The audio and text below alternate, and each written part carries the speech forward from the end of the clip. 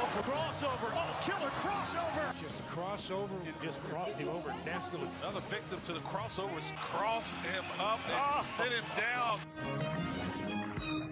It's time for the crossover, powered by Everlevel Concrete Repair in Omaha. It's everlevelconcrete.com.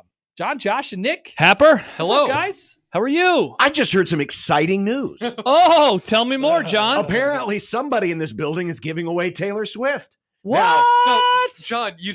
Now, I don't know if that's true or not, but isn't that the thing that's getting Diddy in trouble right now? Is the whole trafficking thing and What are you talking about, I don't John? know what he's talking about. I honestly have no idea. I walked what into John the is talking studio about. and heard that we were giving away. No, you assumed that's what the conversation was. You walked out before I wasn't could here. explain. I was gone. Oh, I wasn't Yeah, Happer here. disappeared. It was weird. I walked in and his seat was so we're empty. not giving away Taylor No, Swift. John, we are not giving away Taylor Swift on anywhere. Well, that's good Nowhere. because again, I was in it's here and getting- I don't know what's happening What right is now. Well, you weren't in here. I don't know. John Oh. just started saying things. That's Oh. what happened. You guys were talking about giving away something, and I said you're giving away Taylor Swift, and then you said yes, we're giving. No, that's not what I Who's said. you guys? Who's you guys? It wasn't you, Okay. and it wasn't you. I was in here the whole time. You said No, you weren't in here when I had that conversation. you said you guys are giving away Taylor Swift, and then before I could say no, you left the room again. Should have said no faster. I heard some other interesting news too. Yeah, that's where I thought John was about to go with That's what I this. said. No. Yeah, we'll keep that under wraps for now. That's good. Yeah. No, we don't want to get Diddy in any more trouble than he's already in.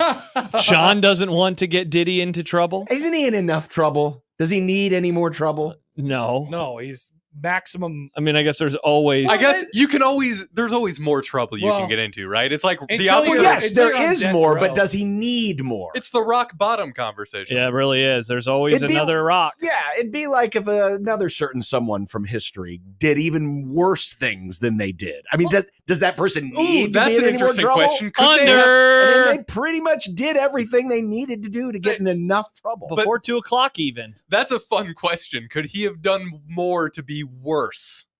He could have done what Diddy did. I mean, he did some pretty bad stuff. He did do some pretty bad stuff. There was that list of like the worst people of the 20th Mhm. century, and he was easily the number one option. Yeah, Yeah. by That is a long pretty shot. easy pick. Yeah. In the bad people draft, he's going first. I mean, Yeah, he could have definitely. done worse things, but There he has was to be pretty worse stuff. cemented as the number one worst Mhm. guy.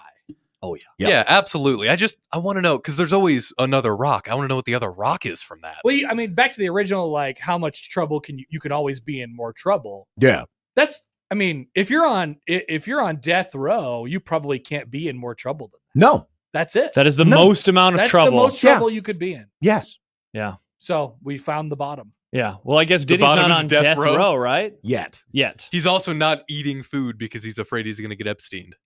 Well, that's going to That's kill him true. anyway then. Well, yeah, Yeah, that's You true. need food to survive. do. First Epstein. There's not very much logic there. What So do they this- say? You need food if you don't eat for a month. I think you would die. Is that how long it is, or is it shorter than You that? need water every couple weeks, but you Yeah. need. Food. I thought water You was a week. I thought you Yeah, can't go without water for a Yeah, week I or think you'll that die. sounds But right. I thought food was like a month. Yeah, that's what I thought. That too. might also depend on Poll how much question. weight you have too, because your body will just use the fat, won't it? I don't know. Yeah. You're of weight loss, Yeah. What about it? Yeah, but that's because he runs Yeah, it's all. not right? good. But you also how know, much you all the train your livelong body day. for. Yeah, but eat you all the also time. know about like health stuff, I assume. So your try. body would just start eating the fat. How much? that's How on much it, right? water do you think P Diddy's drinking on a daily basis anyway? Great. Why wouldn't they just poison the water? Well, Someone's poisoned the That's a watering great. hole. That's a great point. It'd be easier to poison the water than to poison the By food. the way, That's true. Google medicinenet.com. Shouldn't it just be medicine.net? Google. Maybe they medicine. says people can survive up to 3 weeks after they stop eating. However, without staying hydrated, the human body can only live 3 to 5 days.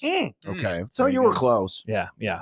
Yeah, you got to poison the water. Charles if you're wants to trying know, Nick, on a scale of 1 to Henry Kissinger, how bad is Diddy? Oh, there you go. get interesting.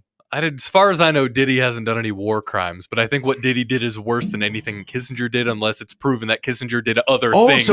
so we have war a new crimes list. are not as bad as what. Well, Diddy Nick, wouldn't you did. say the Diddy crimes are much more of personal nature? whereas Yeah. the Very Kissinger ones are specific. much more press a button and more things more happen. global. Sure. He never Yeah. pressed a button. So which is worse? Wrote an This is the email. moral question. I think Wrote these a are letter. wrote an email. Wow, Kissinger, the time traveler. No, he Is was up emails. Is he a time traveling Jerry? Jerry? Are they a tag team? It's like the second season. First season of Time Traveling Jerry was good, but then they ran out of storyline, so it was like, hey, he needs a partner. How about Time Traveling Kissinger? I guess you're right. He was in 77. So he was writing letters, John. Imagine what Kissinger did and what Diddy did on train tracks that both go to hell. I think they're parallel bad, but they're all going to the same place.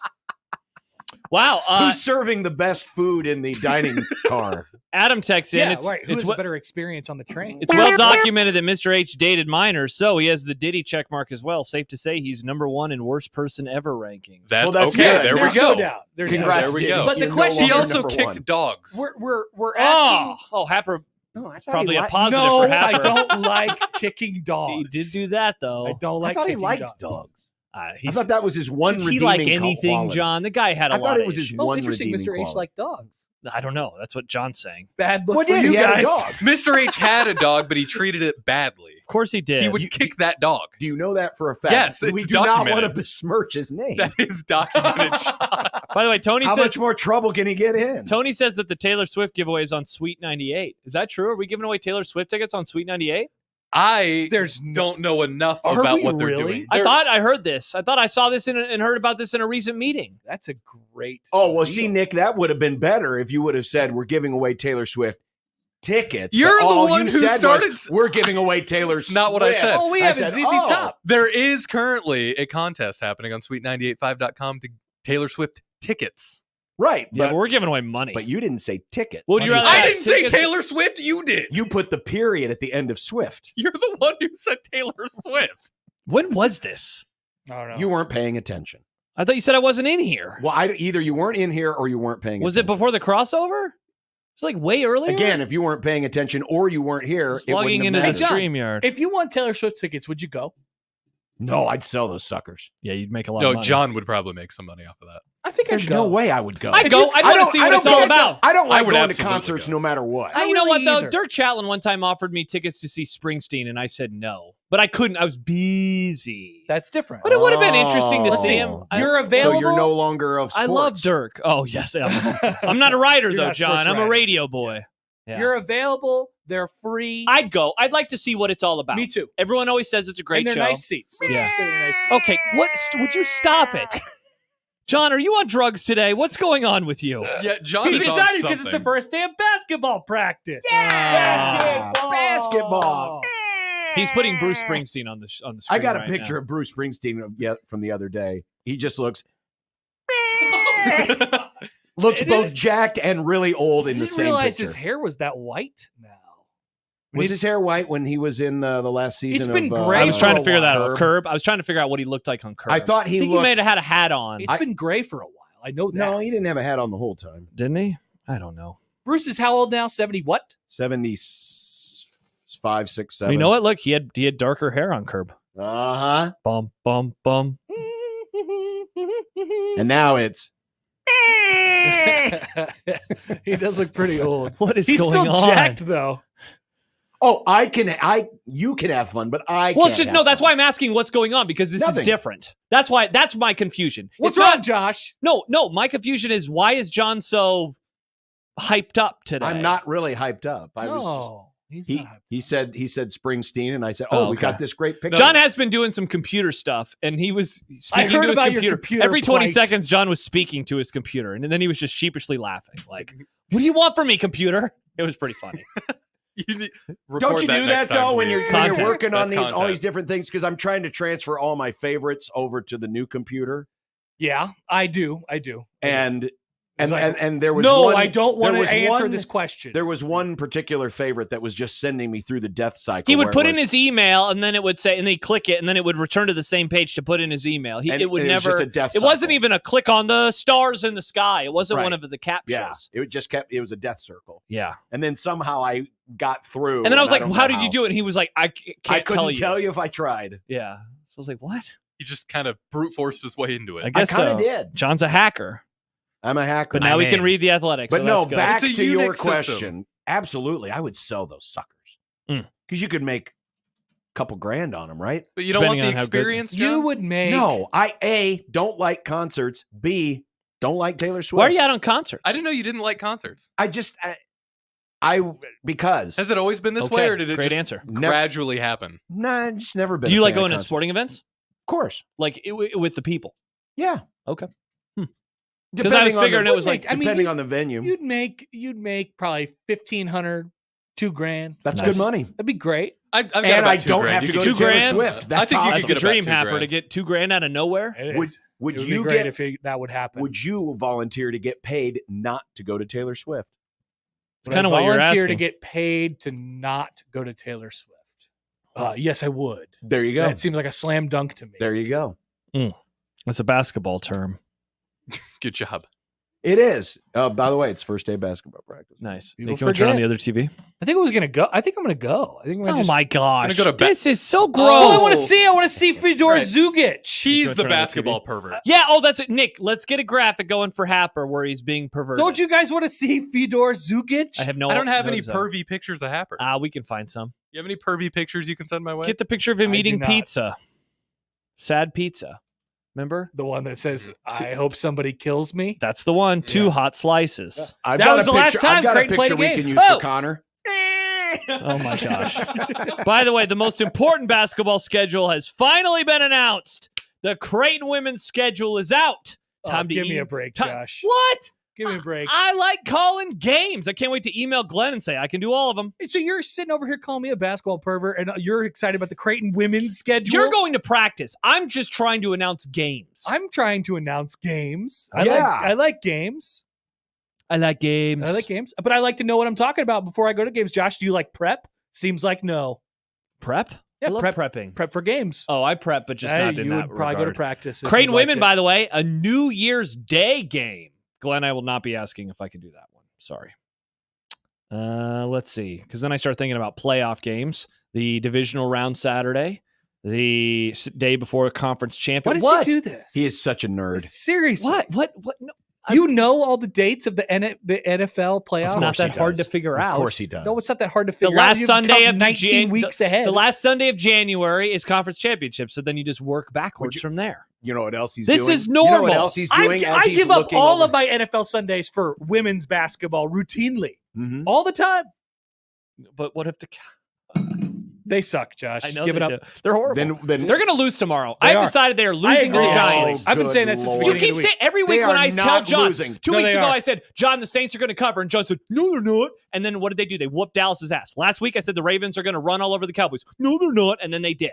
Now they're going to lose John, to I the actually Giants. kind of think they're the going to lose. Giants too. are a bad football team. Yes, and so are the Cowboys. Have you watched them? Yes, I have watched this I don't think you trash. have. I don't think have you have. watched this trash rivalry. I mean, Saints Falcons is a bigger rivalry than Cowboys Giants. This is so one-sided and gross. That doesn't have anything to do with tomorrow. Yeah, it does. No, it has doesn't. everything to do with the fact that the Giants will get smoked tomorrow. It will be Mo. Daniel It will Jones be is a going to fake a bad handoff game. and then run for 50 yards.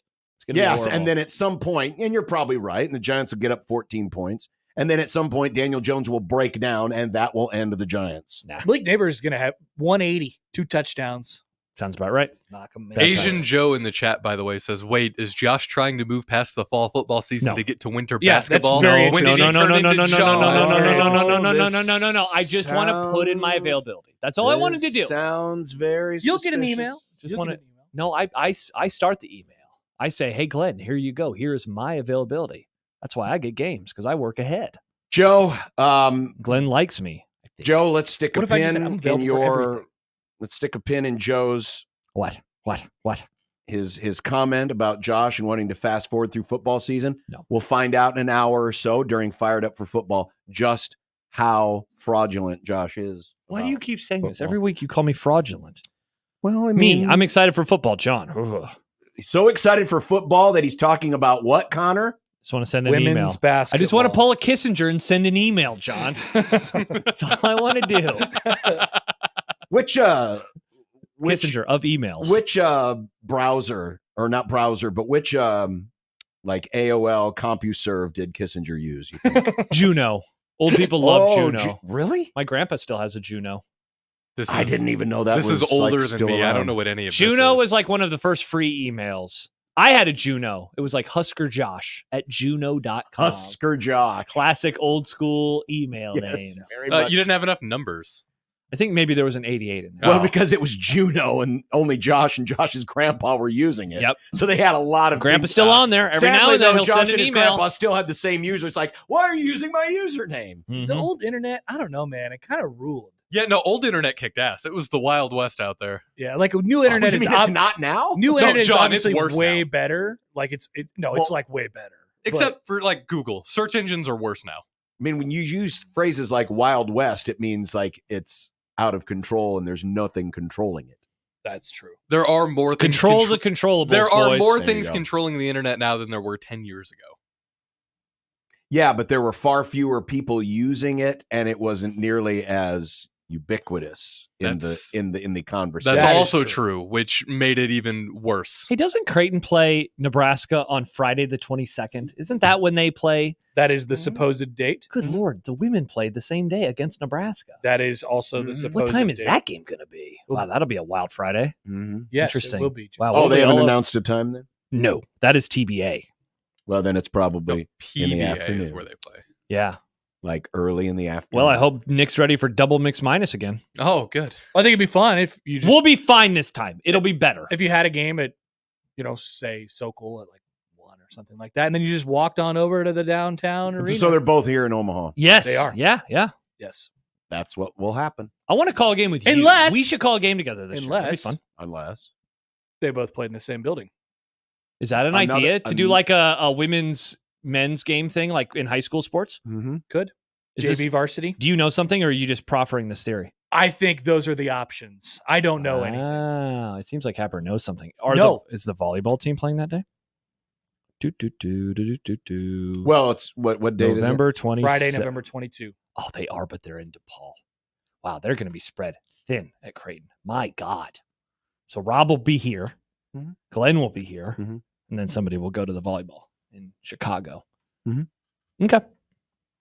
There you go. That's Talking Hoops. We love hoops schedules, Josh. We do. Welcome We love to the hoops club. schedules. I like putting Check in out your women's Ken Palm page. I like putting it. Oh, I have never done this. I've never gone to the Ken Palm page. I don't know what women's Excuse Ken me, Palm the is. what page? I don't know what women's Ken Palm is. The what Oh, page? do they have does Bart have a women's page? Thank you. Does Bart Let's, have let's one? Women's give Bart? respect. Let's get respectful to the Bart. If you look at women's Bart, you're truly a Women's Bart. That sounds like a private part. Oh, speaking of private parts, a reminder: Huh? Fast Times at Ridgemont High this Oh. week's Good movie one. in the movie club. I watched that last night. Do What you a classic! do you What con- a classic movie! Great Do movie. this you is. consider? Oh. Do you consider? Is this dumb debates or boobs private parts? Yeah. Yeah, of course they women's Bart. Well, Not in every country. I think the U.S. is But we're more we're in stingy the- about it. Yes, but that's where we live. I don't live in Germany. I live in the United Great States. take, Josh. Yeah. it's interesting. I'm just Interesting that you jumped to Germany when there's a lot of other European countries. Well, I know we that were they have kinda commercials. already in that Well, neighborhood. That's where that's- Christian McCaffrey is right now. But That's where Christian McCaffrey is right Oh, now. Yeah, but I know that they have like commercials because there was German foreign exchange students when I was in high school, and they would tell us about that. Like, yeah, Yeah. you just see stuff in commercials. Yeah. What? So from what I've gathered is they're more gratuitous with body parts, but we're way more gratuitous with violence. Oh yeah, of course. Yeah. oh, People yeah, from we Europe love see our murder. movies and they're like, We love oh, murder. we do love murder. Yeah. Well, that's because in real life there was a lot of gratuitous violence over there. That's true. They do have a history of violence in They Europe. do. Yeah. Yeah. Wow. The underhits yet again. I wasn't just talking about Mr. H. By the way, though, Does that, that mean movie that there is is very gratuitous good. nerd Isn't it, though? nudity here? So funny. The Yeah, I'm the gonna watch it relationship tonight. between Mr. Hand and Spicoli makes me laugh harder today Spicoli? than it ever has before. Spicoli. Not Oh. that Spicoli. Oh, He's a Sweet my coworker. 98.5. Yeah. Hey, so is his name Spicoli? No, that's the name he uses because of Right. the That's his- character from Because of Batman. that, right? Yeah. What's Okay, his I just real wanted to name? make sure. I don't know if he wants me to share that. Well, I know his first name. I know his first Jason. name too, Yeah. and I know his We're last not, are we name. not allowed to say Jason? I don't know. I don't know what he wants. Okay. Well, I don't think he's listening right now. Think he never listens to know. Sports Talk Radio? You never know. Think Spicoli's a big 1620 The Zone guy? he should be because he was surfing all the time. I wonder. Nice. I wonder if he listens and it's like, I wish I was on the AM signal. These guys should come over to the FM. And He it's probably like, often thinks that. yeah, Probably. I wish I was in that studio. Yeah. It looks so big and fun. I think he I think he does listen sometimes. Really? Yeah. Oh. He likes sports. Hi, Spicoli. Text us your last name. Yeah. Is it on that sheet with all the phone numbers? It is actually. Okay, I'm gonna It go is look on at that the. sheet. All right, I'm gonna go see what his name is. This is a great crossover. I'm having a fun. Maybe You know what? Maybe there's a reason that he doesn't want his last name known, not just for privacy, but because maybe it's like Bitler. Well, His last name is not Bitler. That's definitely why. It could be. Jason Bitler. It could be. I don't think that's it. Well, it's like that annoying gambling guy Warren Sharp. That's not his name. It's a pretend name. That's a great name, though. Great fake name. It is a great. fake I name. didn't know that wasn't his There was name. an article about him like a year ago, and he was like, "Don't." Was put his it, real last name Bitler too? They did not put in there what his real last He's name. got the is. mustache of a guy named Warren Sharp, though. Oh wow, that last name Well, at of least his he is doesn't not have like a mustache of a Spicoli. guy named No, Warren it isn't. Bitler. That's a different looking mustache, John. I like that Ed, our voice guy, it has his full name Edward, and then in parentheses Ed. What does it say for me? What does it say my full name is? Connor Happer. That's correct, everybody. On-air talent is your title, and Happer's phone number is 402. You can have that part. Yeah, you can have the 402 part. I'm not going to read a any. 402 boy. Yeah. Does anybody in this building have the 531. Yeah, the 531. The Great question. The rando. No, there's some area three. code? There's some 308s. There's the spillover area code. yeah. Nobody has. What was the one, John? What's it? 531. No. Oh wait, nope. Oh, she doesn't work here anymore. Never mind. Wow. So that list has to be updated already. It has to be updated already. We get a new one every 2 days. Here's one. Kenny. He's a producer, Yeah, right? we know Kenny. He's I a know part Kenny. timer. Yeah. Is he a Chiefs fan? Yes. Okay. Massive Chiefs He's fan. 531. Interesting. There you So go. he's a newbie. Yeah. Way to go, Kenny. He's a newbie. Yeah, we need a new one. That was from last month. We need a new one. Delete that phone number. Sad. I'm sure we'll get one next week. Awesome. Yeah, we usually get one probably once every 2 weeks, literally. By the way, Happer, Adam texted into the show. Hello, we need Adam. Happer's thoughts on Doug's legendary call yesterday, particularly if he's come up with an answer to the question of how many devices can you load your Peacock on? Well, I he did ask that. That was an amazing question. How many? Wow. That video you put out yesterday with the zoom in to Odson is so funny. Josh, people don't usually react this way anymore. Just put your hand over your face to cover your. But Josh had that one nailed. I actually don't know the answer to that question, Doug. I'm glad he called. I'm glad he trusted us with our advice. Our advice to him generally was, it's okay. You can get Peacock. Well, it's amazing You'll that he be was like, fine. I'm going to go to a sports bar and spend dozens of dollars, but I Yes. won't spend $8 Yes. on Peacock. And you won't run out of devices to put your Peacock on. Yeah. Oh, for sure. You'll be fine. Yeah. That was our advice. So there's my answer. How many devices would Doug have? But you could log into them all. You could log into 100 of them. No, I know, but I'm But just you just can't wondering, watch 'em for all. someone like Doug who's very, traditional, and everyone's you got think- a phone. I think Doug's got an iPad and he reads the news on it. Do you That'd be think my guess? Doug still has a digital conversion box? Nice. Good reference, Nick. Thank you.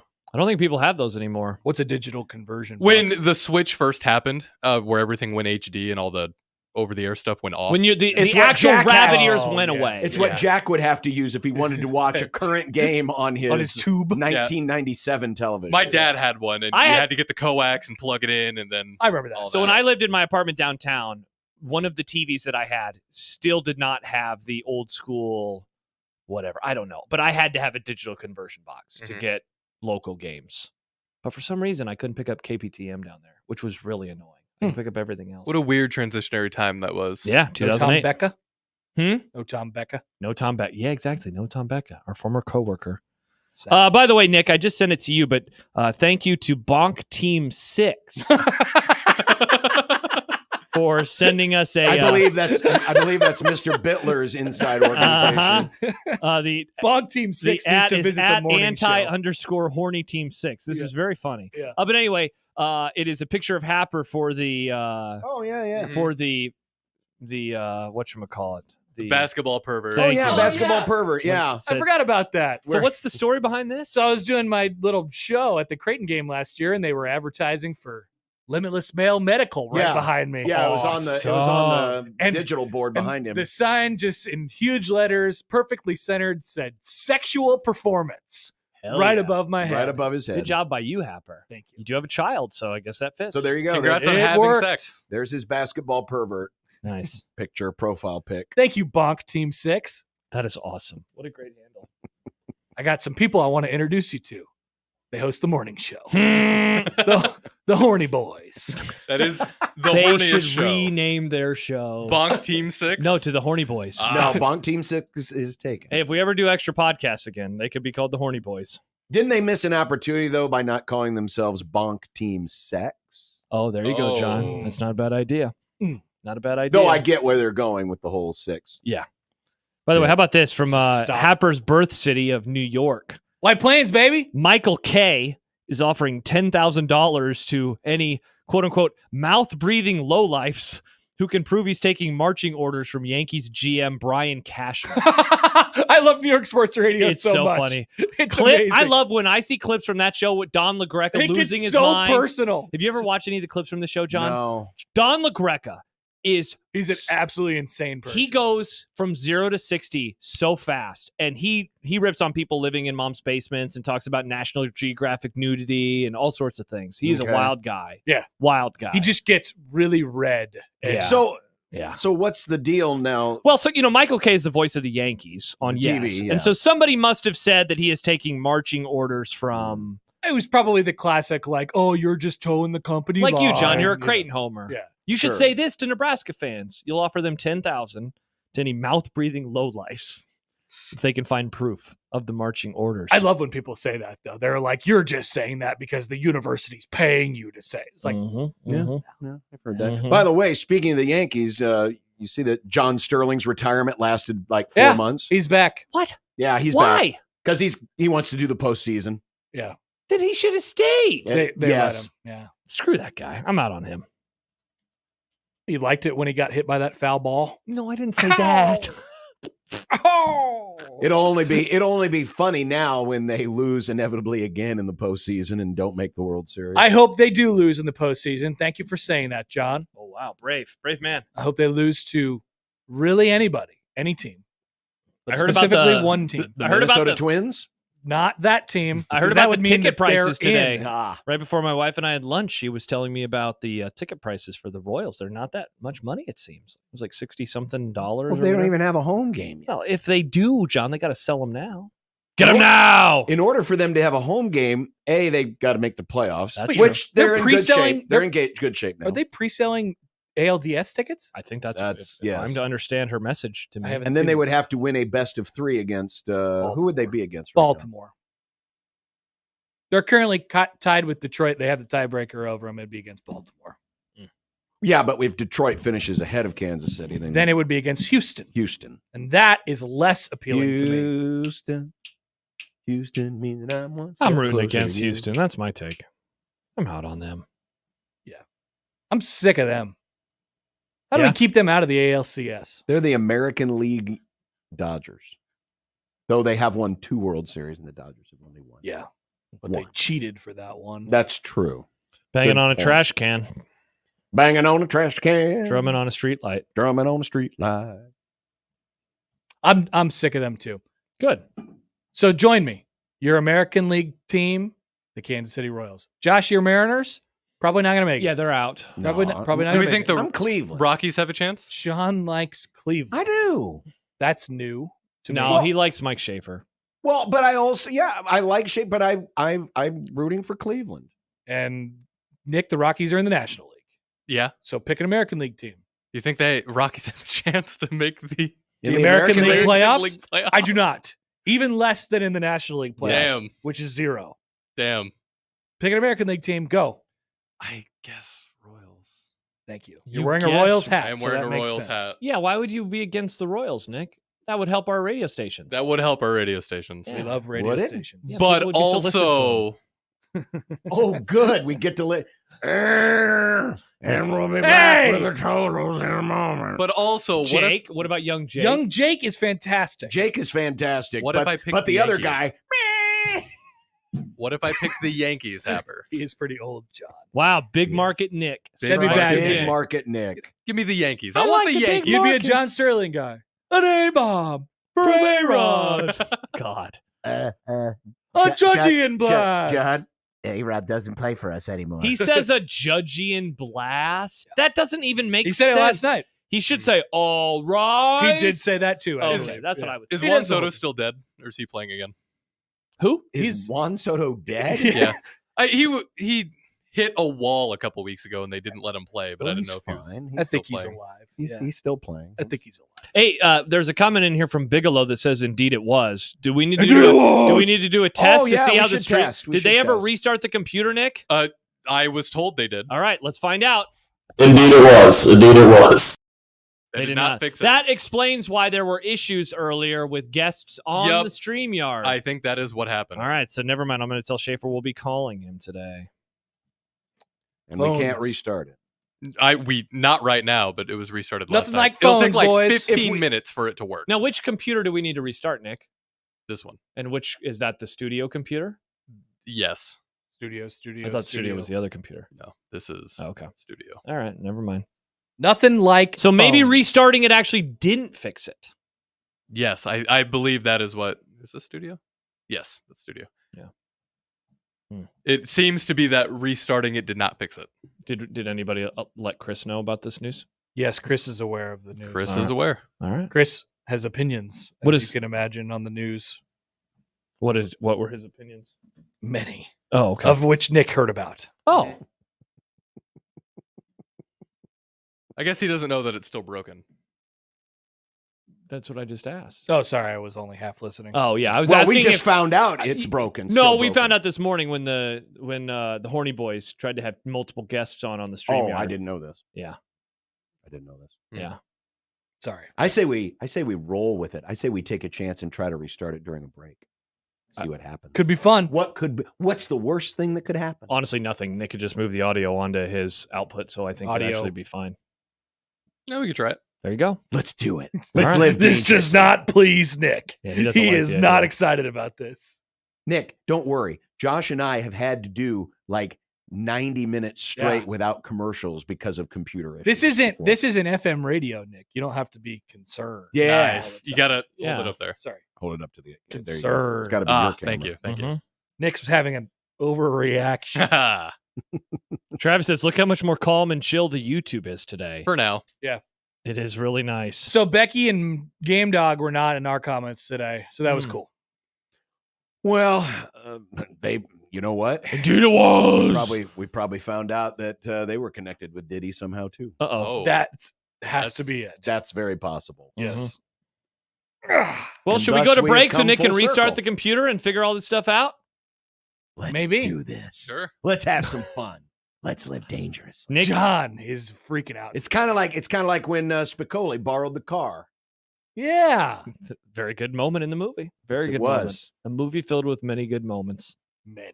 Indeed it was. And Nick, you haven't seen it, right? No. You've Ever. never seen it? I saw parts of it when Oh, I was a man. teenager because it was on IFC or something, and then I think I got Right. bored of it.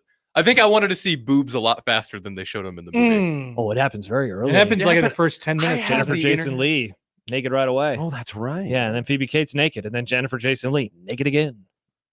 And then there's all these nudie magazine pictures in Spicoli's room. Maybe I just missed the boobs. Maybe I was on my phone or something when I was a teenager. Teenagers like phones. Classic Nick. Well, you were watching it on IFC. They don't show it on the IFC. I think they show boobs on IFC. I don't think I've Oh, seen I him on think IFC. Oh, you have? Oh, yeah. I thought they kept the naughty words I in, but remember not the very, very boobs. well, John. Bonk Team 6, Josh. Bonk Hey, I Team was 6. 14. Move Josh to the mornings. 14. It was that one movie. We talked about that one time.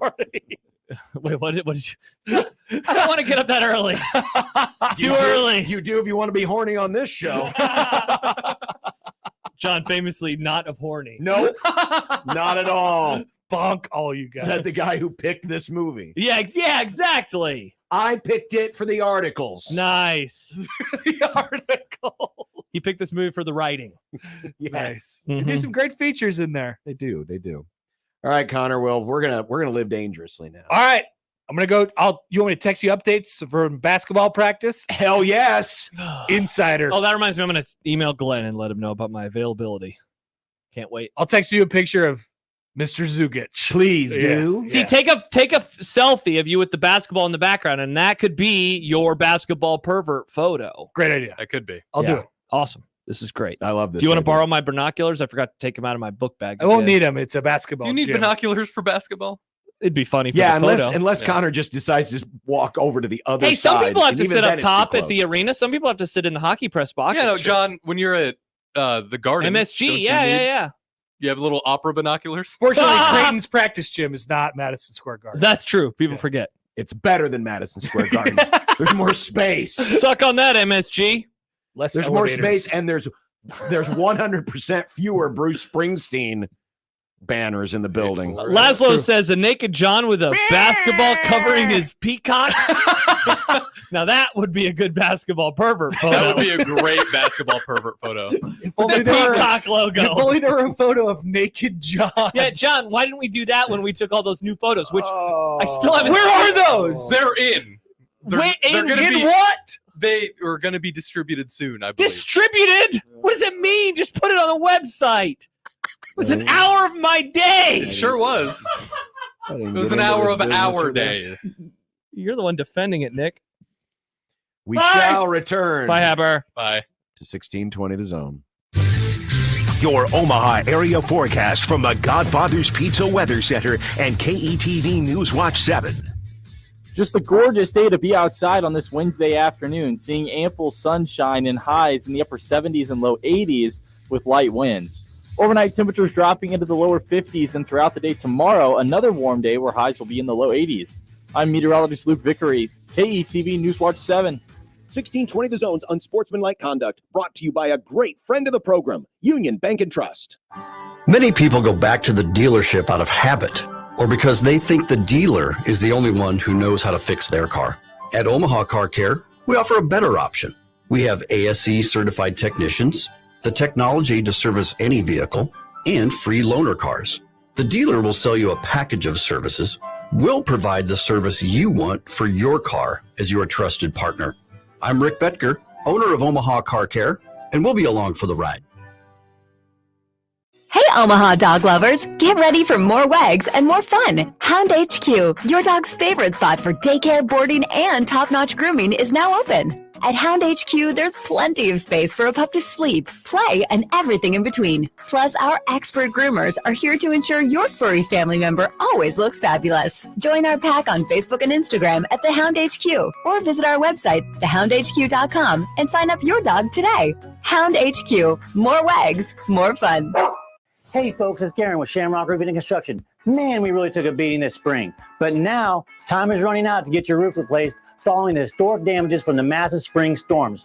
Only Shamrock has the supplies and the manpower to get your roof done fast. And with fall just around the corner, don't wait. Let Shamrock inspect your roof for free before friends and family head your way for the holidays. Don't wait till it's too late. One call does it all at Shamrock Roofing and Construction. Visit shamrockroofer.com. Former Nebraska student-athlete Dr. Makovica spent years perfecting his craft at Mayo Clinic to bring the latest in knee treatment and sports medicine back to Nebraska. Make an appointment by texting KNEE to 21,000. Text KNEE to 21,000. Hop into the driver's seat of a new Ford truck or SUV now at Baxter Ford. Choose from hundreds of new Ford F-150s, F-150 Lightnings, F-250s, and F-350s. Baxter Ford has over 250 new SUV models available, including Bronco, Bronco Sport, Escape, Edge, Explorer, Expedition, and more. Plus, all our vehicles come with fair, transparent pricing and no dealer fees. So you only pay for the vehicle, not the paperwork. Get started at BaxterFord.com. Husker coverage on 1620 The Zone is presented by Velocity Clinical Research in Omaha. All the Nebraska football news, stories, experts, and coverage you need is on 1620 The Zone. Matt Davison breaks down the Illinois game and previews Purdue. Thursday at Holy Ghost Church, celebrating 50 years of Husker Nights. Doors open at 5, program starts at 7, and it's only $10 for adults, $5 for children. Sponsored by Jody's Collision Repair and Kosiski Auto Parts. Experience luxury car buying like never before with Genesis of Southwest Omaha. Right now, lease the 2025 Genesis 2.5 Turbo GV80 Advanced All-Wheel Drive for just $699 per month. Get started online at southwestomahagenesis.com and shop our current offers happening right now. Or visit our showroom at Village Point today. 36 months, 7,500 miles per year. With approved credit, tax title license extra, $5,999 down plus first payment, and $299 doc fee due at signing. Offer expires September 30th, 2024. See dealer for details. ZZ Top, the Elevation Tour.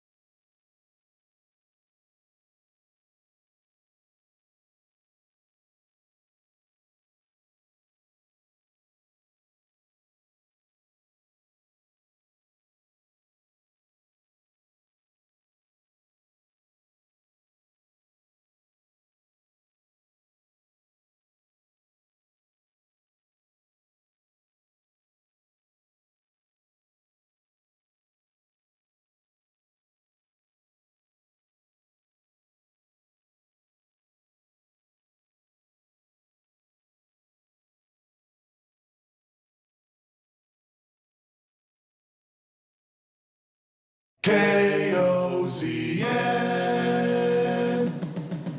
Unsportsmanlike conduct on 1620 The Zone.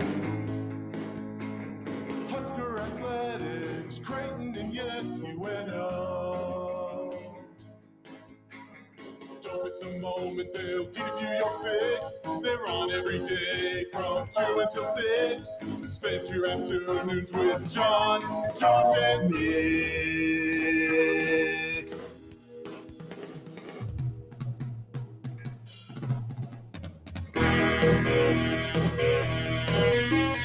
John, Josh, and Nick. They'll show you what sports talk really is. Hey, look at that. The computer restarted. All is well. Do we want to do a little test, Nick? Well, actually, I have a way to test it in 30 seconds. Okay. I guess we'll do it in 30 seconds. Well, just because. Sportsmanlike conduct on 1620 The Zone. Husker Athletics, Creighton, and yes, UNO. Trying to give him a little heads up. I was going to do this. Oh, backseat producing again. Not backseat, Oh. just front seat producing. I guess there's some more issues happening. Is there? Yeah, according to the chat. I don't What is know what's going happening. on? I restarted the computer and now things are weird. Ha! They are! We sound really low. We do? Oh, wow. That's not good. John, take off your headphones and listen No, to it I out of your can't. I'm computer. listening. I can hear it. You don't think you sound deeper? No, that's my normal voice. That is not. That's totally my normal voice. Oh, yeah, absolutely. Okay, will you mute your computer, please, John? Well, wait a minute. Let me see if I talk like this. Oh, see, now it sounds normal. We just need to adjust our voices for the rest of the show. A text coming in. The bleep is Nick doing. The sound on YouTube is slowed to like half speed. Yeah, I did this. I did this on purpose. I did Nice. this. This is like half baked. Okay, so I'm curious. By the way, Nick, I was trying to do that before John was being rude. I wasn't being rude. What were you trying to do? Oh, yeah. There we go. Yeah, he figured it out. There we go. There we go. I love There it. we go. I love it when technology works. Well, let me see. Because did you see this? Did you hear about this? Yeah. The San Diego Padres clinched a playoff berth. Did you see how they did it? Oh, I did. Yeah. Well, let's see if our voices sound crazy now on the video stream. How will this sound? Rojas on the ground at third. Machado touches third, fires to second. Out at first. Oh my goodness! It's a triple. Yep. All right. So everything is broken. So not only did restarting it, it not actually fix that. made it worse. Yes, Made it it made worse. things worse. Wow. Huh. Almost makes me wonder if there's a setting that got reset in there somehow. I'm sure there is. Yeah. I don't know what it is. And Proudhon's at the airport, so I have to get a hold of Nielsen. Well, we'll just keep working on that. But anyway, congrats to the Padres. A triple play. And they're still alive in the National League West. Just 2 games out in the old standings. It was a good night last night. The baseball was good last night, Josh. I was watching the movie. Well, that's fine. But the Braves won last night thanks to a former Husker. Don't care about that. You don't care about Spencer Schwellenbach, former Husker? No. Going 7 innings of 1-run baseball. That's what we're Swinging doing. the Braves within a game of the Mets. Nah. And a half game of the wild card. The Orioles clinched. And the Royals didn't lose. Good. That's true. They scored a run. And the Astros won the West. Oh, wow. First team to start a season 7-19 and make the postseason. What a very specific record. Well, that was their Not low like point. a round number. That was their low point. Uh-huh. That was their low point. Denny writes, I owe Josh $100. What? He says he owes me $100. Adam says, I think it's fixed now. What did you do, Nick? I changed something, but I'm going to try this again and see if what I did fixed it. All right. Oh, we do sound better. Okay, so now I switched it back to what it Are was. you sure we sound better? All right. That's good. I don't sound better. Something's wrong. Sean acts like such a child sometimes. He does. Why do you get so triggered? I'm trying to have some lighthearted fun at the expense of I'm having fun our by great saying that you're acting like technology. a child. And That's we're having fun together. You're the one getting triggered. You're the one who's triggered, bro. I believe it was you. Is it better now? I don't actually know. If No, it's it better sounded fine. Yes, it sounded good. Well, Okay. but is this? Indeed it was. Indeed it was. Are you sure? Indeed it was. Indeed it was. Well, now now. Because the way I see. All right, it's not working. It's not working. So Shafe will be on the phone today. Yep. No Shafe in the video today. That's too bad. I like to see happy Shafe. He's got a happy guy these days. Referees lineup. Troy Dannon. Okay, so what I did earlier did fix it. So I'm going to switch it back. We don't want to host anymore. Very sad. Says Troy A Dannon. day after you and I said this is a great thing and it should do it more often. Well, should do it every once in a while. Yeah, but he says we don't want to. Well, you know That's what? pretty definitive. Some of his reasonings were very sound, in my opinion. Okay. Mike Schaefer on the phone, apparently. On the phone. Scott Docterman of The Athletic. On the phone. On the phone. On the phone. You know who can fix this problem for us? What? The coach of the number 6 volleyball team in the country, Kirsten Bernthal Booth. She will not be on the phone. I predict it. Nick, real fast. What you did fix it. So go back to how you had it like a minute ago. No, that's what I just did. No, now everyone sounds we sound slow again. Okay, so now it's just not working both ways because I already switched it back. No, when you fixed it a couple of seconds ago, it was working. Remember when John was starting to talk pretend slow? It was working great when you did that. Yeah, and then people said it was... No, they were messing with you because of John. Okay, well then I need to... Yeah. Okay. Everyone says it sounds fine now. It's fine now. Well, then I just switched it back to how it was when John was talking slow. When other people were messing with me or when they weren't messing with me. I don't know what's real anymore. That's What's what I'm saying. reality? See, John, that's why I told you, like, stop doing that, because then you freaked out Nick. It's fine right now. No, John, no concern. We're fine. Everything is good. Everything is good, John. Are we sure? And I ruined it because I switched it back to the thing from before. So now I'm going to do what I just did. I'll be over here if you need me. No, we got to get back to the Grum down, John. Now who's being childish? John, get back over here. Oh, wait, I called you childish. See, I'm not ruining anything, Travis. Josh is being a jerk. No. Nick is being paranoid. I'm just trying to have I'm not a good being time. paranoid. I'm trying to do my job. Yeah, he is being a little paranoid. We'll get fired up for football. What's Purdue's Eckel? It's good now, Nick. Don't touch anything. What's Purdue's Eckel? Dude, I watched some Purdue tape earlier. I watched Purdue highlights. I don't want to say tape like I'm a all 22 you can guy. say tape. I watched some tape. We know what you mean. I watched some Purdue MP3. Charles says, Josh sounds like he's 12. We're back to normal. Perfect. That's how I want to sound. UNLV's quarterback takes a walk in the story that's rocking college football. Yeah, this is quite the day of news. And if this hasn't been a dumb enough start to this program, dumb debates, well, My put God. a bow on it. Yeah. 402-951-1620. It's the 42 Degrees The Source hotline where all of our guests are going to appear from here until the end of time. Yeah, because Chris is at the airport. It's by your mom's house. Yeah. 42 Degrees is. Yeah. The email, Equitable which Bank. I believe also still works, is Equitable Oh, yeah. Bank inbox, John at 1620thezone.com or John at 1620thezone.com or Nick at 1620thezone.com. Or the JTech Construction Zone Twitter page where I put up a poll question today. What was that? Well, it has to do with your confidence level in the football team. Now that there's been a few days to absorb the loss and the focus is on Purdue, where's your confidence level? Which of these options best fits your mood? Okay. Solid and strong. Slightly stirred. Is this about horny Bonk 6 again? No. Okay. It's confidence level. Oh. Shaken. Not stirred? Or I just want to get to 6. Wow. Has the Bill Moose effect returned to Nebraska so quickly? It might have. Yeah. It might have. But you can vote right now on the JTech Construction Zone Twitter page at USC1620. In fact, I'll hit the little retweet button here in just a few minutes. Perfect. When I get an opportunity. But Mike Schaefer's going to join us. Troy Dannon had some interesting things to say about the future of the season. Yeah, that was the stuff that jumped out to me, even more so, I'll be honest, than the Friday night stuff. I'm almost wondering if, because, I mean, the way they talk, and granted, we have seen zero plans for anything. But it's almost as if they're going to do this. not the same work, but just as dramatic work to the stadium as Trev wanted to do. But because it's not Trev's plan, it's a better plan.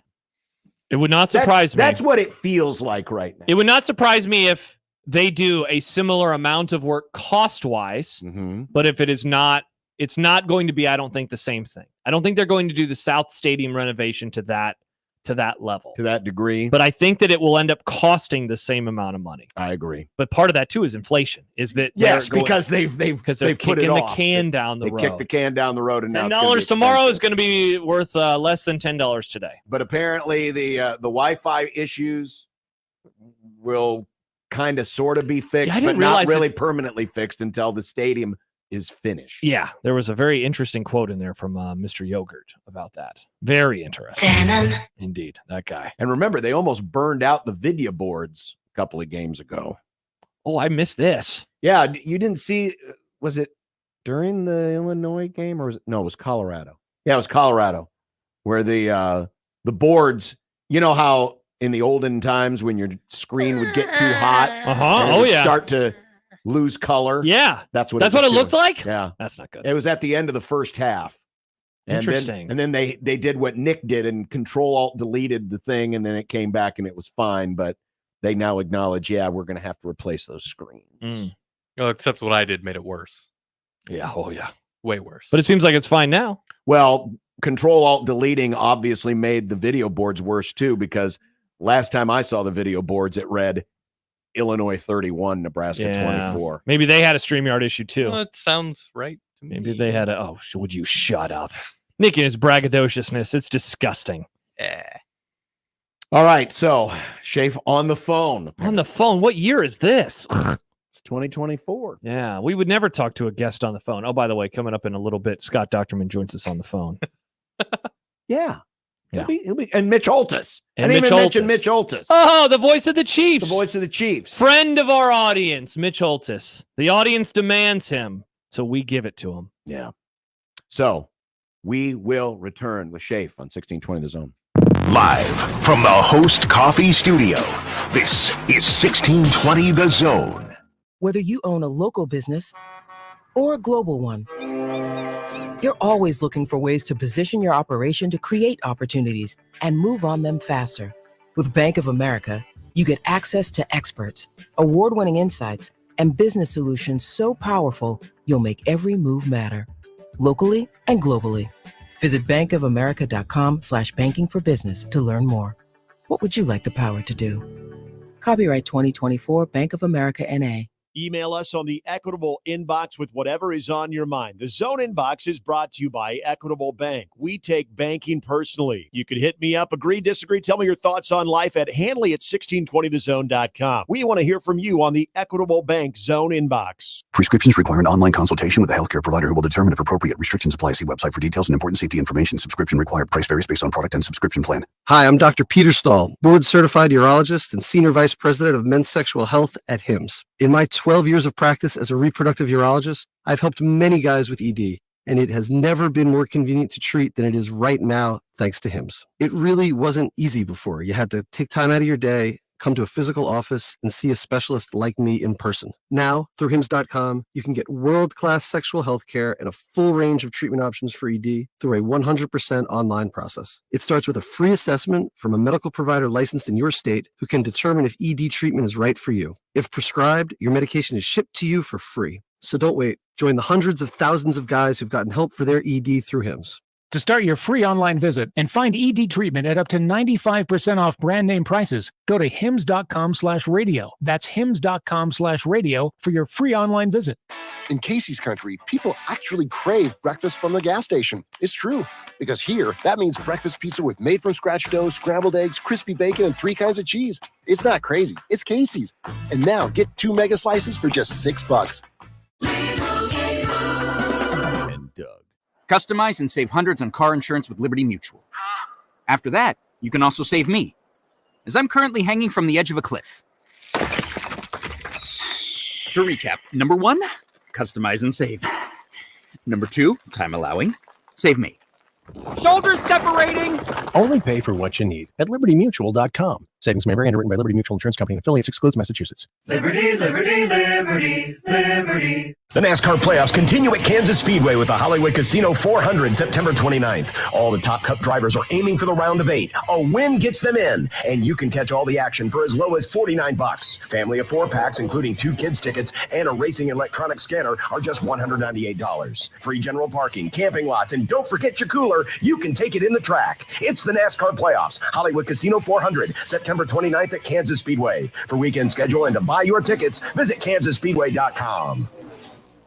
Hey folks, it's Garen with Shamrock Roofing and Construction. Man, we really took a beating this spring. But now, time is running out to get your roof replaced following the historic damages from the massive spring storms. Only Shamrock has the supplies and the manpower to get your roof done fast. And with fall just around the corner,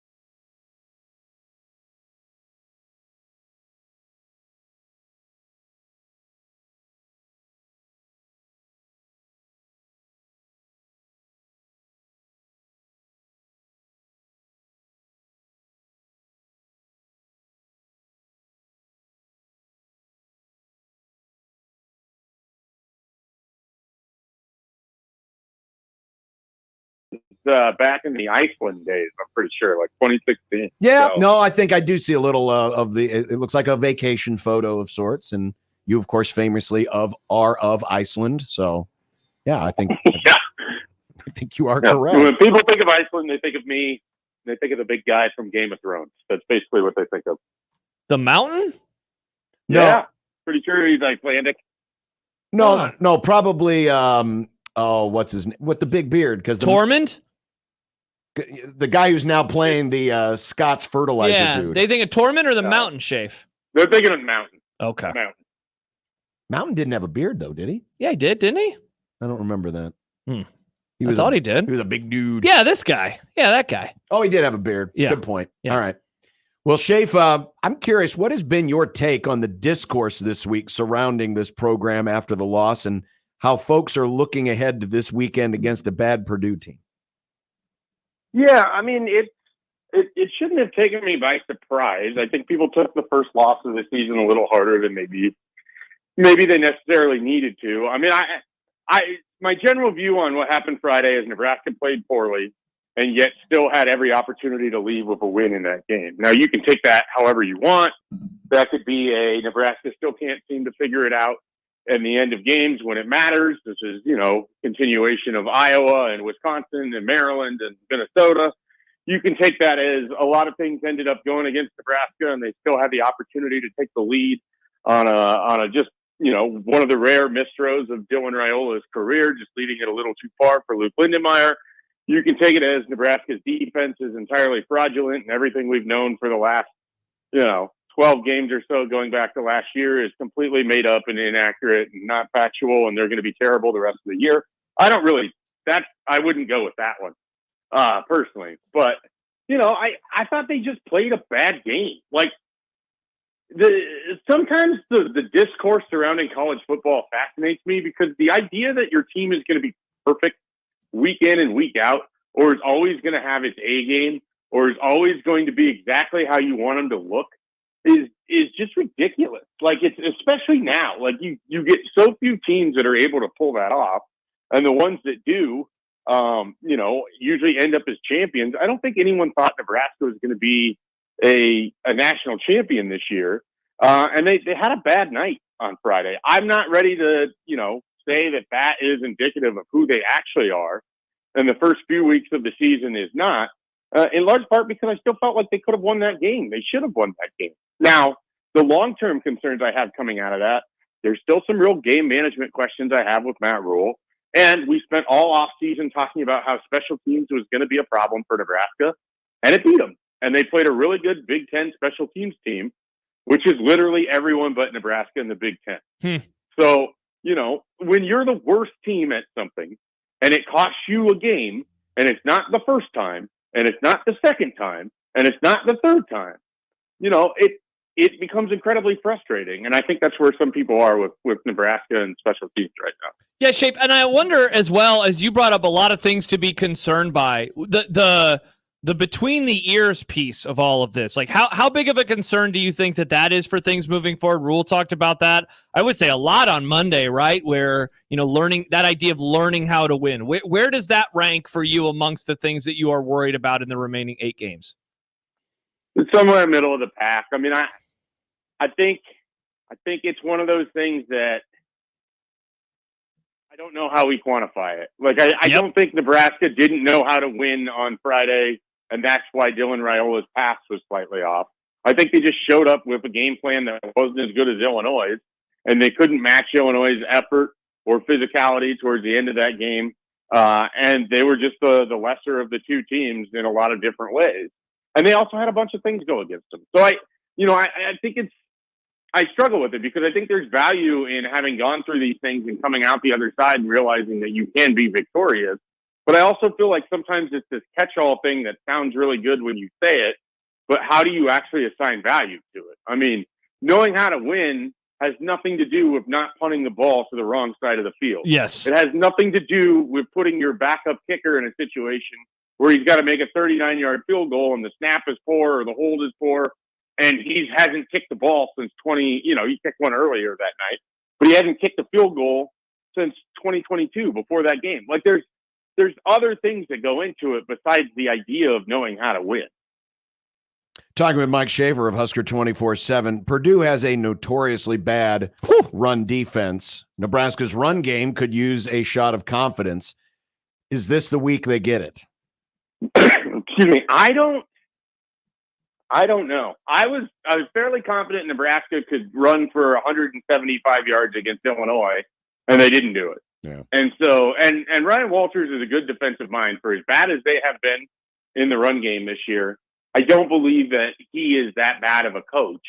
And so it's a matter of, do they not have the personnel? Are guys not trying? Or were there certain things that teams are able to do to them? Those teams use quarterback run game a lot. Dylan Raiola is not quarterback run game. So can Nebraska still take advantage of this run defense if it's just lining up and running inside zone 30 times? I don't know. I think this is a big week for Marcus Satterfield to be a little creative in the run game. I personally wouldn't mind seeing Heinrich Harburg have a few opportunities running the football, utilizing whether you want to call it a backup quarterback package or a wildcat package or whatever. And I get that takes Dylan Raiola out of the equation, and he's your best offensive player right now. But at the same time, I think they've got to have all options on the table. And so this is a game that they absolutely have to win. They know that. And so I think you have to be a little more creative and a little outside the box. I just don't think they can show up in West Lafayette, run inside zone a bunch, and hope that they're going to hit, every fourth time for a 25-yard gain. Like, I just don't.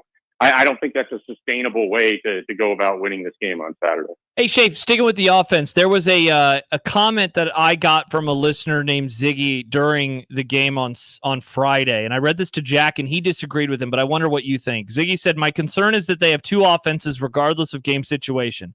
The offense that runs to set up the pass and looks like Iowa West, the offense that passes to set up the run and looks dynamic. It's a passing roster with running coaches. That might be a problem someday." Would you agree with that it's an offense that is built to pass, but that's not how the coaching staff usually wants to operate? I don't know that I agree with it, if only because when Baylor was at its best, they were hitting downfield. Matt Rule is not afraid to throw the football. In fact, I think that's why the roster is assembled in the way that it is. I think that they are mindful of what people may want to hear in terms of the running game, but I don't think they're afraid to lean on their passing game. I think it's more of a situation where their passing game isn't quite complete enough that it can just carry the team.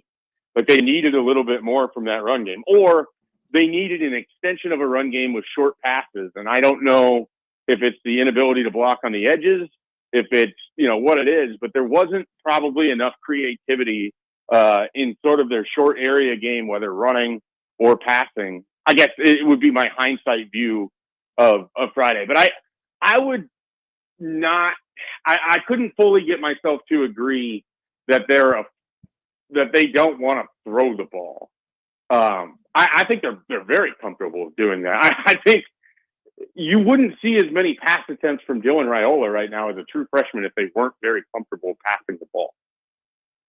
Yeah, I think part of it is just a philosophy of, we want to use the pass, get a big lead, and then kind of sit on it. Then lean on them, yeah. And then lean on them. That seems to be their plan. If they were sort of afraid to throw the ball, wouldn't the reverse have happened on the third and short down late in the game? True. Wouldn't they have tried to run it straight into the middle of the offensive line and try to just force their way for 3 yards? Instead, they took to the air. I still think that, Lindenmeyer was sort of where Raiola ended up on that, because Illinois did a good job covering Liebentritt out in the flats. But I just don't think that they're that risk averse. I think they're more than willing to attack downfield. And so they're hoping the run game can be built off of that. Sort of how John said. I fully believe that they want to be the kind of team that can stall the game away in the fourth quarter because they have the ability to just kind of run at you, and you've been defending down the field all this time, and now they've got a fresh running back that can just go right at you. But I don't know that they are opening up the lanes to be able to do that. Mike Schaefer from 24/7 Sports. The defense being down Tommy Hill with the plantar fasciitis, offense is down another tackle. Which one has the greater long-term impact? I think it's Tommy Hill. And the reason I say that is that Nebraska is already down a tackle. from Teddy Prohaska to Turner Corcoran. They Right. went from Turner Corcoran to Gunnar Gatula. And frankly, before overtime, I can't say that I honestly noticed Gunnar Gatula in a bad way. He, had a couple bad sequences. They're going to have to probably give him some help or find some ways to help him at that left tackle spot. But I was never particularly enamored with Turner Corcoran there. I think that to be able to get to the level that Corcoran was at isn't too far from Gunnar Gatula. And I think that Tommy Hill was a playmaker for Nebraska last year, and he was a playmaker for Nebraska already this year. And so the longer they're without him, and it does feel like this is one of those injuries where he's probably not going to be, 100% for a while, if at all, during the 2024 season. You're going to need other guys to step up in that secondary. And, one of the unfortunate things is I thought Tia Wright played really well, and maybe that would have allowed you to change where you have Marquise Buford, and you could have had Wright opposite of Hill. But who knows? Why Hill's coming back? I think there's a lot that can happen with that secondary, moving forward throughout the season. I don't think that, it's written in permanent marker as to where all these spots are going to be at. But I would say I'm more concerned about Tommy Hill for the long term. Shay, speaking of no, you're good. Speaking of concerns, what's the bigger concern right now? Is it the lack of pressure from the defensive line, or is it the tackling woes? I mean, I can't say both because that's not the game. I guess I'd have to say tackling. I think the pressure can get there in other ways if you can't get it directly from your defensive line. I do wonder if there was some fool's gold in that Colorado game with how easy it was for Nebraska. The other three games haven't really looked like that. We'll see, on Saturday against Purdue if they're able to ratchet up some of the four-man pressure. But the tackling has to be better. I mean, I'm going to go with tackling as my actual answer here. And it just has to be better. I mean, there's too many sort of arm attempt tackles. You have some guys that are really trying to rip the ball loose, which is great. And we saw what John Bullock could do, on a play that Illinois had a first down on. But I would like to see them tackle like we saw last year. I'd like to see them tackle like we saw in the UTEP and Colorado game. I think, that's one of the more surprising drop-offs is for 2 weeks, they were flying like a gang everywhere. And then now it feels a little bit more kind of late to the spot arm tackling and bouncing off. And so maybe that's the nature of the running backs that they're going against now or the physicality of the teams that they're going against now. But I think their tackling could certainly be improved. Shave, we haven't really talked much about Dayton Raiola committing this week, but of course got that news on Sunday night. So you got Dayton coming in 2 years. Dylan's going to be here for 2 more. TJ Lateef. So you've got the quarterback recruiting with Lateef and Kalen. You got it locked down. Now, the question, I guess, is in this day, and Nebraska, in a good way, has never experienced this, but it's also good to experience it. How do they keep all these guys happy? Where do you think it leaves Kalen and Lateef in this wheel of fortune? I don't think you have the ability to worry about it. I mean, first of all, Dayton Raiola won't be there until it's 2026. Unlike Dylan, he's not someone that's going to come in and start right away. He's very raw.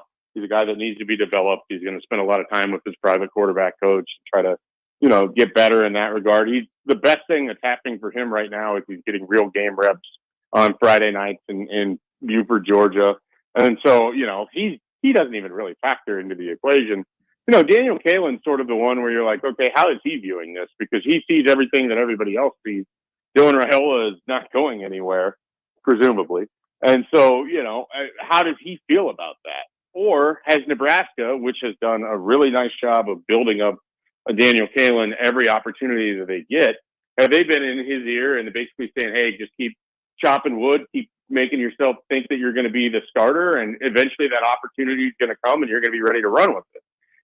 So I don't think that you can really worry about what TJ Lateef or Dayton Raiola are thinking. And I think you can only do the best that you can in terms of letting Daniel Kalen know that you want him here, that you love him, you think that he can be the next great Nebraska quarterback. Because right now you've got a rocket ship, and I don't think you have to spend too much time looking at the exhaust behind you. You should be looking ahead if you're Nebraska. Shafe, we haven't had a chance to talk about it yet. I know we will today. The situation with UNLV. Are you surprised at all? I guess I don't know how much you know about it, but are you surprised that this is the first time that something like this has happened in season? And would you say that this is the beginning of this being a thing, or just given the particulars of this story, are other programs and collectives and universities just buttoned up to the point where this is going to be more of a rarity than anything? I do wonder if what we're seeing here is going to result in more people airing dirty laundry. I mean, this is happening all over the place. It's happened at Nebraska. There's been people that have been unhappy with promises that were made that weren't kept, that, didn't result in what they thought that they were going to get. And so that's the nature of this thing. I mean, people ask me all the time, you talk to these recruits about NIL, and I don't. Because what they tell me and what they get told, I have no way of verifying it. And no one has to hold anyone accountable on it. So how can I report with any accuracy what any of these numbers are? So I don't even bother with it. And, that's from my professional side. Like, I'm not surprised by this. I think the fact that it's gotten as public as it is sort of fascinating, because I don't know that either side is going to really benefit. I don't know that the quarterback is going to benefit that greatly, because I don't know what market there is for a guy who's an under 50% completion percentage passer that's more of a run-first guy that, I don't see Power 4 teams lining up to take him. On top of that, unfortunately, he comes off like a squeaky wheel, so you're going to have teams that are going to want to avoid him for that, too. And then on top of it, for UNLV, it looks terrible because you're basically being accused of straight up lying to a kid. And you don't know what assistant coach said what. You don't know what the collective said. None of us have any of the information, and we're watching it all, come out in the court of public opinion, which is never good for anyone. No. And so then that leads to all sorts of pearl clutching about the depth of college football, and away we go. So, I mean, for me personally, it's fascinating to see it all unfold. I'm a little surprised it hadn't happened to this point. But there's a lot of stories like this, and there's some that have happened locally too. They just haven't been, put out there because the people involved haven't chosen to put them out, which is good for Nebraska. And I don't think it's like that anymore. But when this first got started, there was some real hurt feelings and some empty pockets. Mike Schaefer of Husker 24/7. I have not heard anything this week, but your quarterback's okay, right? Darnold's all right. Passed his test? They said he's got a knee bruise. He's good to go. We'll see if the Packers are going to throw out Jordan Love on one leg or Malik Willis with two legs and questionable arms. So, excited to see that game on Sunday. Wow, you're really downplaying this. I mean, your team's playing well. I was very impressed by what they did on Sunday. They look good. This is one of those things where, they absolutely demolished Houston. I had nothing to complain about. And now all week I'm thinking, oh, cool. They play the Packers. Everything's going right. And is this when the rug gets pulled out from under me? Well, that's how my brain works, There's if Nebraska fans were acting this way, Schaefer, you would say, don't think that. Believe in your program. Believe in your favorite team. And now you're doing it with your favorite team. Nebraska fans have seen the light at the end of the tunnel. Yeah, like 30 years ago. It still counts. Still in my lifetime. It still counts. Yeah, well, I remember. Jack's son has never seen the light at the end of the tunnel. So, well, those Cowboys titles, Josh. I don't remember them. Great that must have felt. I don't remember them. Well, I mean, I remember two of them. I don't remember the first. Must be nice. First I remember way too many of them, and I never want to go to that place again. Must be nice. Mike Schaefer of Husker 24/7. Thank you, Shafe. Appreciate it.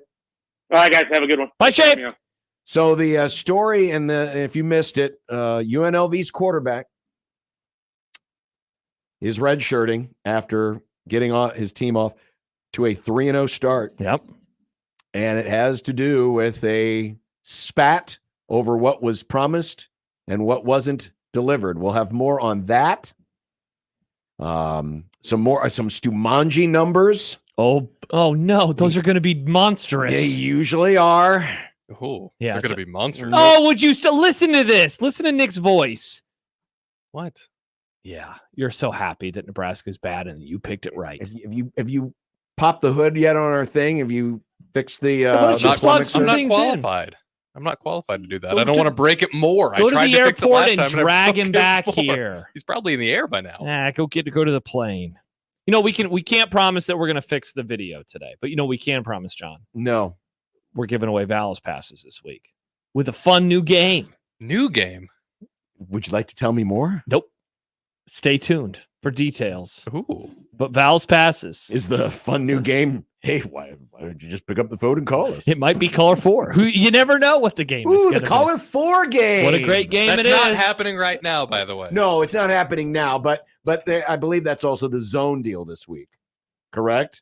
Oh, I don't know about that. I can't tell you. It's not on the doodaddy. I could have swore I heard Ed talking about a zone deal. Well, this just says listen for your chance to win passes. Oh, well, Ed will have to tell you about the zone deal. We can only tell you that we're giving ours. We're giving ours away. What if we played 21 on the radio? I've heard about this game, but I've never played it before. That sounds fun. We should bring it back. Everyone always says it was a great game. That's what we should do to celebrate the 25th anniversary. Revisionist history. I think it was a disaster, and that's why it was. Why don't we do Name That Meat? Why don't we do Name That Meat? Let's just bring back all the Mangino at home. We're celebrating 25 years of the zone by bringing at home back wasn't classic a game. games. I thought it was a game. It was a bit. Oh, okay. Well, that when there was Bo at home. Oh, so you know how they lasted 1 week. They remaster old video games, right? This can be 21 on the radio remastered. There you go. We clean it up, remastered. It's like in stereo, John. It's like when the Beatles albums came out remastered. I got those for my birthday one year. We'll still be working this out, just like we're working on our computer. Yeah. 1620 The Zone. Nick Grim for Circus Sports Iowa. We talked about it a little in the crossover, and we'll talk about it more right now. Of course, I'm talking about baseball. The postseason is rapidly approaching, and there's a lot on the line. Play along with all the excitement of postseason baseball anywhere in the state of Iowa with the Circus Sports Iowa app. As we get closer to the World Series, maybe now is when you feel confident in a team to say they win it all. The Yankees and the Dodgers are both tied with the best odds right now at plus 450. If you want something a bit more immediate, well, there's still many games happening tonight. The tight money line splits for these games also means you're getting some of the best action out there. The Braves, minus 175 tonight. The Pirates, plus 137. Even my Rockies are plus 110. You can also play along live with the in-game lines that update every single break to really put you in the dead center of all the action. There are games waiting for you right now with your new sportsbook, Circus Sports Iowa. If you or someone you know may have a problem with gambling, call 1-800-238-7633. You get a lot of junk in your inbox. This one, not junk at all. 1620 the email. Exclusive content, contests, other stuff probably. Subscribe today at 1620thezone.com. Your Omaha area forecast from a Godfather's Pizza Weather Center and KETV News Watch 7. Just a gorgeous day to be outside on this Wednesday afternoon, seeing ample sunshine and highs in the upper 70s and low 80s with light winds. Overnight temperatures dropping into the lower 50s, and throughout the day tomorrow, another warm day where highs will be in the low 80s. I'm meteorologist Luke Vickery, KETV News Watch 7. 1620 The Zone's Unsportsmanlike Conduct, brought to you by a great friend of the program, Union Bank and Trust. Be ready for every adventure and a new vehicle from Sid Dillon Chevrolet. Shop Nebraska's #1 volume Chevy dealer group or at SidDillonChevy.com. Together, let's drive. You are what drives us, Sid Dillon. The following is a test of the KOZN emergency system equipment.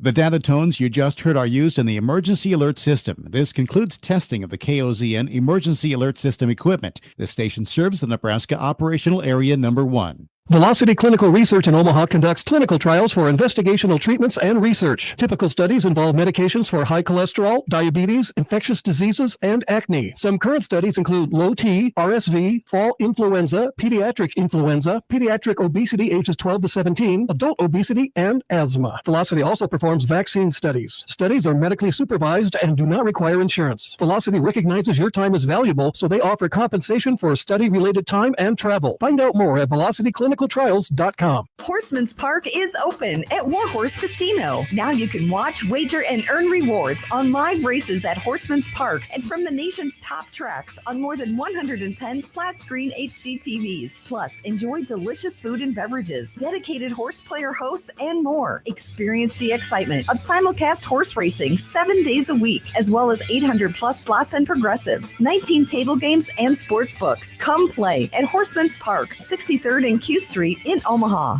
When knee pain holds you back, you need the best care available. Former Nebraska student-athlete Dr. Makovica spent years perfecting his craft at Mayo Clinic to bring the latest in knee treatment and sports medicine back to Nebraska. From sports injuries to chronic knee pain and robotic knee replacement, he's dedicated to helping patients of all ages. Dr. Makovica is seeing patients at MD West 1 in Omaha, Millard, and Elkhorn. Make an appointment by texting KNEE to 21,000. Text KNEE to 21,000. With your gift to United Way of the Midlands, you'll help improve health and well-being, build financial stability, address urgent needs, and so much more for thousands who are struggling across the Omaha Council Bluffs Metro. Donate today at unitedwaymidlands.org. Don't miss Omaha Whiskey Fest 2024, Saturday the 28th at the Hilton Omaha downtown. 400 samples, more than 70 brands, expert presentations, and more. General admission and VIP tickets available at omahawhiskeyfest.com. Get your tickets before they sell out. Host is roasting every morning. Host is roasting every day. How does Host Coffee provide the best coffee for your workplace? By finding the richest and most robust coffee beans from all around the world and bringing them to our Nebraska roastery, where your coffee is roasted fresh and delivered straight to you. Proudly serving Nebraska since 1972. Host Coffee is always roasting something good for you. At Baxter Subaru, we've changed the car buying process to better serve our guests. Experience no handoffs, no hassles, and no hidden fees. Test drive a new Subaru today and see our great selection of all-wheel drive vehicles at Baxter Subaru. Subaru's symmetrical all-wheel drive provides better traction, improved stability, maximized performance, and enhanced off-road capabilities. At Baxter Subaru, we won't sell you a car. We'll help you buy one. See all our inventory and deals anytime at BaxterSubaruLaVista.com. This is unsportsmanlike conduct. We don't need to smell each other. Of 1620, the zone. Get your picks in, get your picks in, get your picks in. Yes! Because we got a little thing called the $25,000 four-quarter pick'em, where you pick 10 games straight up, no spreads involved. And if you have the winning picks, you can win $2,500. It's guaranteed $2,500 winner every single week. We've given away 2 of these. This is week 3. Yeah, congrats to Chip, our most recent winner. Shout out to Chip. Congrats, Chip. If you're listening right now, Chip, congratulations. And that's a great reminder, John, to sign up for 1620 the email, because you get early access to the picks, which could be important in case of a tie, because there will be a lot of ties. Oh, yeah. It's going to be like the NFL in the 60s. Picks. Many picks. So we were talking earlier, by the way, 1620thezone.com is where you can go make your picks for the games this week. But the college football world was rocked late last night when Matthew Sluka, the quarterback of UNLV, a team that is 3-0, is just mere votes from being in the top 25. I remember those days being ranked in the top 25. That seems so long ago. Wrote the following on his social media: I have decided to utilize my redshirt year and will not be playing in any additional games this season. This is the starting quarterback. You might be saying, well, maybe he's hurt. John, is he hurt? No. Oh. I am committed to UNLV based on certain representations that were made to me, which were not upheld after I enrolled. It's an interesting way of saying that, a very almost legal way of saying it, even though it's on a social media post. Despite discussions, it became clear that these commitments would not be fulfilled in the future. I wish my teammates the best of luck this season and hope for the continued success of the program. Translation: he was promised something in NIL. And he's not getting it. He didn't feel like he was getting it or getting what he was promised. So after 3 games, he is out. And remember, the silly 4-game redshirt rule. He's allowed to keep this year of eligibility because he's only played 3 games, and this is the starting quarterback for your 3-0 UNLV running Rebs. And by the way, and I need to look up this person's numbers really fast, but before we dive into the Sluka of it all, Michael Allen, who is a UNLV running back, now he doesn't have a whole lot of production this year, 108 yards, has played in their first 3 games, had 10 carries for 65 in the opener, 8 for 40 in the second game, and then 1 for 3 versus Kansas. He has just tweeted out that he is also entering the portal and will utilize his redshirt year as well. Now, again, his production, not super, super great, but the player that we're talking about, Sluka, it's not like his numbers were awesome either. But he was a starter, and they did get a win over Kansas, and because they are undefeated and because they have a P4 victory, they're on a lot of the short list, right, to make the playoff as a G5. Now, of course, this has turned into, all day today has been a he said situation. But from the reporting that is out there, I feel fairly comfortable, John, in saying what I'm about to say. And that is this. And shout out Max Olson, who had a great FAQ on ESPN.com a couple hours ago, given the TikTok of it all. Here's the rundown of what happened. Max writes, Rob Sign of Blueprint Sports, the company that manages UNLV's collective, confirmed to ESPN that Sluka had no deal in writing with the collective and said the collective wasn't aware of any promises to pay Sluka $100,000. Sign also confirms that Sluka received one $3,000 payment. And so that is where it seems that the translation was lost, in that Sluka and his dad, by the way, Bob, Matthew's dad, Bob, he has spoken to quite a few people today. Yes, he has. And their story was that they were verbally promised, and that is an important word in this entire discussion, is it not? $100,000 from a coach, from a UNLV assistant coach before they transferred there. And by the way, he came from the Holy Cross. Thank you. He came from the lower level, so he popped up, promised $100,000, and but it was verbal, and it was from an assistant, which, first of all, non-binding, obviously. Yeah. An assistant technically is not allowed to do that. Correct. Bob says they keep deferring, they being UNLV. We don't know. You have to wait. Bob Sluka told me, this is Adam Rittenberg. Then it was like, we're going to give him game checks. So we're like, okay, great. We did not ask for a single dollar more. Sluka added that Matt's living expenses weren't even covered. And eventually those were covered. That was the $3,000 payment. So again, he said, but my guess is that the promise was made, but because it wasn't binding and because it was an assistant coach, the collective wasn't involved, and thus they don't have to pay him. How do you not enter into a binding agreement? Well, man? that's the thing. And this is, again, where all of this, it's the NCAA doing everything in their power to avoid becoming the NFL, but realizing that if things are actually going to work in a logical, legal, ethical sense, and I don't mean to make it sound like the NFL is ethical in every single business practice they do, but on the basics, there are contracts. Like, Dak, you're supposed to play for us. Here's what we're going to pay you. Yeah. Dak plays, Dak gets paid. Yeah. Okay. From that standpoint, and college sports has been reticent to go down that path. They've been fighting tooth and nail at that. This is the end result.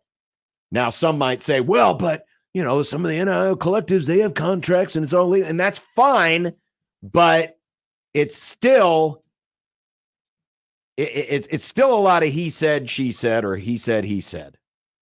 And yes, I think the first lesson in all of this is get it in writing. Get it in writing. That was my my takeaway from this whole situation is, because I am someone, and look, I'm always someone who usually sides with the players first and foremost. So my guess is that he was promised something, but it's hard not to look at this situation, John, and say, you got to get it in writing. And you have to know, like, an assistant can't promise you. They can't promise you. No. I guess Does that happen? I bet it does. I bet course it assistants does. promise stuff, but then you know what? You get it in writing and you get it from the collective because that's who's paying you. You get it from the people that are paying you. The assistant is not paying you. That's the right. The assistant is not paying Yeah, you. it'd be like a fellow employee promising me a raise. Well, that's not my boss. What a great comparison. Hey, John, we're going to pay you $20,000 more. I say that. Hey, John, you're getting $20K more a year. Okay, what does that mean? No, it's not. It's my word. It doesn't mean anything unless you actually hear it from the people that write the checks or at least have access to the checkbook. Is this shady? Of course it is. Of course it is. Absolutely. But man, what a huge mistake. And where I feel the worst for Sluka is like his agent or whatever we want to call this man. Like, how bad is that guy at his job? Like, he is the one who needs to make sure that everything's well, and that's the other part of this. And that's another area where these young people and their parents are getting duped. Yeah. Is by these so-called representatives who aren't very good at representing. Oh, they're good about taking phone calls. They're good about, hearing big numbers and then relaying that information, but they're not good at other parts of their job. 100%. And the most important part of the job is get it in writing. Yeah. To move all the way across the country on a promise from somebody who is not writing the checks is bad business. Now, UNLV may be also conducting bad business by having an assistant coach doing this without then either being able to back it up or clarifying, oh, no, that's not, we're not allowed to do that. Yeah. So I'd be very curious to know what's going to happen with this assistant coach, who's, by the way, unnamed. We don't know who it is yet. But if I'm UNLV, I'm finding out who said who, what to who, because guess what? Right now, their reputation is trash. Yeah. And it may not totally be their fault, but right now, their reputation is trash. And you've got another kid jumping in the portal. Now, there hasn't been any posts from this kid or anything, right? No, it was on Twitter. The player posted on Twitter and then included some highlights. Right, but he didn't say what Sluka said in his post saying I was misrepresented. No, it just said after 3 games I've decided to utilize my red shirt, enter the portal. I'm grateful, it may be coincidence. Blah blah blah. Yeah. By the way, I just got a message from someone who is involved in a local collective for one of the teams. Said we put everything in writing in their independent contractor agreement for this very reason. We don't want a he said she said situation down the road. But remember, and this is something important, the UNLV collective may not be at fault because they're the ones doing the paying. Yeah. They're the ones doing the paying. And now if all of Sluka or Sluka's representation has been dealing with the program, well, that's again another mistake. Because again, it's the collective that signs the checks. Yep, not the university. Not yet, at least. Not yet, at least. Not yet, at least. But that may not be coming for a few more years because this court case thing is going very slowly. And no, that's like not our me voices saying that earlier to try to mix up Nick's mind. I can make that happen again. I would rather you didn't. Slow voices. Scott Docterman is coming up next. Let's do it. And we also have Fired Up for Football. Oh, let's do it. And we're also going to talk with head coach Kirsten Bernthal Booth. Let's do it. And Mitch Holtis and Dumb Debates. All of the things. And these are promises I can make because I'm John Bishop. Not writing the checks, but I've got it on my rundown on 1620 The Zone. Say goodbye to summer and hello to cash loans. Let's face it, your personal banker probably won't loan you thousands of dollars today, but Saul's Jewelry and Loan will. Simply bring in your boat, camper, RV, jet ski, ATV, motorcycle, even your beautiful convertible, along with a clear title, and Saul's will loan you up to $50,000. No credit check, no hassle, and more importantly, no worries. Saul's indoor storage facility is so clean and secure, you can store your precious Harley-Davidson for the winter and pick it up next spring. So if you need a quick cash loan, Saul's is here to help. Saul's Jewelry and Loan with 5 metro locations. Hey, neighbor. Oh, my gosh. Is your energy bill sky high again, too? Not anymore. My old windows were so leaky, it was as if I had a window open while my AC was running. So I replaced them with Champion windows. Champion windows. Do you like them? Like them. I love them. And they're guaranteed for a lifetime. They made the whole process easy. I just went online and booked my free estimate all by myself. And I got a great deal where I could buy 2 replacement windows and get 2 free. A lifetime guarantee and buy 2 windows and get 2 free? Does that mean if I need 8 windows, I can buy 4 and get 4 free? Sure does. What if I buy 6? do I get 6 free? Yep. Or if I get 10 windows, do I get 10 free? Just call Champion Windows already. If your windows are drafty, ugly, or broken, now is the best time to replace your home's windows with new Champion Windows. Book your free estimate online at championsavenow.com or call 877-GO-CHAMPION right now. All discounts apply to our regular prices. Select styles apply. Minimum purchase required. Cannot be combined with other advertised offers. See store or website for details. Experience luxury car buying like never before with Genesis of Southwest Omaha. Right now, lease the 2025 Genesis 2.5 Turbo GV80 Advanced All-Wheel Drive for just $699 per month. Get started online at southwestomahagenesis.com and shop our current offers happening right now. Or visit our showroom at Village Point today. 36 months, 7,500 miles per year. With approved credit, tax title license extra, $5,999 down plus first payment and $299 doc fee due at signing. Offer expires September 30th, 2024. See dealer for details. You're counting on your team to win, so why not prove it? By placing your bets at Warhorse Sportsbook. Their win is your win. Put your money where your mouth is on nearly every sporting event. Use the Warhorse app to check odds and build your bets before placing your wagers in person at Warhorse Casino, including live in-game betting. No bets, no glory. Wagers may only be placed on Nebraska-based teams when played outside the state of Nebraska. Must be 21 or older to gamble. Gambling problem? Call 1-833-BET-OVER. Hello, I'm Doug Nodgard with Equitable Bank. If you've ever wanted to have your cake and eat it too, there's good news. You can have that every day at Equitable Bank. You get state-of-the-art mobile banking as well as online banking. And if you ever forget your password, don't worry. You can give us a call at 402-827-8100, and we'll answer it on the first ring to help. Equitable Bank, we take banking personally. Member FDIC. Do you know which cancer screenings are right for you? Join Nebraska Medicine for Break for Breakfast, a free drive-through event that could make a life-saving difference. On Friday, September 27th, drive through one of the 3 locations between 6:30 and 8:30 a.m. for free breakfast and crucial cancer screening information. Because early detection is key when it comes to fighting cancer. That's right. And at Break for Breakfast, you'll get information about different types of cancer screenings without leaving your car. And don't forget, a free and delicious breakfast. Mark your calendar for September 27th from 6:30 to 8:30 a.m. and head over to one of these locations. Omaha Home for Boys, off 52nd and Ames Street. Shadow Lake Town Center, off 72nd Street and Highway 370. Or Village Point Health Center, just south of Dodge near 175th and Burke Street. Visit nebraskamed.com/breakfast for all the drive-through event details. That's nebraskamed.com/breakfast.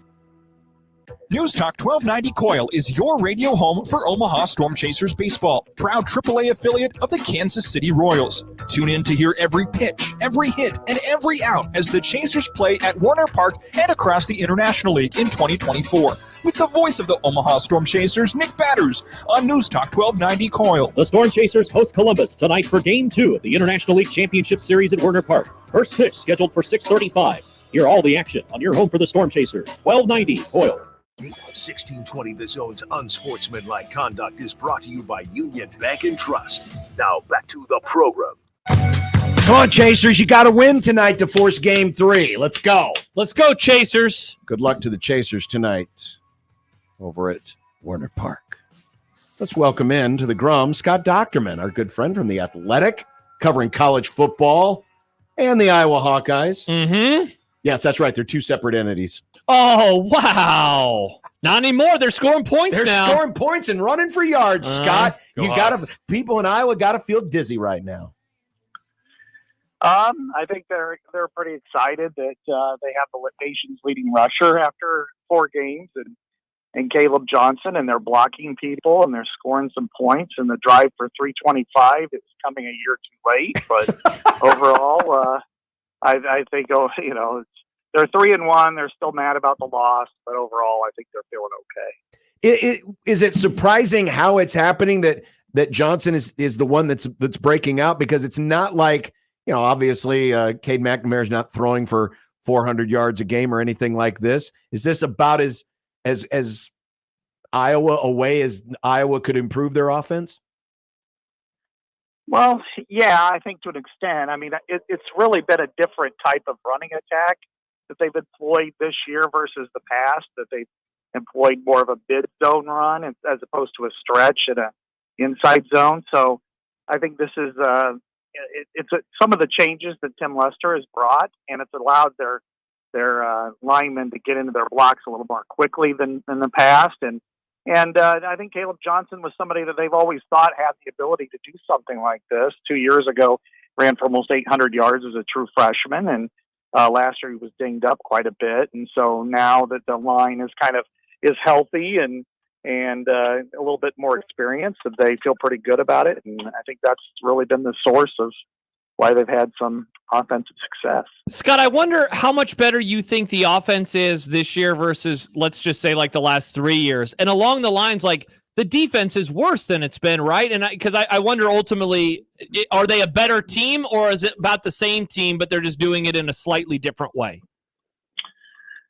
I think I think the defense is still pretty good.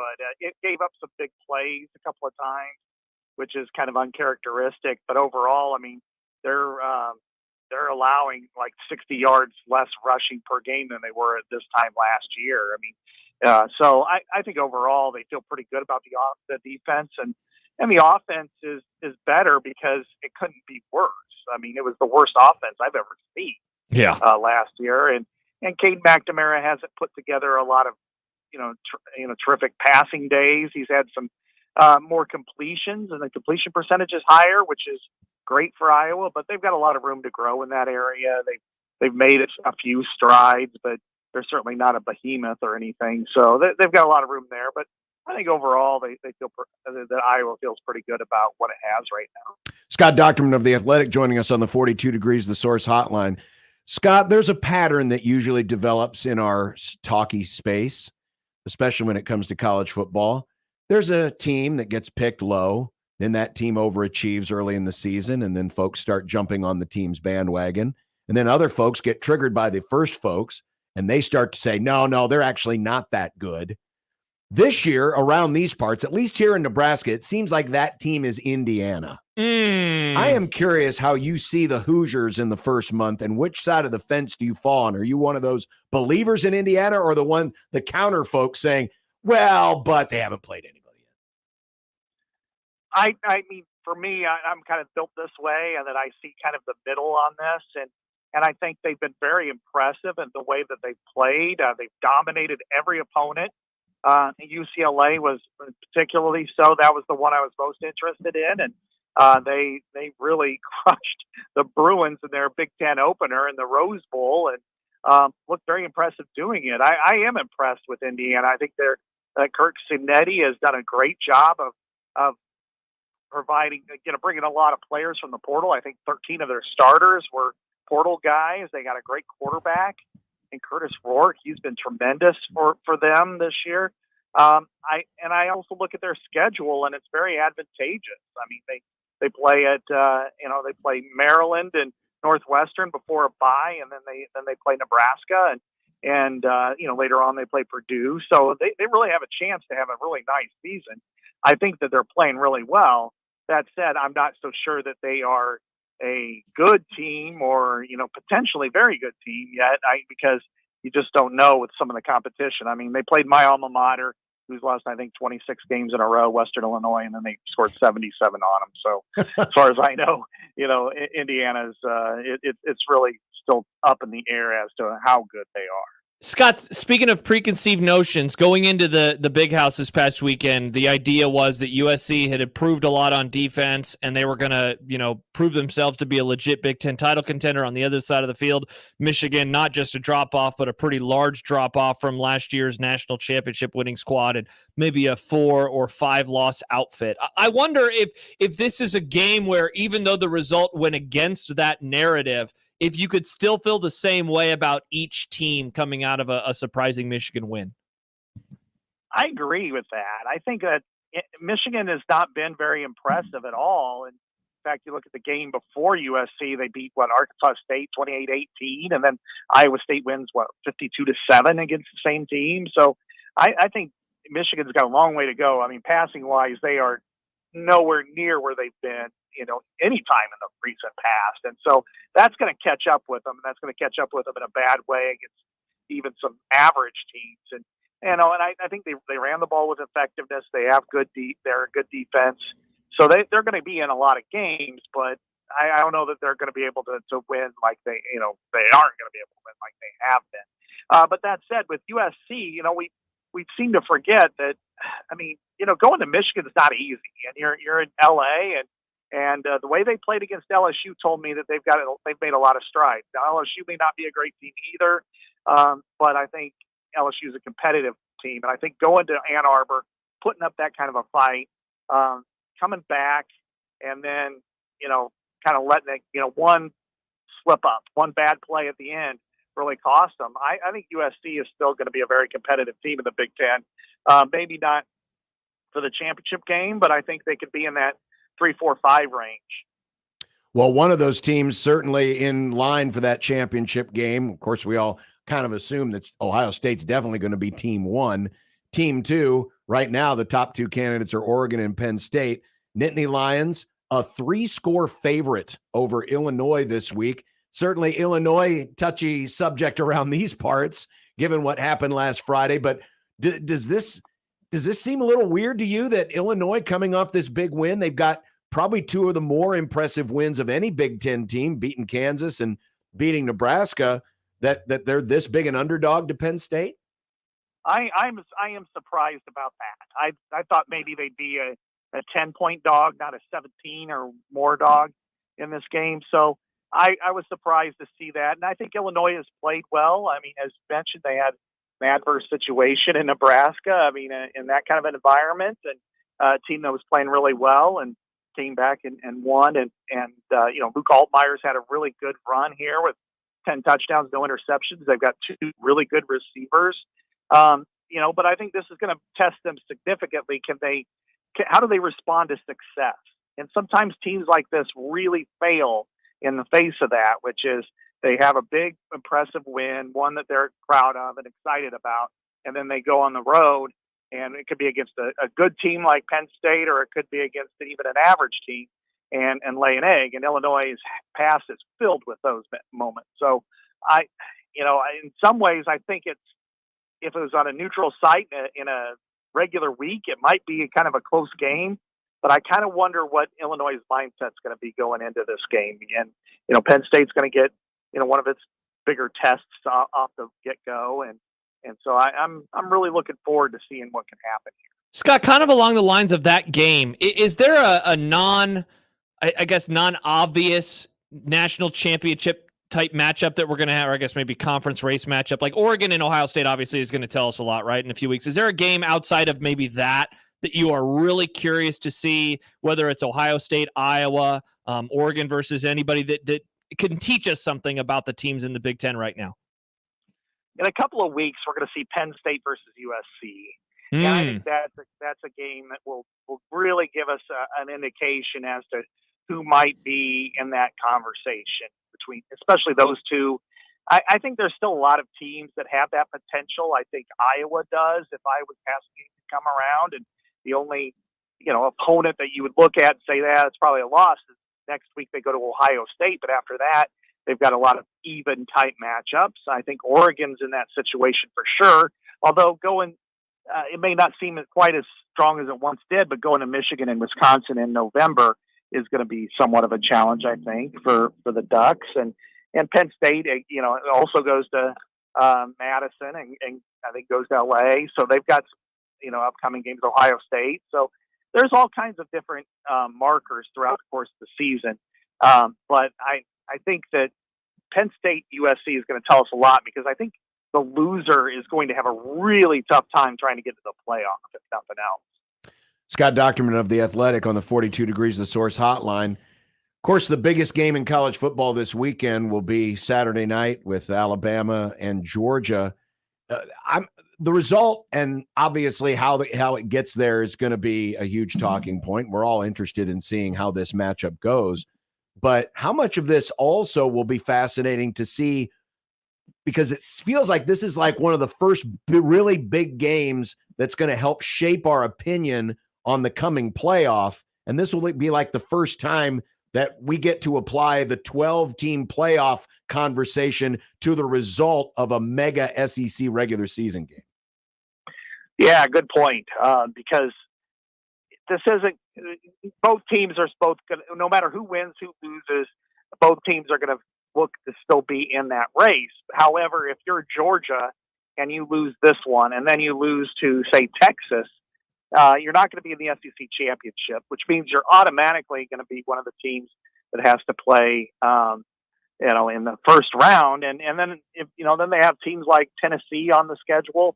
It might kind of bump you off a little bit, and likewise with Alabama has a few of those opponents. So I think it's going to be a test to see how far do they fall, where do they end up on the first CFP rankings, and how much respect everybody gives them, because I think they're both outstanding teams that are deserving of top 5 rankings, no matter what the result is, unless it's a blowout. And but this is a new era, so there's going to be new types of criteria placed upon it. So it's going to be really interesting to watch. Should be a lot of fun. Scott Docterman of The Athletic. Read his great work. He and all his fine colleagues at theathletic.com. Scott, we appreciate the time. Thanks a lot, and enjoy the games this weekend. All right. Thanks so much. Appreciate it. You bet. Thank you, Scott. Scott Docterman joining us on the 42 Degrees The Source hotline. Yeah, that's a great question, because this is going to be the first of those, that we have this regular season. We've had big games so far. Texas, Michigan was big, but no one was really thinking Michigan as a Correct. serious contender. But These you're are talking two teams. You're talking about two teams that you're thinking about as a first, National, second, third, or yes. fourth seed. 100%. Yeah, the winner of this is in theory in the driver's seat in the SEC, and thus playing for a top 4 seed and most likely a top 2 seed, if we're being honest here. So yeah, what's the fallout rather of a loss? How do we think about that team? Are there lessons to be learned? I still think that there are absolutely going to be lessons to be learned about either of these teams. And I don't think it's going to change how I view it. And I think part of that too, John, is, we have seen in the playoff era margin for error. Michigan beat Ohio State 2 years ago in 2022. Both teams still made the playoff. Back in the day, it was a do or die game. It wasn't a do or die game in 2022. But the difference is that was late enough in the season where you could kind of see the writing on the wall. This is happening in September. Yeah. And there's still 2 months left. And, again, I just think it's going to be really fascinating. Plus, it's also the first of the big matchups in the SEC with all these teams that are rated in the top 10. And you know what else it is, too? It is the first big Bama game in the post-Nick Saban era. So what happens in a big Alabama game without him on the sidelines? But yeah, this begins a very good stretch. The Saturday that Nebraska plays Indiana, there are 2 monster matchups that day, Texas, Georgia, Bama, Tennessee as well. This is the beginning of that now. And, teams like Ole Miss have not been tested. Tennessee finally had one this past Saturday. It's going to be nice now to see these teams. Georgia, in theory, hadn't been tested, but then Kentucky gave them a nice run for their money. It's going to be nice now to see. You can say it about the Big Ten teams, too.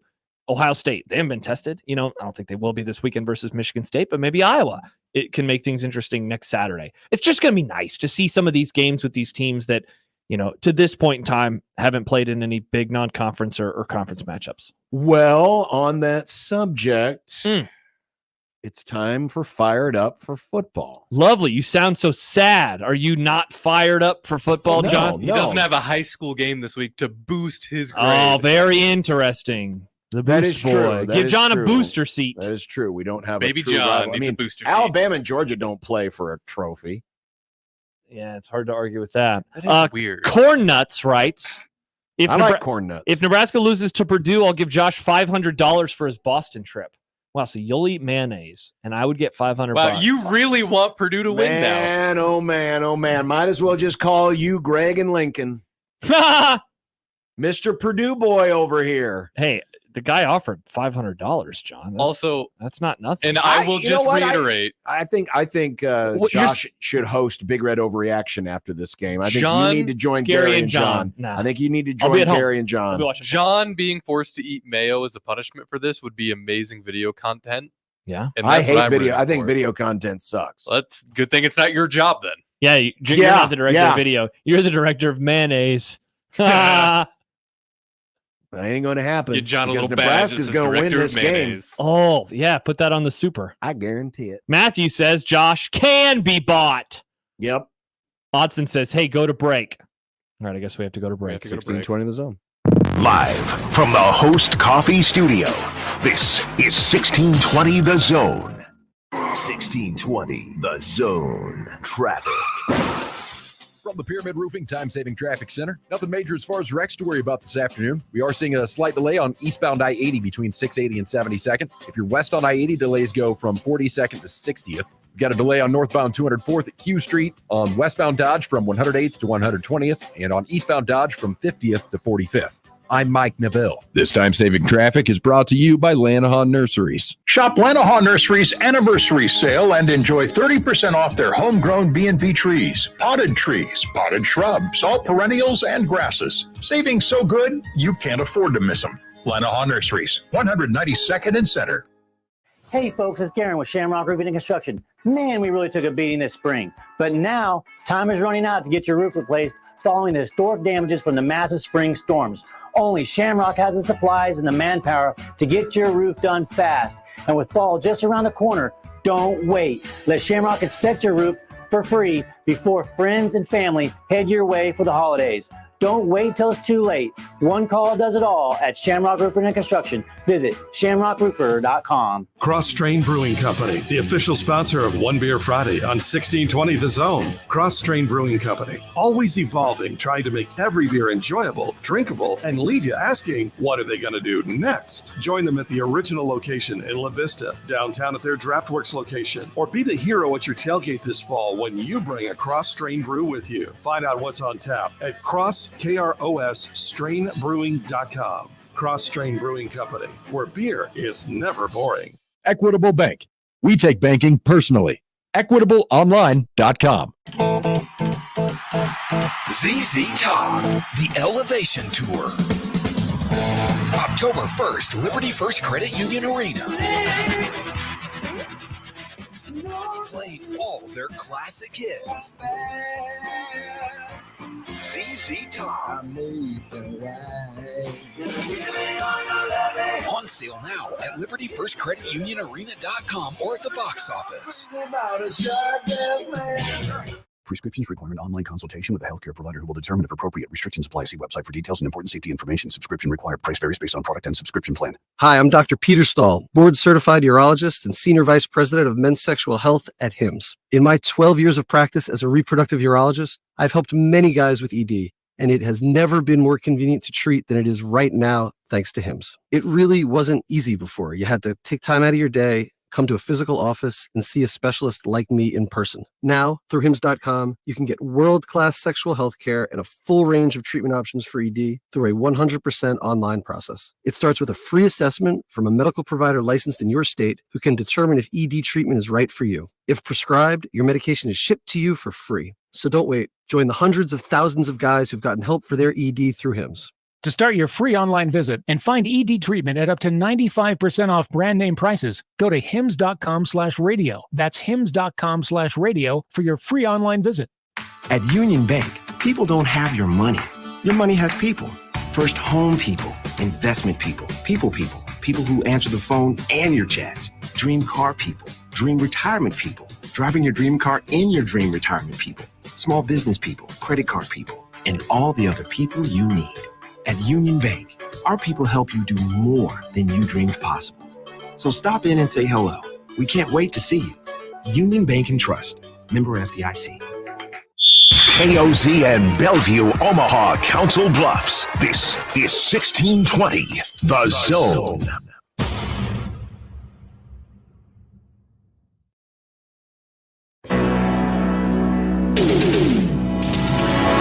The year of our Lord 2024. A year that promises great change and great conflict. The accusations are already streaking across the rhetorical skies. The citizens are restless. It is a time of civil war. In college football, a new 12-team playoff marks a new chapter. An entire league has crumbled, and in its wake comes 4 mega conferences seeking to restore order to their championship games. How will ties be broken? Draw cards, a vote, a coin flip, an arm wrestling match?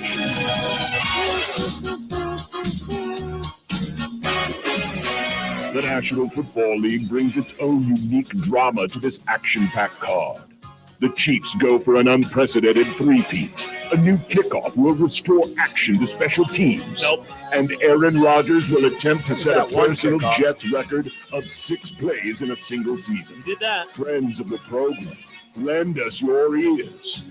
As Unsportsmanlike Conduct and Warhorse Sportsbook proudly present Fired Up for Football 2024.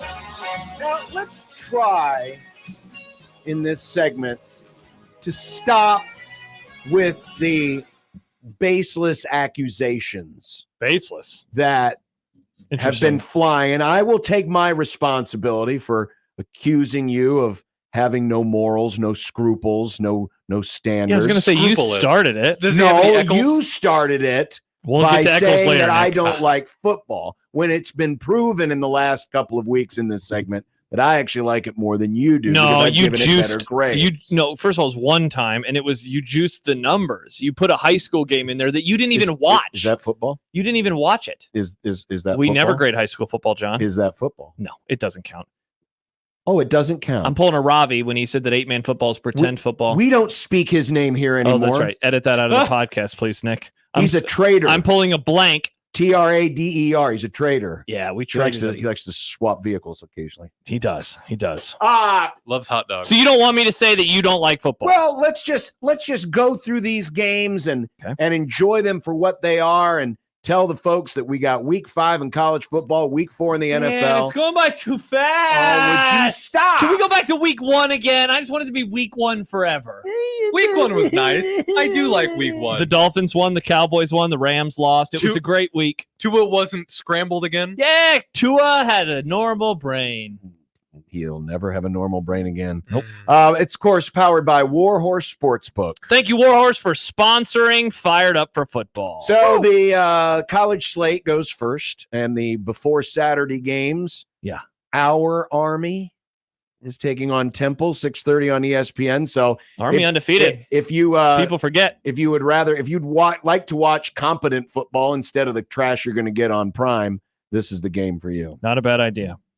Friday night, Great night Virginia for Tech at Miami. This used to be a great rivalry. Nick, when you were like in diapers still, pooping your pants, Goo goo gaga. Virginia Tech Miami was sweet. Nice. Oh man, good times back then. And Fox, Friday night football. I'm guessing Washington's the underdog?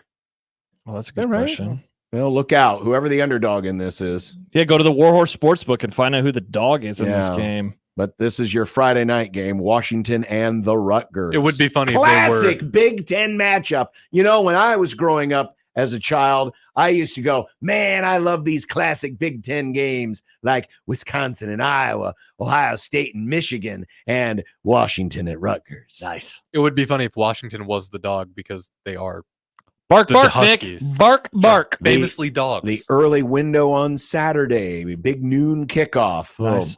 This is the bad thing. Well, there are many bad things for Michigan winning, but one of them is they get big noon kickoff against Minnesota. Hey, no, this is a positive. Silver lining, John.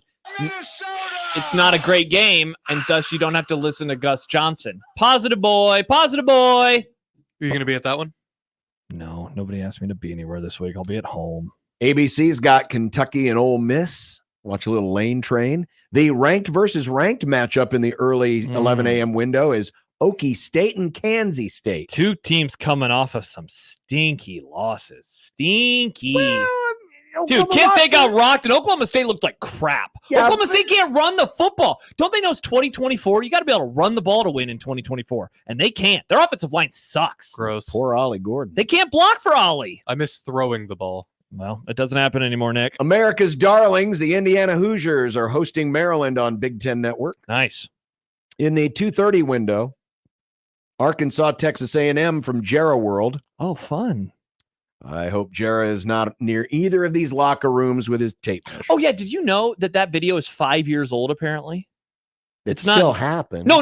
I'm not saying that it didn't. I'm just saying it's not new. So we were guessing which 5'9" player it was. You have to go back to the 2019 roster. Which 5'9" player was it? I don't know. It was annoying. They went 8-8. CBS gets USC for the second straight week. Oh, versus Wisconsin. Hosting Wisconsin. It's going to be a massacre. The best game in the 2:30 window belongs to Louisville and Notre Dame. Oh, that'll make Notre Dame fans happy. They love when their games are on peak. Wait a second. Are you sure? I don't think that this is true. They're not doing a triple header. Peacock? It is. John, I acquiesce. My apologies. Remember, I guess you can do whatever you want. You can do whatever else on the streaming video. Header. Yeah. It's a triple header, I thought. The Peacock can do many things. If the Peacock wanted to, they could put a WWE thing Hard to on at the argue. same You time. can have and multiple you things. can go watch another rerun of The Office. Well, so they have 3 games on Saturday. Wow, good for them. ABC, Channel 7 here in Omaha, number 21, Oklahoma at Auburn. Auburn, they're bad. And Fox gets Colorado and Central Florida. The Kevin Kugler game of the week. Have you seen this? Have you heard about this? Kevin's on the call. Is UCF going to wear their sick new space uniforms in this game? They actually might, Nick. I saw a tweet about it recently, and I think you said sick. Are they all going to wear their scuba gear because, the hurricane is coming? That's true. Kevin, get out of town. Hey, you forgot a game, John. No, there it is. Purdue. On Good afternoon. And don't forget, Big Red Overreaction is going to be at Whiskey Fest. Oh, wow. With that is Gary sweet. and John, Jon. Gary? Yes, no John H. Schreiner. No H. Right No after H. the game here on 1620 The Zone and 1019 Leke. And after, they lose, maybe Whiskey Fest is the best place for you to be. They lose. I get $500 in my bank account, and John is gulping down mayonnaise by the spoonful. Honestly, this is gross. This is absolutely gross how you have just jumped on Ryan Walters in Purdue. Yeah, he sucks, though. They can't run the ball, and they can't stop the run. Nebraska will be fine. But I do want this. Wow. Classic Iowa fan, Nick. The evening games, Stanford Clemson on ESPN. Another classic ACC clash. Ohio State, Michigan State. I think they're going to put them in a blender. They probably will, but at least Ohio State is having to play somewhere else. That's nice. Besides Ohio Stadium. Yeah. FS1, the Clones. Clones. Where do you come out on this? At Houston. Of course, the game that everybody is talking about on ABC. That's weird. I got to get used to that. Number 2, Georgia at number 4, Alabama. That's fun. But I'll tell you, man, I'm intrigued about Big Ten Saturday night. Illinois, Penn State. I feel like that's going to be your underdog 2-pointer of the week. You're going to take Illinois as 17-point dogs, are you not? I don't know yet. Okay. That seems like a John Bishop special. I don't know yet. Seems like a John Bishop but special. It should be an interesting game. Hell yeah. 7 o'clock on ESPN2, Cincinnati at Texas Tech. And then the late window is surprisingly full. Girthy. FS1's got Washington State window. and Boise State. Two ESPN's got Arizona and Utah. Wow. And Fox has Oregon, UCLA. That is nice. Does UCLA have the best ranking because they're in LA? It's just a number. Oh, wow. Interesting. Number 8, Oregon. Number UCLA. Does that mean they're don't know ranked what like happened there. it's a super secret John's ranking? been busy. John's had so many things to do. I don't know what happened there. Busy. I mistyped compiled is this what the it other was. day. Fine. It's okay. Now to the NFL. It's happening again. Yes. This is wild. For the third time in 4 weeks. Of course, Prime Video's got the slime game of the week, the worst rivalry in all of sports, Cowboys and Giants. Worst rivalry. What is? Hey, at The least he games are admitted it's a never rivalry good. this time. The games are always bad. They were good a few times. And Dallas wins a lot, which makes it even worse. It's not happening tomorrow, John. The Giants are going to win. But yes, for the third time in 4 weeks, and I wonder. Are they in cahoots? I wonder if I don't know anything.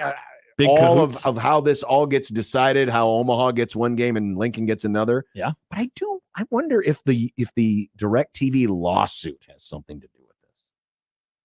That'd be interesting. I don't know. I don't know why I thought of that, but this has never happened before where we've had 4 different local games available on Fox and CBS in the same time window. So one of them makes sense. So the CBS in Omaha is getting Vikings Packers. CBS in Lincoln is getting Broncos Jets. That makes sense to me because Broncos a little further west, Like it makes sense. The Fox's one is confusing to me. Why is Omaha getting Rams, Bears, but Lincoln is getting Eagles, Bucks? That's the one where it's like, that doesn't really make a whole lot of sense. Are you going to have to come to Omaha just to watch your Rams? No, because somebody's got his own direct TV Sunday. I thought you were just going to hang out with Josh. You guys could do a little game day over. I was enjoying the Vikings game that was not available in Lincoln on my direct TV Sunday ticket. Remember, and of course the YouTube Rams now. game.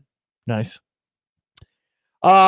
Sadly, only one game available in the 3:00 window. Dude, 3:00 window's doo-doo. Chiefs and Chargers. Go Chargers, go! Now you have to agree with me, Nick. KM3. Go Chargers, go! We'll talk to Mitch Holtis at the bottom of the hour. Sunday night, 7:20, Bills-Ravens on NBC. Nice. And then another Bills are good. Doubleheader, not doubleheader, Bills from are good. ESPN and ABC. And we don't have a meeting on Monday. The ass game of the week is Titans-Dolphins. Nick wanted us to put that in our 4-quarter pick'em, by the way. Because last year's game was weird. He said we should do it because last year's game was weird. No, I said we should do it because it's going to be a disgusting game. We said absolutely not, Nick. We should have at least one sicko game in there. You're a monster. And Seahawks-Lions That's on fun. KETV and ABC affiliates all across America. That's fun. So, what grades did... Oh, wait, I'm sorry. We got the out-of-market specials, the other games. If you have the YouTube package, Saints, Falcons, Steelers, Colts, Bengals, Panthers, Jags, Texans in the early window. John, those are... Oh, wait, never mind. Those are the noon games. Yeah. And then the 3:00 games, actually the best... Commanders, Cardinals. Oh, yeah, for sure. Could be real interesting. Yeah. Patriots, 49ers, Browns, Raiders. Text from Adam. I just figured John would be holed up at the bar with Doug watching NFL games and trying to figure out how many devices they can load their Peacock onto. Oh, I am of technology. I know exactly how to get my games. If old man Doug loads 3 Peacock on 3 devices and someone else loads it on 4 devices, that a Peacock measuring contest? Nice. Look at John having a better grade than me. Oh. Once again, proving that Josh doesn't like football. I'm surprised that you gave the NFL an A-. Well, here's why. Here's what changed it.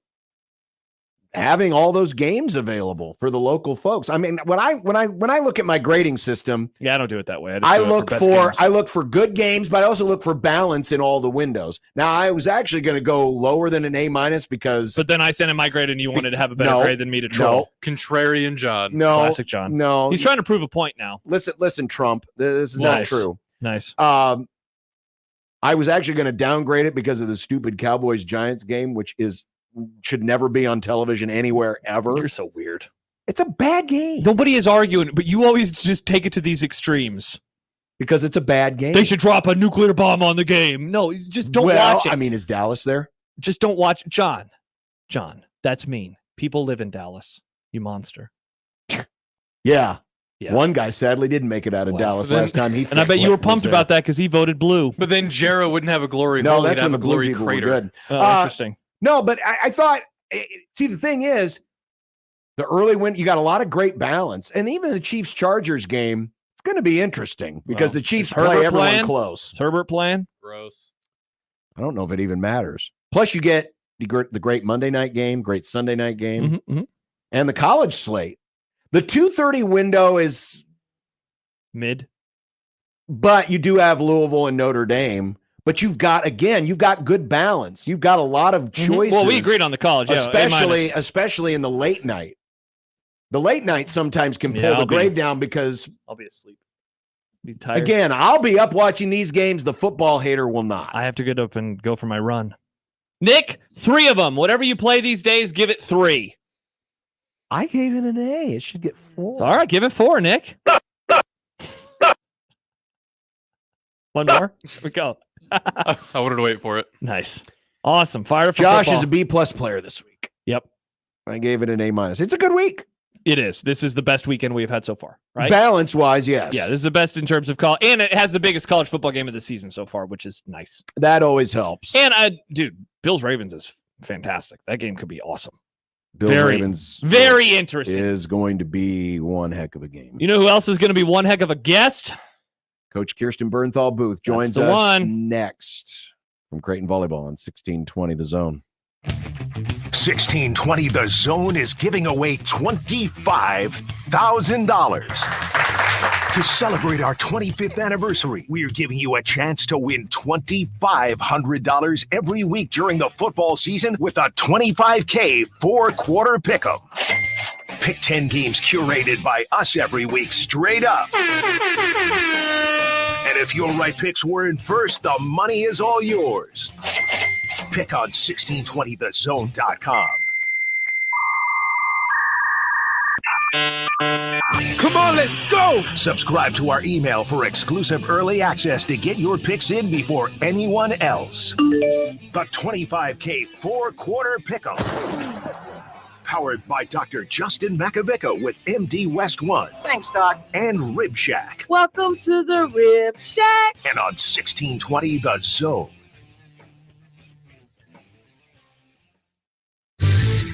Your Omaha area forecast from the Godfather's Pizza Weather Center and KETV News Watch 7. Just a gorgeous day to be outside on this Wednesday afternoon, seeing ample sunshine and highs in the upper 70s and low 80s with light winds. Overnight temperatures dropping into the lower 50s, and throughout the day tomorrow, another warm day where highs will be in the low 80s. I'm meteorologist Luke Vickery, KETV News Watch 7. 1620 The Zone's unsportsmanlike conduct, brought to you by a great friend of the program, Union Bank and Trust. 1620 The Zone. Traffic.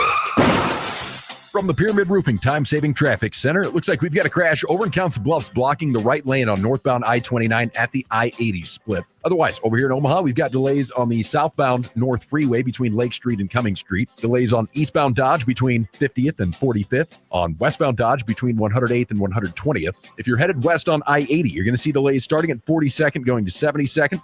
Delays on eastbound I-80 between 680 and 72nd. And a slight delay on southbound 680 between Dodge and West Center. I'm Mike Neville. This time-saving traffic is brought to you by Modern Real Estate. Introducing Modern Real Estate, the game changer in Nebraska's property market. They make buying, selling, and investing more affordable and transparent than ever. You're in control of how and where your money is spent. Visit modernrealestateco.com and experience the future of real estate today. If you love whiskey or just want to learn more about whiskey, you don't want to miss the largest whiskey event in the region. Get your tickets to Omaha Whiskey Fest 2024 at omahawhiskeyfest.com. September 28th at the Hilton Omaha downtown. 400 samples, more than 70 brands, expert presentations, and a whole lot more. General admission and VIP tickets available at omahawhiskeyfest.com. You can even make a night of it with special room packages from Hilton Omaha. Get your tickets now before they sell out.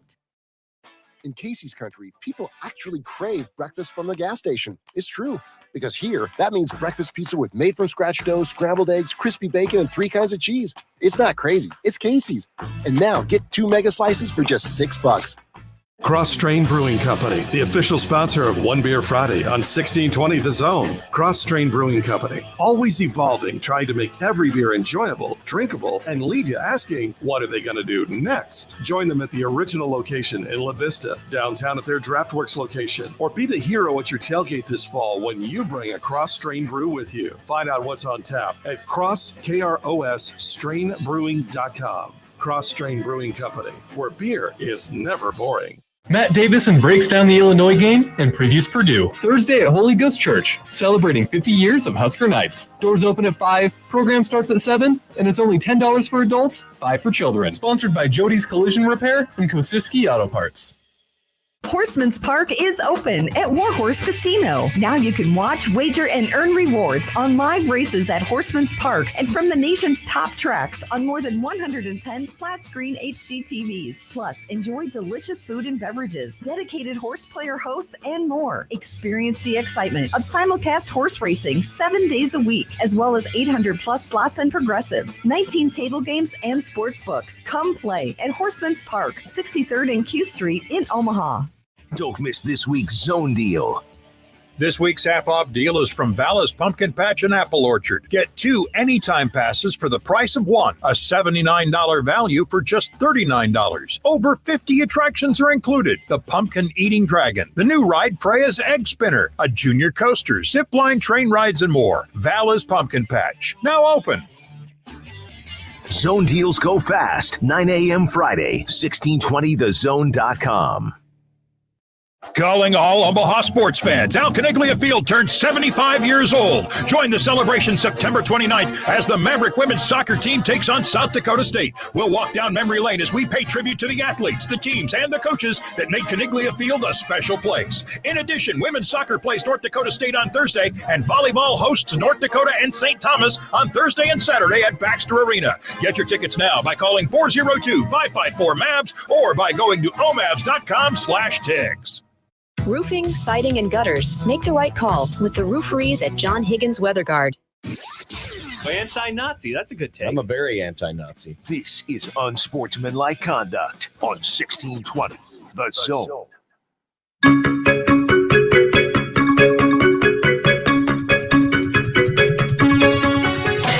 Welcome back to Unsportsmanlike Conduct on 1620 The Zone. Remember to get your picks in this week for our $25,000 four-quarter pick'em. $2,500 going out this week to another lucky winner.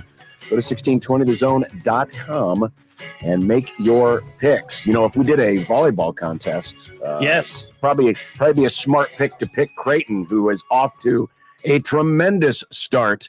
And after a great weekend that saw 2 wins over top 10 rated competition, the head coach of the Blue Jays, Kirsten Bernthal Booth, joins us here on the program. Coach Booth, how are things? And welcome to the show. Excited to be here. How could I not be great? The birds are singing, right, John? Yes. Sunny outside. Sunny outside. There's squirrels playing. It's great. I mean, top, as number 6 rating, highest in program history. I know that rankings don't mean you win anything, but is there something significant to just achieving something this program hasn't done yet? I would say it's great for the program, right? I mean, putting that out on social, it helps with recruiting. I think it helps to continue to build the program. But you're right, it hasn't been brought up in our gym. I mean, that's not, it's about where we finish. I mean, I know that sounds cliche, but I think that's the way all coaches, it adds expectations. So there's positives and negatives, and it's how we handle it. And does it make us complacent, or does it drive us to work harder? All those things are, still to be determined. Coach, not to fast forward to like the end of your career, but do you think that that's something that, when you have the benefit of hindsight, that you look back on, since you're not having to live in the moment so much, a few years down the road? I think back on my years here, I don't really lock into where we were in September and October. It's how the year finished, how the conference schedule played out, and how the NCAA tournament played out. So those are going to be probably the big things that, even though lots of people, Josh, are referencing when I get out. So I must be hitting that age of wow. I've been here, but that's what I anticipate as I get older, maybe how it'll be. She's not that old, Josh. I'm still the oldest person in this chat. I just want everyone to know. Kirsten, no one's forgotten. Don't worry. No, I know. Kirsten Bernthal Booth joining us. Back-to-back top 10 wins this past week, as we mentioned at the outset, Purdue and Kansas. Could you have asked for a better response given what happened the weekend before, where you had a couple of opportunities or an opportunity to beat Louisville and came up short? Yeah, I am really proud on how they responded. We when we lost to Nebraska in 5, we were down 0-2. We come back, we lose in the 5th. Yeah, I was disappointed we lost in the 5th, but I saw a lot of good things. I liked how we responded after being 0-2. I thought we played better, all those things. Well, when it was duplicated in Louisville in the exact same fashion, I did not find any silver linings. I was pretty upset about it. Now we're starting to build a habit, of slow starts, all these things. So the team knew that I was over any moral victories after the Louisville. I let them know that if anyone tells you, hey, good fight, like, no, it's not. We can't start like this. So our big priority going into this weekend was quick start and a solid start, play consistent. Like, it wasn't that we were going down early in those games. It would be like 10 points in, then we'd give up a huge run. And so that was what we were doing. So we talked about those things, kind of hit it head on, kind of the why behind it, where we needed to get better in those early games, if it was behind the serving line, some defensive stuff. It was kind of multiple things, but that's probably the things I was most happy about with the Purdue and Kansas games was we came out and we played hard. Now, both those teams are phenomenal teams. It wasn't a guarantee we were going to win those games, but we put ourselves in a position to have the opportunity to win it by some of the actions that we were taking. So that was a good learning experience for us. Coach, kind of along those lines, each time you've won this year, it's been in 3 or 4 sets, the 2 losses coming in 5. Like anything in particular about that stand out to you, along with the fast starts that you were just talking about? Well, you don't get a ton of opportunities to play in 5. And so, I wish we, on one hand, you never want to go in and say, I hope we go to 5 so we get this experience. So I think that stuff is things that we're going to have to work on in practice so that we're, ready to take that on. And then, we told our team we're the best 3rd and 4th set team in the country. So when we were up against both Purdue and Kansas, we were telling them, like, we're really good in these situations. So we're kind of leaning into that and hopefully becoming a good 1st and 2nd set team also.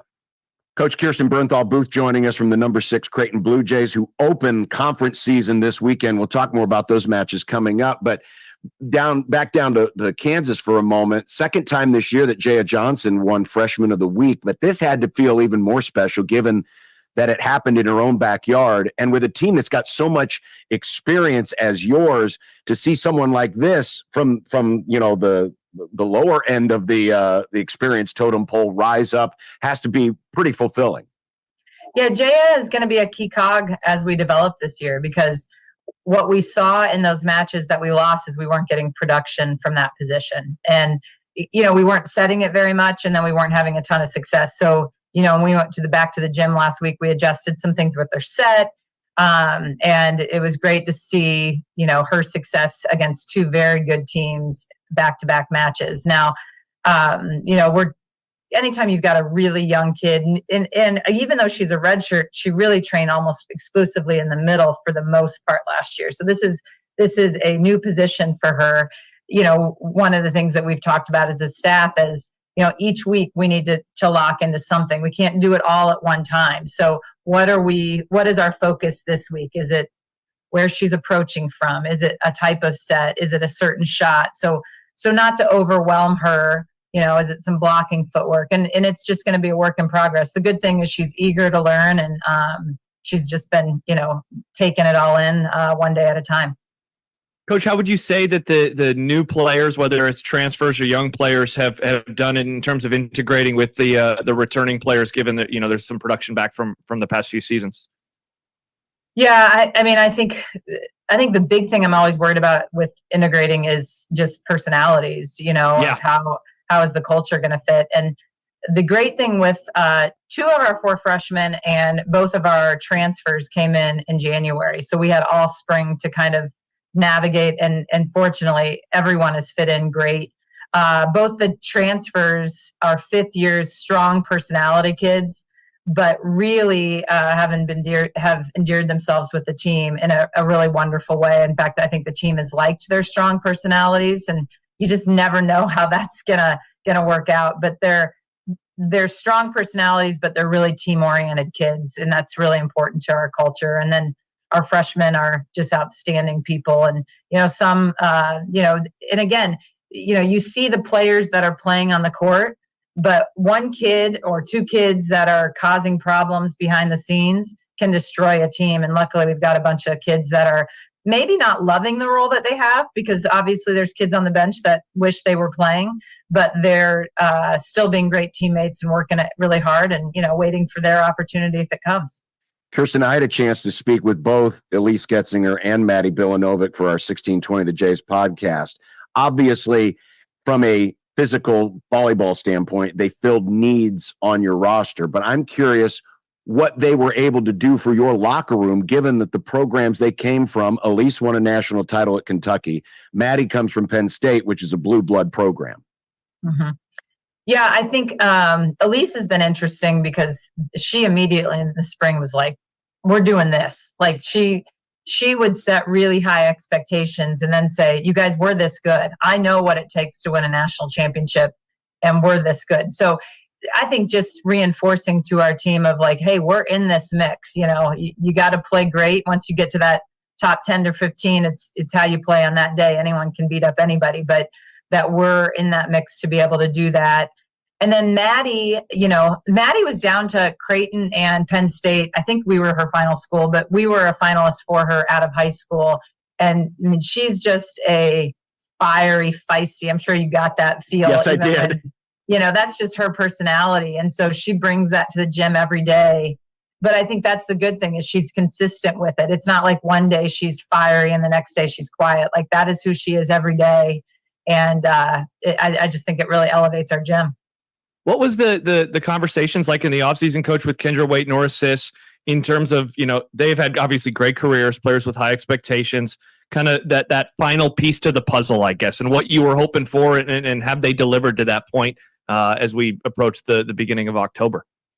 Well, I don't think I sit down and have like this huge conversation. It's more of like, where can you get better? I think one of the things that I remember sitting down with Nora to say is, and I say this, Nora's an incredible player, but Nora historically has tried to avoid the block. She's going to beat teams with, power and things along those lines. And, having her reframe that the block is her friend. So how do you manipulate the block to tool it, go high hands? And she has really developed in that, I think, in the last year. And, again, fans probably won't notice it, but she's flying balls that in the past maybe were diggable, that she'd get a good high hands touch, but the other teams could dig it. And now she's taking more risk on that. Kendra is a coach on the court, so it's always fun. It's been such a joy to coach Kendra because, a lot of it's a lot of conversation. I don't dictate a ton to Kendra. It's okay, what do you think? And she'll say, well, what about this? And like she asked me a question yesterday in practice of, I'm seeing this, should I drop my hand? I mean, it was a very nuanced question. And I'm like, I don't know. What do you think? And we're just talking, like I said, that's a really good question. So it's so fun to coach her because she's thinking at such a high level that she really challenges me as a coach, and we can have really high level discussions of what we think. And sometimes it's like, why did you make that decision? And she'll say, because of this. And I'll be like, oh, that's a good point. I hadn't thought about that. This weekend, you start with 3 matches at home, but you get Providence.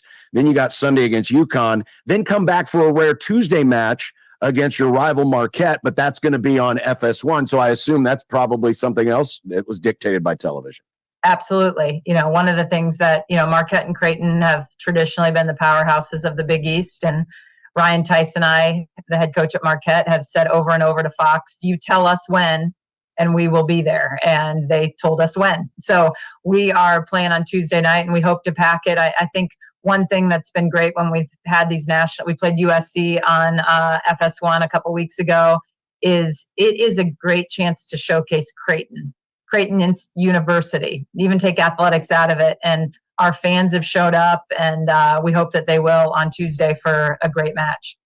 Conference season opens up Friday night, Providence, 6 o'clock. Kendra Waite's going to be recognized for her 4,000 career assists. Then on Sunday afternoon against UConn. Then on Tuesday against Marquette. There's different promotions. Check out gocreighton.com because I know you guys want to pack the place. You already had a great pre-sale for all your season tickets this year, and I'm sure the fans are going to show up because they're going to see a great product.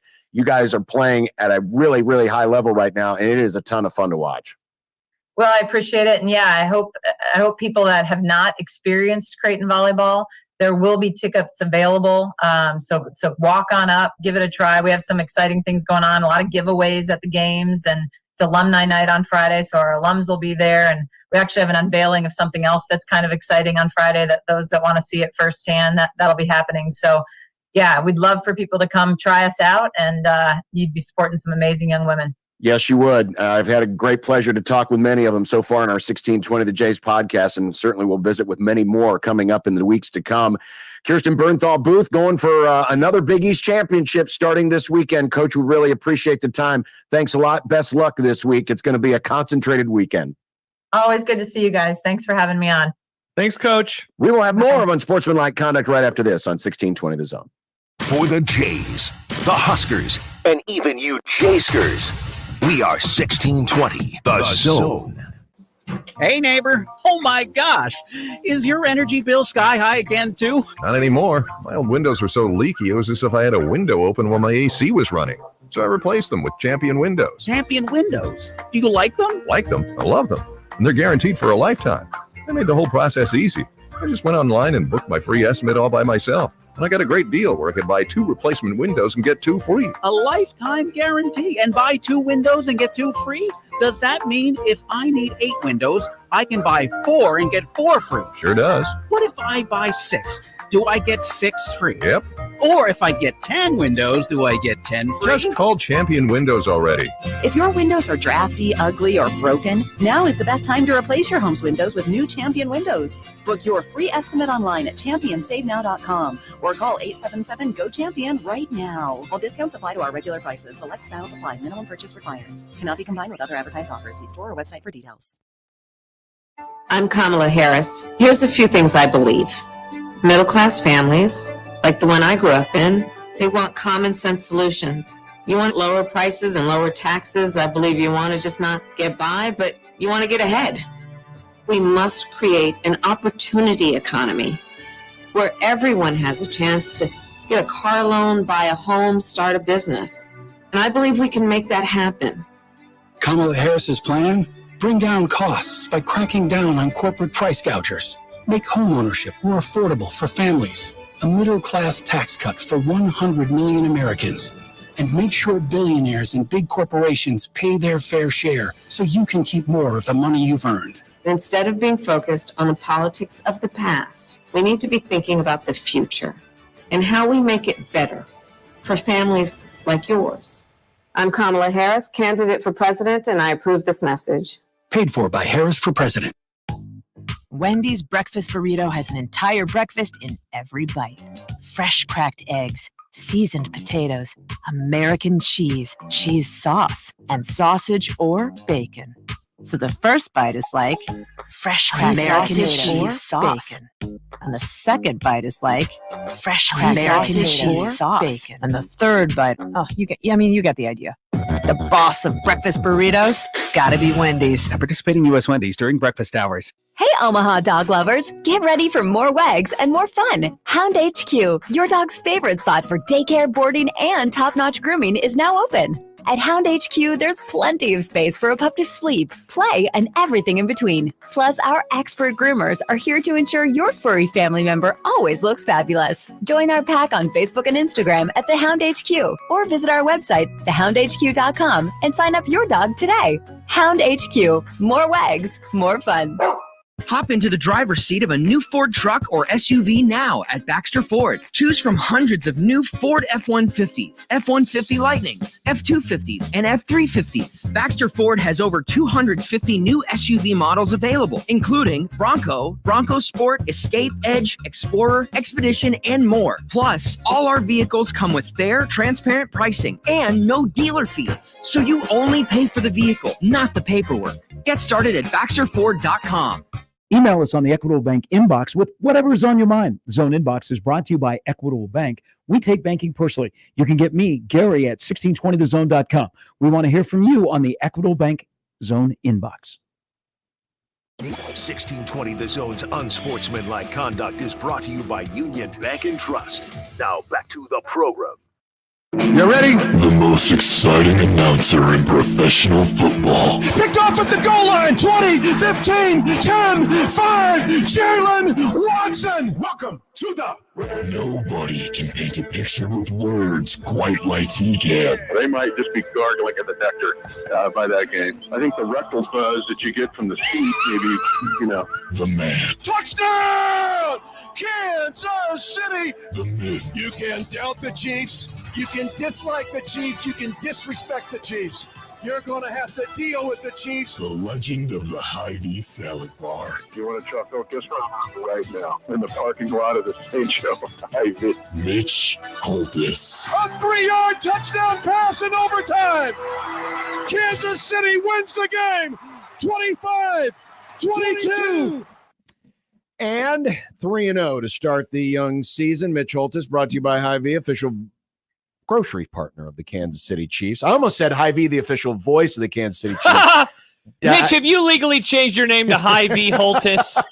I did this week. It's breaking news. I wasn't going to release it until tomorrow, but, there's just some things you just like some athletes, Preki or whatever. It's just Hy-Vee now.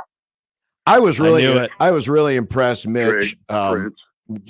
Not only by Hy-Vee, I'm always impressed by Hy-Vee. Especially the one at 40th and Old Cheney. I stopped by on the way home last night. That's our Hy-Vee, by the way. I was also impressed with the Chiefs' run defense. Atlanta runs that wide zone running game, and I thought, well, obviously Nick Bolton played tremendous. I thought Shamari Connor from the secondary did a great job of coming down into the box and helping out against the run. Tell us a little bit more about what went into that, because obviously that's a big part of what Atlanta does, because without that run game, then Cousins doesn't have his play action. Not at all. And this will sound real coachy, cliche-ish, but holding the edge is paramount when you play a zone running team. And Mike Dana does a real good job. So does George Karlaftis. Leo Chenal is the one that's playing really, really good ball. And he's done it now 3 weeks in a row. People will learn to pay attention to our training camp reports, because there was one whole day I focused on Shamari Connor, if you recall. And people were worried about losing L'Jarius Sneed. Good player, but really book to book where L'Jarius was in his career and where Chamari is now. Chamari's a little bit ahead of where L'Jarius was at that point. And now, all of a sudden, much like Chenal, Chamari's done it 3 weeks in a row in impact plays, huge plays, and game-winning plays. But whether it's playing the run or the pass, yeah, he's really good. But those guys holding the edge have got to do their job so that then the Bolts can fill in.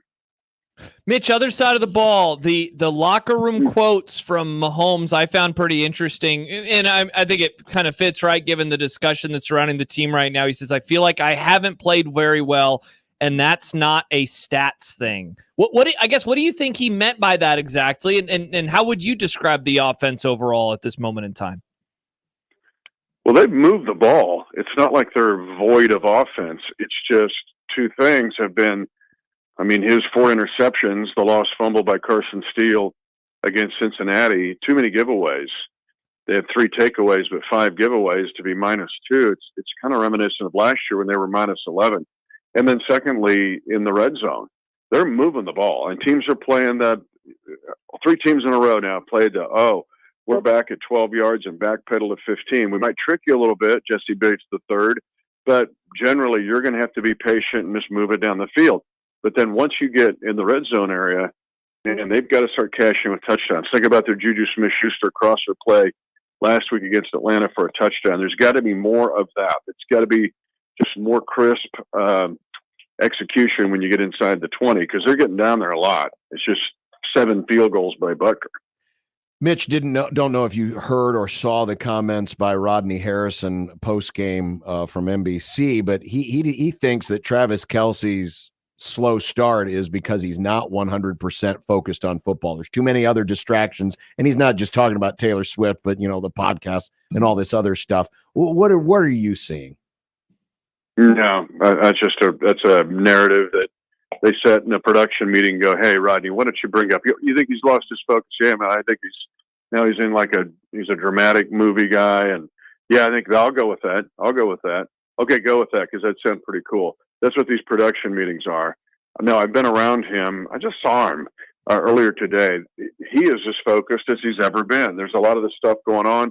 It's just an easy narrative to say, ooh, if he gets off to a great start, then let's just bring up that he's not having focus.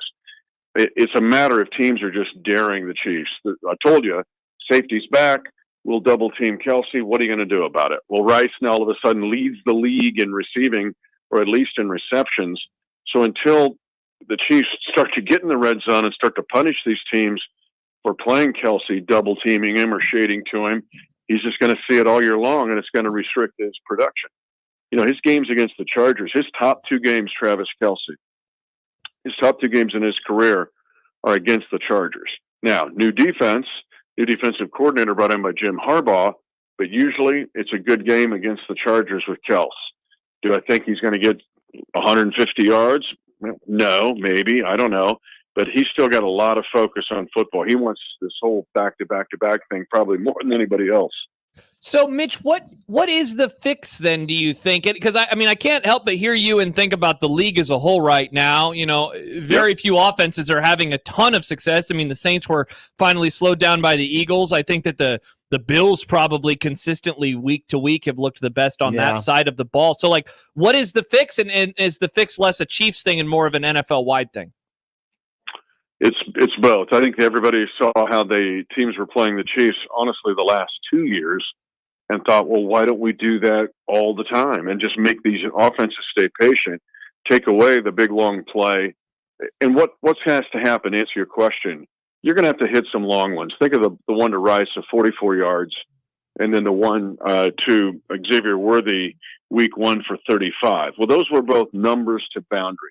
You don't have extra safeties at 20 yards playing numbers to boundary. You're going to have to hit some one-on-one plays. The Chiefs tried it against the Bengals. Remember, Cam Taylor-Britt had the interception. Very good play, one-handed grab.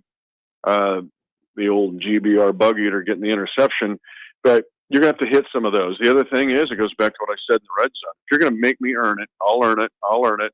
15-play drive, but then I've got to cash in. If I do that, you're not going to have enough time to try to score coming back. You're going to be down 2 scores, and you're going to have to come out of that defense. It's almost like a zone in basketball. I'll just play zone until you make shots. And if you don't make shots, I'm going to be right here. But if I start making shots or getting transition baskets, you'll be out of that zone really fast. And so hitting some long ones along the boundary and then being really, really good in the red zone. The Chiefs have to be much better. Justin Herbert, the latest reports, he is out of his walking boot and could do some things in practice today. But obviously the Chargers are a different team without Herbert on the field. How do you think, how much does it change them from your perspective without Herbert out there? Not as much as you would think or in past years. And here's why. Look at Herbert's stats. The Jim Harbaugh is very different than John Harbaugh. I think we agree there, right? Oh, yeah. He's much more normal. Oh, yeah. Whatever. I'll leave that between you guys. Understandable. No. Here's where they're the same. Jim Harbaugh is trying to make the Chargers the Ravens of the AFC West. They have 5 tight ends on the roster, including this dude that goes 3 ways. I don't know if you've seen the kid from Boise State, but I think, and here's my line. I think Jim Harbaugh went to the North Woods and found like as many logger guys as he could find. Just check out all these tight ends. They look like the log competition. These big logger, I'm just going to beat you up. That's what Jim Harbaugh's trying to do, is just beat teams up. That game against Pittsburgh was the Battle of Falkirk on Braveheart. And look at the injury reports for both those teams this week. He's just going to slug it out with you. And he'll go, I got to play Taylor Heineke. All right. Well, watch these 4 tight ends come in the game and all the logger dudes, and we're just going to run at you. And maybe we'll get a big play from J.K. Dobbins, and he'll run for 61 yards like he's done. Or we'll throw a fade, going back to my point of between the numbers and boundary, and we'll throw to Quentin Johnson, see if he can't catch one.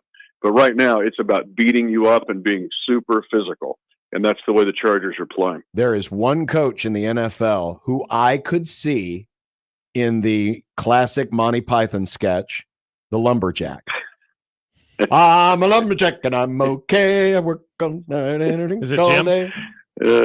But he'd have the photogray glasses kind of squinting through them, trying to find, where's my new lumberjack? I need 6 more of them. Exactly. And defensively, they're playing that way. You know, Derwin James gets suspended, but I mean, they're playing to the whistle is the cliche, but they're just being super physical in all 3 phases. And I think that's the way Harbaugh's it's the way he's going to be. I think that's the way he's, and everybody, including Stibbs' Broncos in the AFC West, are going to have to deal with it because he's going to make them the Ravens. The Chargers are now the new Ravens, at least the AFC West version of it. Would it surprise you, Mitch, as we wrap things up, that Stibbs has commented in our always lucid and never not it's abnormal the Jim Harbaugh YouTube comment section. Yeah. Stibbs responding to you talking about Travis Kelce earlier. What did he say? Don't be mean to my precious little boy. He's mocking you, Mitch. He captured it. Well, they win one game and he's mocking you. Broncos did win. Tell me he's got his Bo Nix jersey on. Oh, yeah. He took out his Brock Osweiler one, who's now analyst. How many former Bronco quarterbacks are now analysts, either college or pro? Right? A lot of them. And a lot of them drafted in the last 5 years. Yeah. So anyway, we'll leave it at that. Pray for the but, best. Yep, just kidding. So here's one little fun stat for you. The Chiefs' margin of victory, they've won 9 games in a row, counting last year's playoffs, but only 54 plus 54 in those 9 games. It's the thinnest margin of victory. Stibbs will go off on this one. The thinnest margin of victory in a 9-game win streak in NFL history. Wow. That's a stat. Where did you get that one from? Elias? Man, you just got to keep digging. Hy-Vee, right behind the produce. Oh yeah, that's right. That's where I get my Look stats. at when you go to 40th to Old Cheney Road or whatever. You look up aisle 7 stats, crazy cool stats. It's right aisle there, John. 7. Okay. Right by the pickles. Right by the pickles. Right by the pickles? I love pickles. See, I never go shopping anymore. The wife does it all, but I'll ask her next time. Well, she I went doesn't on the way trust home. me. She doesn't trust me at the store. I wouldn't either. She's a smart woman. Last time I came home with a live goose. Said, "Where'd you get that from?" I went to the store. Hy-Vee, aisle 7, life. It was by the stats and the pickles. Well, Mitch, What a cool stat. have a great trip to LA, and we'll talk to you You next know week. what this is? This is your when you run the promo of the Buzz. Yep. The Rectal Buzz. This is That's it. so fun. But we've got Radio Rick there. Radio Rick coming at you.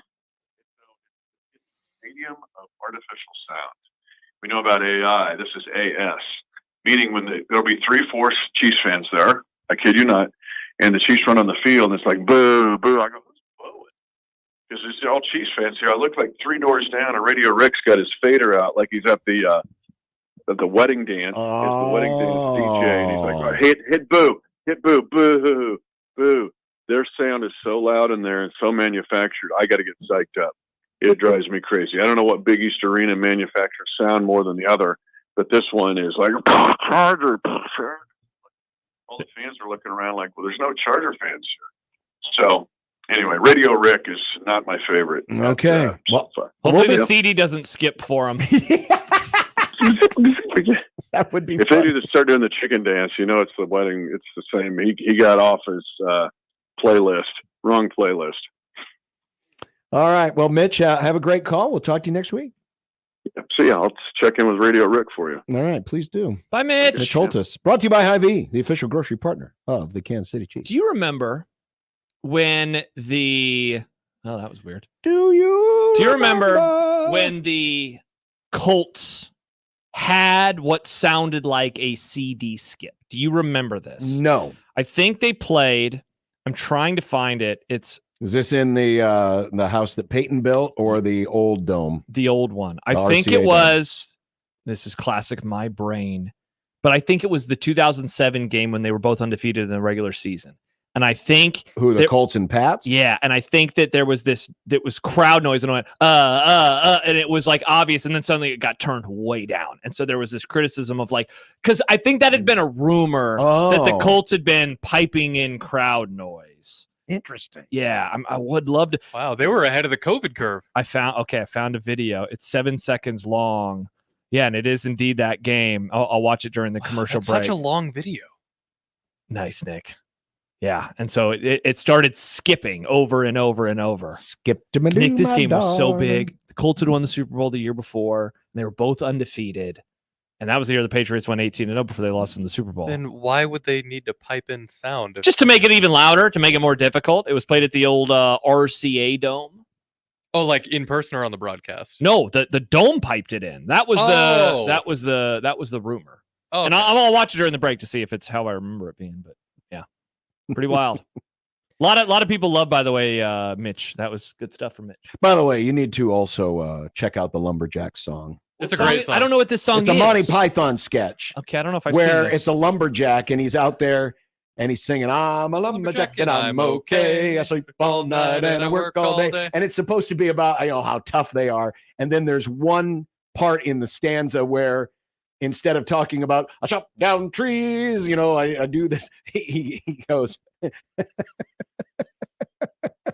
I skip and jump. I like to press wildflower. It just takes it in a completely different. It's like those direction. long songs when it just goes into weird territories. Uh-huh. Yeah. I He love puts on women's clothing and hangs Oh. around in bars. That's fun. Yeah. It's a great song. Oh. It's a great song. You know what else is great?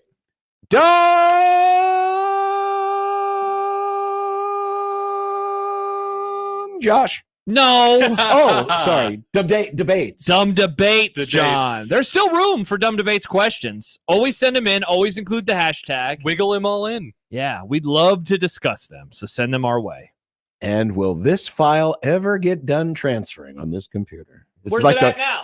It says it's got 30 minutes to go. Oh, wait, now it cut down to 12 minutes. Oh, there we go. This is an uncomfortable point of view of John's camera. I feel like Well, I'm this looking is up at him. soon. This camera will no longer be in. You couldn't have done service. that at home. You had to do it at work.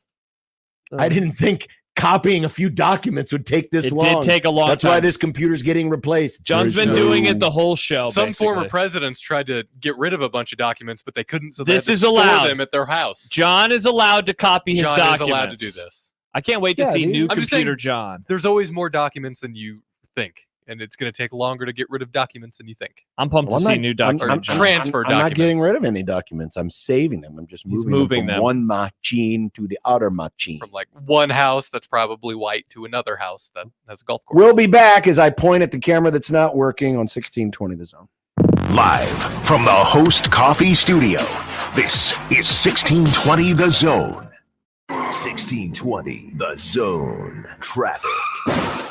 From the Pyramid Roofing Time-Saving Traffic Center. Heads up, we've got a report that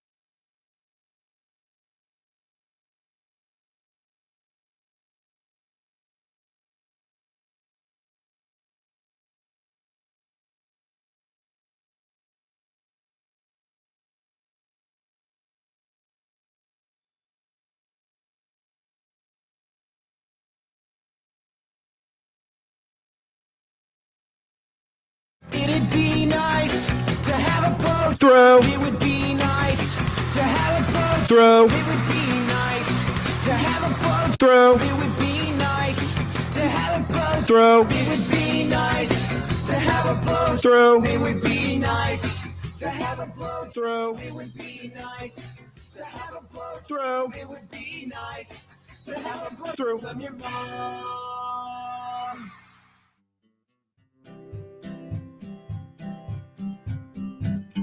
Listeners and not to, we did anyway, dumb debating. John's computer sucks, Macs are the only way, dumb debating. Fullbacks are running backs, hamburger steaks. Josh is too dumb to eat a cupcake. Mail-in a base. Does John like Nebraska or Creighton? Just three radio hosts on air, dumb debating.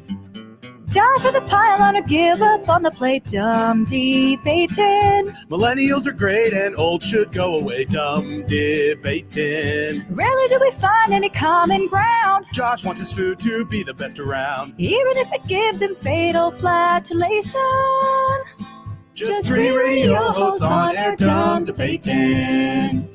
When a tree falls down and nobody's around, you can bet your ass it won't make a sound. Water ain't wet, you know nothing about hydration. Just three radio hosts on air, dumb debating. Just three radio hosts on air, dumb debating. We've reached that time of week where it's up to you, the people. Tell us what we should be talking about. It's Dumb Debates. This is where you can hit us up with any of your quandaries and use the hashtag Dumb Debates if you're using the JTech Construction Zone Twitter page. Please. It makes it easier for us to find these things and or send them to no, there's no and or. There's and. It's just and. And send it to 1620thezone.com's or our Twitter at USC1620. Gotta be your bull. And you can also email your dumb debates into the Equitable Bank inbox. John at 1620thezone.com, Josh at 1620thezone.com, Nick at 1620thezone.com. Rick starts us off this week. Is this Seattle Rick? Yep. What weird question does he have this time, John? This is not a weird one. I'll be the judge. He said, what bad prediction has more widespread impact to the people of our state? Me guaranteeing Nebraska will win this week, or Josh predicting that the snow is done? Well, the answer is always Josh. No. Because he is trending. Every time he has said it, the snow is done, he has been wrong. Whereas same with you, though. Every time you've guaranteed Nebraska to win. There's a difference between dozens of times and a time. The answer is One John. time. The answer is John, and here's why. My guarantee only affects the city of Omaha. Yours affects the whole world because Nebraska fans live everywhere. Yours affect the entire state. No, mine only The Panhandle is also Nebraska. Mine only affect Nebraska or the city of Omaha, Nick. Only Omaha. I don't care about the Panhandle. Happer was right yesterday. Did you hear what he had to say? He talked yesterday about how soon there are going to be all these pictures of snow from Scottsbluff, to which we say, who cares? We live in Omaha. I don't live in Scottsbluff. Nick, do you live in Scottsbluff? I don't. Do you live in Shadron, Nick? No. Then who cares about how much snow they're getting? Because we're It smells like burgers. Do you smell this? Something smells burning. Yeah, I was going to say, am I having a stroke or is somebody cooking burgers inside of our studio? Thankfully, it's one of the two. Hope there's not a fire somewhere. I want one of those burgers, man. That smells good as hell. I don't smell any burger. Hell, maybe you're having the stroke. No, I don't see any smoke. Hey, where's this coming? No, you can't hear it, John. You can't hear the burgers. I'm getting away from the. You know what, Josh? Nick? Bad take about the Panhandle. No, who cares? I love the Panhandle. It's a great place. The Panhandle is beautiful. It's so great. Why don't you move there, John? The Because it's not that Panhandle great. is Overrated. so beautiful. It's like Buffalo overrated. Panhandle overrated. There's Nebraska many doesn't beautiful deserve. places. You can't live in every place Why not? because you can't. Oh, I hadn't thought of that. I think Nebraska doesn't deserve the Panhandle. What? Yeah. Good Lord. Well, Give it to Wyoming. They'll care. Once upon a time, there was an effort by the people in the Panhandle to secede from Nebraska and join Wyoming. This was like 40 years ago. I wish they succeeded. Yeah, congrats to Wyoming on having 10 more people in their population, but the same amount of senators. Jordan says a couple of inches of snow doesn't make me want to drink a bottle of Jack the same way a Huskers loss does. Boom, John, you are. That's your problem for having a drinking problem over a stupid football team. Stupid, John. We cover that team. You don't have to drink Jack. They're very smart and very normal. They're a great team with many years of success. Charles says Josh doesn't care about anything west of 27th Street exit in Lincoln. Hard to argue with that. Wow, it goes that far west? No, I have family out there. I care about them. I just don't care if it snows. Boo-hoo. Oldie but a goodie from Johnny Pig. Is this hot dog as a sandwich territory? Which is the best beer? He gives us Busch 5 Light. options. No. Oh. It's Ew. the when you're enjoying the beer. Oh, awesome. I love these questions. Give them to me, John. The 5 options. Okay. After yard work beer. I don't do that. Post mowing beer, as some of us call it. I don't do that. At a ball game beer. That's some good stuff right there. With a dog. That comes beer with a dog. with your dad. Oh, wow. Very, very sentimental. Beach beer. Oh, I do like that. Or underage beer. Well, I'm 36, so I don't know about those beers anymore. Only had a few of them like that. Remember I was a rum guy. Give me the rum. I was also a rum guy. I didn't like beer when I was a teenager. I also didn't like beer when I was a teenager. You I did? liked rum and vodka. You liked beer when you were a kid? Of course. Real men like beer. Yeah, but you're not a real man, and you definitely Yeah, weren't I'm a when you real were a man. millennial John. Wait, really? You I'm liked more- beer when you were a teenager? It was fun, yeah. I hated it. I thought it was gross. I didn't actually acquire the taste for beer until college. Yeah, same. I was like 22, 23. I was having cocktails. Other than that, I would go to the bathroom and pour some of it Uncle out. Budley tasted just fine to these 16-year-old lips. Nice. Of those options, see, I don't do yard work anymore, though. That is a very good one. Such a good I do like the beach one is very good. Here's why I don't like the beach Because one. you don't like the beach. You're right. Don't like the beach. But even if I did like the beach, the damn sand gets everywhere. It's annoying. coarse It's and rough coarse. and It's rough irritating. and irritating. Not just the men, but the women. And children. Unless you got one of them new age things that help keep your beer cold, that sucker gets Cooler? warm in a hurry. So you got to guzzle that. Yeah, sucker. get a Yeti. I have a Yeti. I have a Yeti koozie. That thing is sweet. I have a thing. I can't remember what it's made by, Like but twists on it, yeah, like a Yeti. Well, it's not made by Yeti, but it's got like a frozen little disc. Okay. That you put in the freezer. You know how you put like a water bottle in the freezer. Right. And it sits in the bottom of this thing, and you put the can into this container, and then you put the lid on and it helps keep the can of So beer here's cold. this is what I have. It's kind of like that. Yeah. Where you put it in. Not and it's not a Yeti, but it's kind of those like are. that. Do you have one of those, Nick? I don't. Those are awesome. I don't use koozies. Does that come with the little frozen No, disc? it just keeps it really cold though Yeah. because it's a This Yeti. actually has a little frozen disc that you keep in the freezer. Am I a weirdo for not using koozies? I always drink beer fast enough to not need a koozie. But it's for outdoors. Koozies are great for outdoor activities. Because I remember I always thought it was to keep your hand from getting cold, and I was like, "You wimp!" I But always then thought it was I just had to it keep at a the- pool, and I was like, "Oh, my beer stayed colder longer. This is awesome." I like koozies at golf courses. That's fair. Yeah. Keep the beer cold. I, Those options, though, I do think that the answer is the what was the second one? What was the Ball second game one? beer. Ball game. My favorite is actually the airport beer ahead of a vacation. I love that beer. It's like, let's freaking go. I haven't been to a beach since I've been an adult, so I've never had a beach beer. Yeah. I do. There is something nice about sharing a beer with your pop. Sharing a beer with your old man. Yeah. Your pop. Sharing a Hanging barley out. pop with your pop. Like whenever I'm hanging out with my dad, we'll just be watching YouTube or something, and he'll just come from the kitchen, hand me a beer, and I'm Yeah. like, "Thank you, Dad. I will have." Sadly, this beer Dad with doesn't you." drink beer anymore. Just getting older. Just doesn't want Yeah. to deal with it. My favorite though is a one beer Friday ahead of the first football. Oh, Yeah, but that weekend. wasn't one of the I know. options. A Johnny. cross strain one beer Friday. Nick, thank you The very much. post mowing beer is That's your favorite, right? That's it's the number coup de one grace. because it's the cheapest because it's coming out of my fridge and I didn't pay as much as I did at True. the ball game. That is the downside of the ball game beer. Oh yeah, it's an but I expensive do beer. love the ball game beer. It has to be with a dog too. You can't just have a beer without a dog at a ball peanuts. Yeah. What about a brat? What about fries? What about Brat chicken, is chicken in the strips? dog What about category. pizza? Chicken. I'm gonna go to the baseball game and have chicken strips. I love chicken strips. Like if I They're go good, to a John. game, I want a beer and a dog. I don't want a beer and a chicken strip. Well, you get beer to multiple. strip. Ray asks, "What is the worst shirt? The Nebronois kid or Michael Severe's Saints shirt? Wow. So Michael taking strays yet again. Tough one for Michael. I'm defending Michael's Saints shirt. I mean, it's the Saints, so that alone makes it hideous. Gumbo, gumbo, gumbo. But taking that out of the equation, I like Michael's Saints shirt. So it's the Nebroys kid.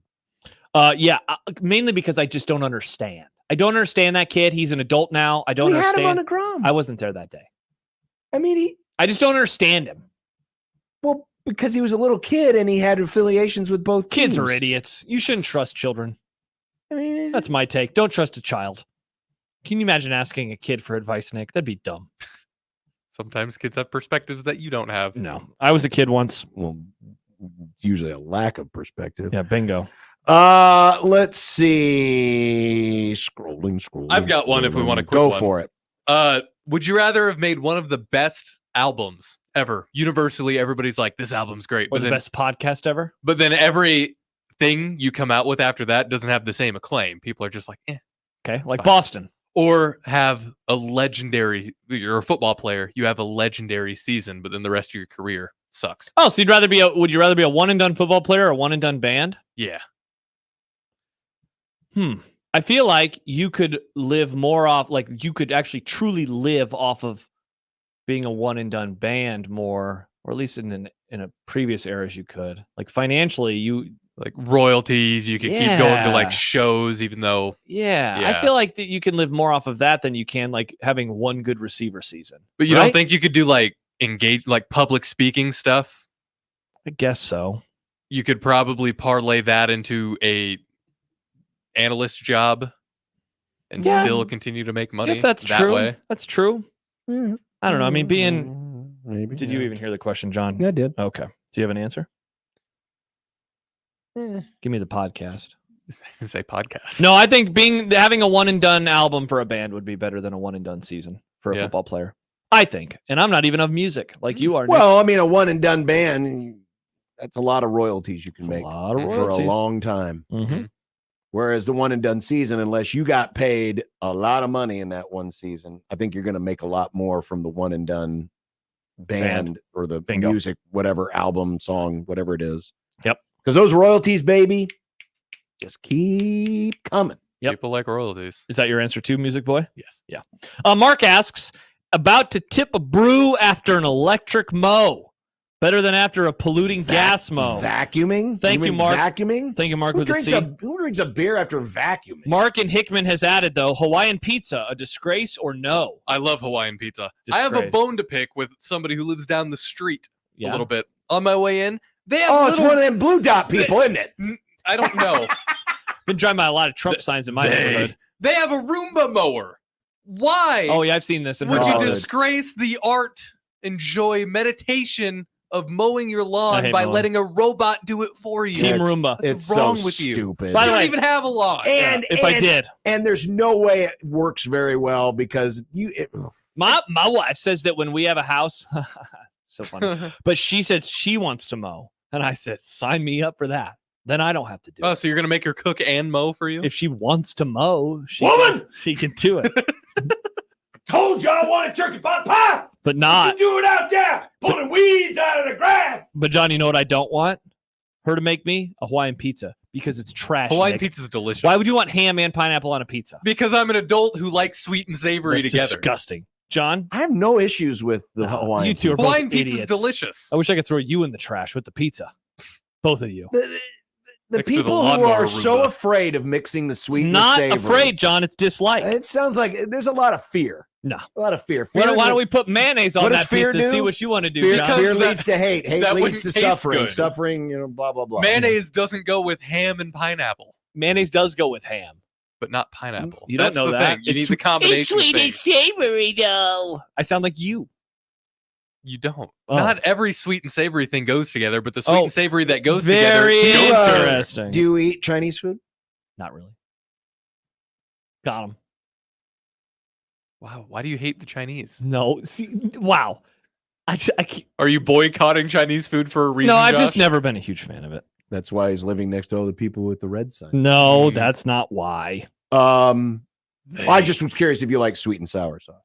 I don't like sweet and sour sauce. Actually, I do. I do actually. It's not really Oh. sour. My favorite as a kid at McDonald's. Sweet. It's more sweet than sour. What's the sour? No, in sweet I and understand sour? what you're saying. It is more sweet than sour. We got to remember, this is the kid who puts malt liquor on all his food. Or It's whatever malt vinegar, or John. malt vinegar. And it's not on all my No, food. It's on my okay. fish and chips. I am with Josh on Malt vinegar on fish and chips. Very good. Didn't I you don't like- also put it on a lot of other things as a child? When I was a child, John, didn't you do weird crap when you were a little kid? No, I was very normal. That's not Okay, true. that's Let's not call. true. Hey, get John's dad on the phone. I was very normal. I agree with you. I mean, I don't like fish, but I do. Malt vinegar has a place. Oh, malt vinegar is great. I don't dip my fried chicken in it anymore, though. You put fry. You still fries? Oh yeah, Dude, if I have vinegar with fries, I love doing that. I don't do it very often. God. That's how it was originally done, John. Before ketchup was invented, it started out as vinegar. Yeah, there were a lot of other things that were originally done that we don't do anymore. Yeah. Tell me if you did this one. Jason's question from a couple months ago. We could probably delete that one out. What? I'm just. We could probably move on from some ones from 2 months ago.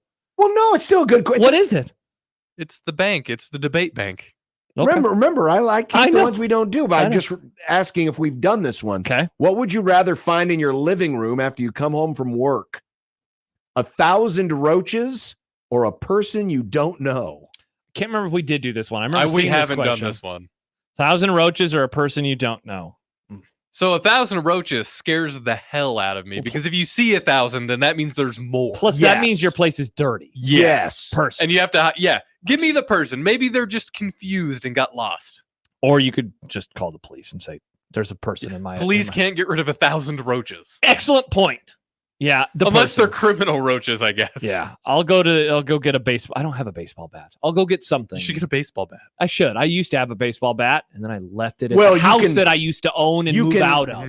It said intern on it. Depending on the person, because the question doesn't specify what the person is, just that the person is a stranger. Most people, you can communicate and reason with. You can't reason nor communicate with roaches.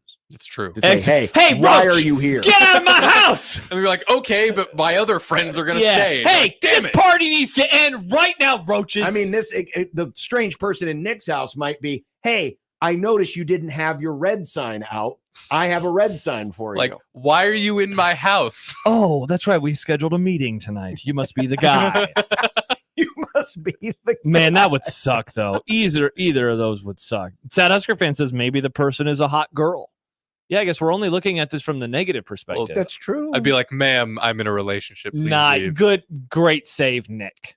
Excellent save. Now, I'm not sure if this applies, but, earlier when we were talking with Mitch Holtis and asking about Travis Kelce, Yeah. of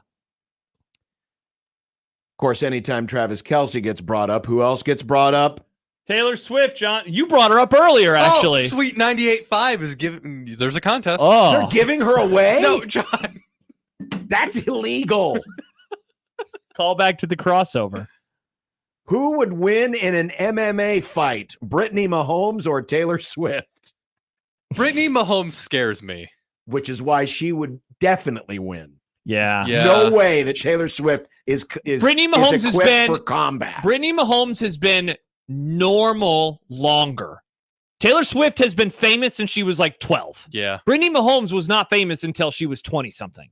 So that means that she participated in normal life longer. She is the answer I think by far. Taylor could be What scrappy, but I what don't does think. participating in normal life have to do with winning an MMA fight. She probably got in a fight. The earlier you got rich, the less of a chance for you to get in a fight, in my opinion. Unless you're a fighter. Rich and famous. Unless you're a maybe fighter. Taylor was at one of those Diddy parties. No. where I think they learned how to fight. honestly, I think Brittany would whoop her ass. I think Brittany is the answer here. Yeah. Well, I mean, just judging by, how they are. Yeah. Again, Taylor Swift, there's no way she's equipped for combat. No, definitely not. Unless she's got one of her guitars and uses it as a weapon. Now, yeah, if you got a guitar, She's going to put her teardrops on that guitar. By the way, a text from Adam. What if the stranger in your house was just Doug trying to figure out how many devices he can load his peacock onto? Doug, why are you in my house? Get out of the house, Doug. That's when you call the police. By the way, he also points out Brittany was a college soccer player. She's definitely winning that fight. Excellent point. Well, and She's an athlete. I sense that. Well, then again, Travis seems like one of those guys who would probably like, all right, you're gonna find yourself in this position someday. So I come don't think over so. here and I'm gonna show you some wrestling holds. I definitely don't think that has ever happened. I'd be And surprised then- if he's and ever then said the words. wrestling holds turned into something else. No, that's nice though. Travis likes WWE though. I don't think he knows actual wrestling holds. Nah, I bet he does. I mean, he's he a played football football. player. Yeah, he's a football He's player. a football player. Football He's used players to the know about physical wrestling contact. holds. Sky writes, if you became president and had to fill your cabinet with members of 1620/Friends of the Grum, who would you place in these positions? Secretary of State, Secretary of Treasury, Secretary of Education, Secretary of Homeland Security, Director of the CIA. I am a director of video right now. Nick, I don't think you're in charge of anything. No offense. Give me the CIA. I promise. I'll be good. I'm going to put... I got someone for Director of Education. I do too. Damon. Who? Well, he was a friend of the Grum. I talked to him on Saturday. We can put him there. Oh, yeah, okay. I didn't see the full question. I actually have... Okay, you have somebody here? Michael. Michael. Sorry, Damon. Severe's done everything everywhere. Yeah. Damon has a background of education, so he would probably be the better choice. Yeah. But Michael seems to know everything. Michael does know a lot. All right, so he's Secretary of Education. What is a Secretary of State? What do we need in that role? Well, it's a diplomat. It's someone who does a lot of negotiating with foreign countries and stuff. What about Odson? Odson seems like he could do that. Odson, very level-headed, very normal. Odson it is. Secretary of Treasury. Who's good with money in our are good with numbers. You're good with math. You don't want me as the treasurer. Well, yeah, but not me. I don't want to be in this role. Who's good at numbers that we know? Josh, Brandon Vogel. That's how I know you're perfect for it. No. Because you don't want it. I don't know. I couldn't do this one. What about Old Man Doug? Trying to think of who. Yeah. He's a banker. All right. Yeah, Old Man Doug it is. exactly. He's a banker. He's a friend of the Grum. He should be the Secretary of Treasury. Secretary of Homeland Security. Someone who is going to play defense for us. Oh, wait. Todd Furman might have been a good pick for the Treasury one. What do you? Well, but that's gambling. He can be our Secretary of Gambling. Okay, perfect. And What were setting you gonna, lines. What were you going to say? For We've Homeland? already got our Homeland Security. Who's Miss that? Cynthia. Oh, there you go. Sits up there and mans a desk. Woman's the desk. I have the perfect. What? I have the perfect director of the CIA. Jimmy Chavez? A different Jimmy. Allen? Oh, he would be great. Remember, he would investigate pilled. everything. And so he would investigate everything. There's never something that could happen that he wouldn't be mentally prepared for because he thinks of everything. Exactly. Put the craziest person in charge and everything's going to be fine, actually. Congrats, Jimmy Allen. That's the perfect place for you. All I right. think we filled out a pretty good cabinet. Go us. We did it.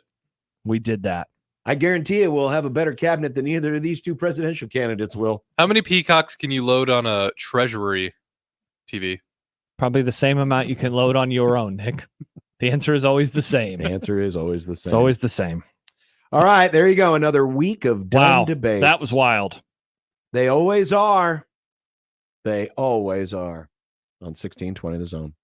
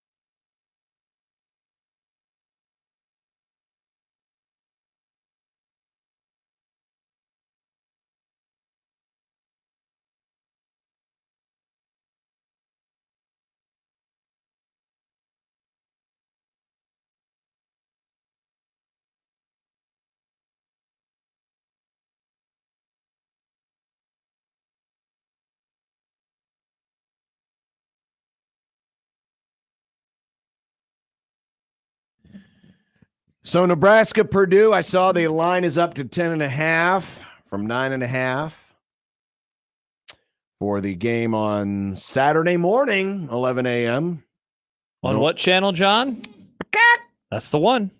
And Peacocks. don't forget, Big Red Overreaction immediately following the game on 1620 The Zone and 1019 The Keg. It'll be live from Whiskey Fest. Whiskey Fest. And maybe John Bishop eating mayonnaise on Monday. As Josh is hoping for, because he's openly rooting for Purdue. Send all your hate mail to Josh at 1620 The The Zone. listener offered to give me $500. I'm rooting for the content. That's what I'm rooting for. I'm not rooting for Purdue. Don't worry, John. That would be hell. Nope. If they lose to Purdue, they're not going to a bowl game again. I don't want that. That is bad. Yeah, you'll be laughing all. Oh, I'm so sad that they missed a bowl game while you're flying for free to Boston. I would cover half the flight. That'd be nice, though. It costs a lot of money. Well, why don't you get a cheaper flight? Because it's going to Boston. That is the cheapest flight. It's both of us. My wife. Little puddle jumper. This wouldn't have happened if you just ran to Boston, like John and I told you. I should have ran to Boston. You should have run to Boston. Mhm. Well, it is time to find out what's your echo. By the way, I did find out officially the official definition from the college football. I'm going to make sure it's the same place I get the collegefootballecho.com. It's not collegefootballecho.com. EchoCollegeFootball.com. It is not that. It is from the College Football Insiders. Okay, so what is the echo? So the echo, it's a rate, it's a quality of possession. Okay. So if your team scores a big play touchdown, okay, or gets a first down inside the opponent's 40-yard line.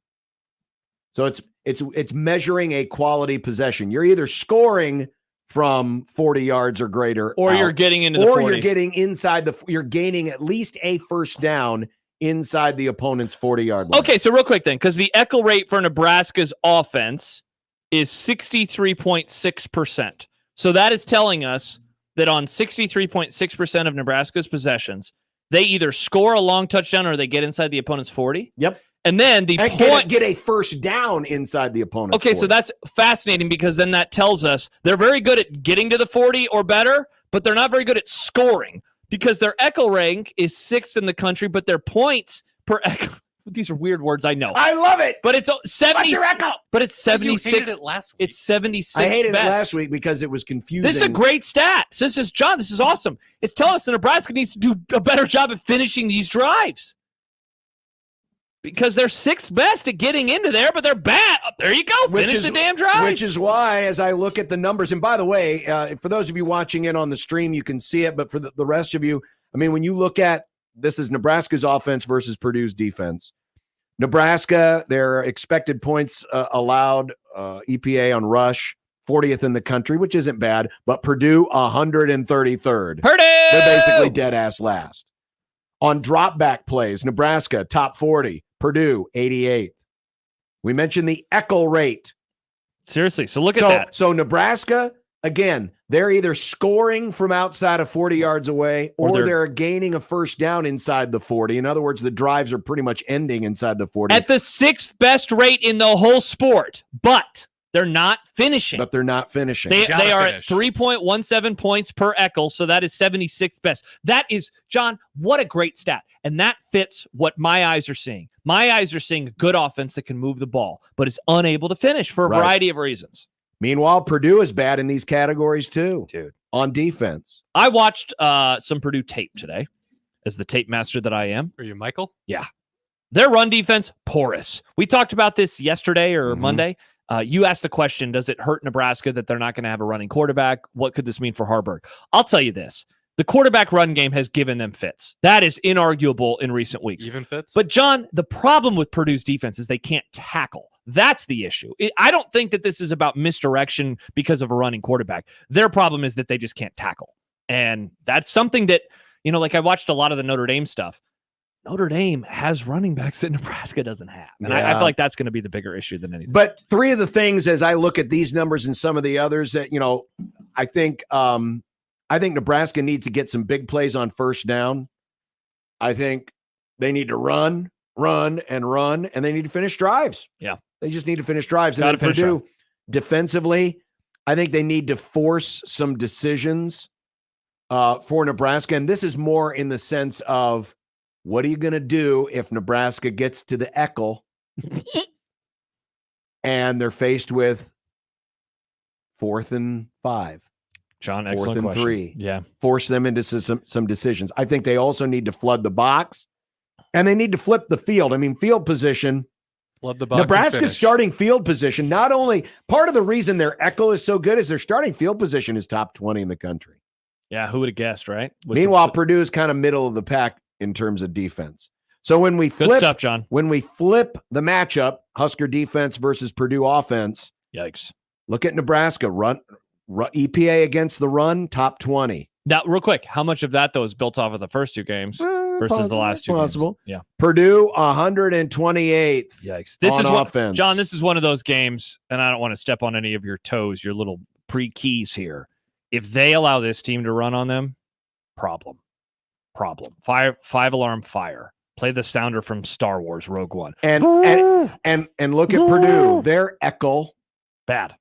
Only 22% of the time are they scoring either on a big play touchdown or getting a first down inside the opponent's 40. So they're not moving the ball. And even when they get there, they're finishing at a better rate than Nebraska. They're 41st best in the country, but they're still not even getting there. Yeah, they're not even finishing that well. But this is really the story for this is, John, given that Nebraska's Eckel rate 26th, but when teams are getting down to that area, they're 52nd. I mean, another pre-key. Just don't allow that to happen. Yeah. If you don't allow it to happen, you're going to be fine. So Nebraska, I think, great, yes. I think they need to make Purdue throw the ball. Yep. I think they need to give them as long a field as possible because they're not finishing drives very well.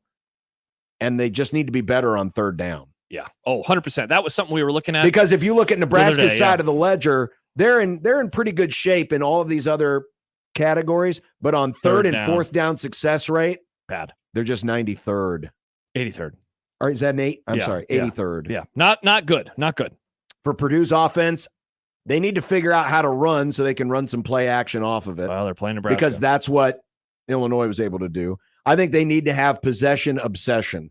They need to obsessively possess the ball. Well, we have seen that in recent weeks, and it has been a problem for Nebraska's defense. And they need to win the early downs because look at Purdue's 3rd and 4th down success. They have converted less than 15% of their 3rd and or 4th downs. Bad.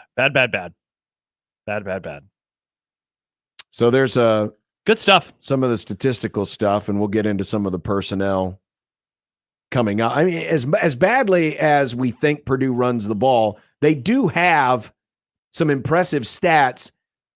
It just happened in one game. Yeah. Their opener, they absolutely dominated. Actually, 2 games. They actually ran the ball well against Oregon State. But against Notre Dame, not so much. No, that was a bad one. And that game got away from them so fast.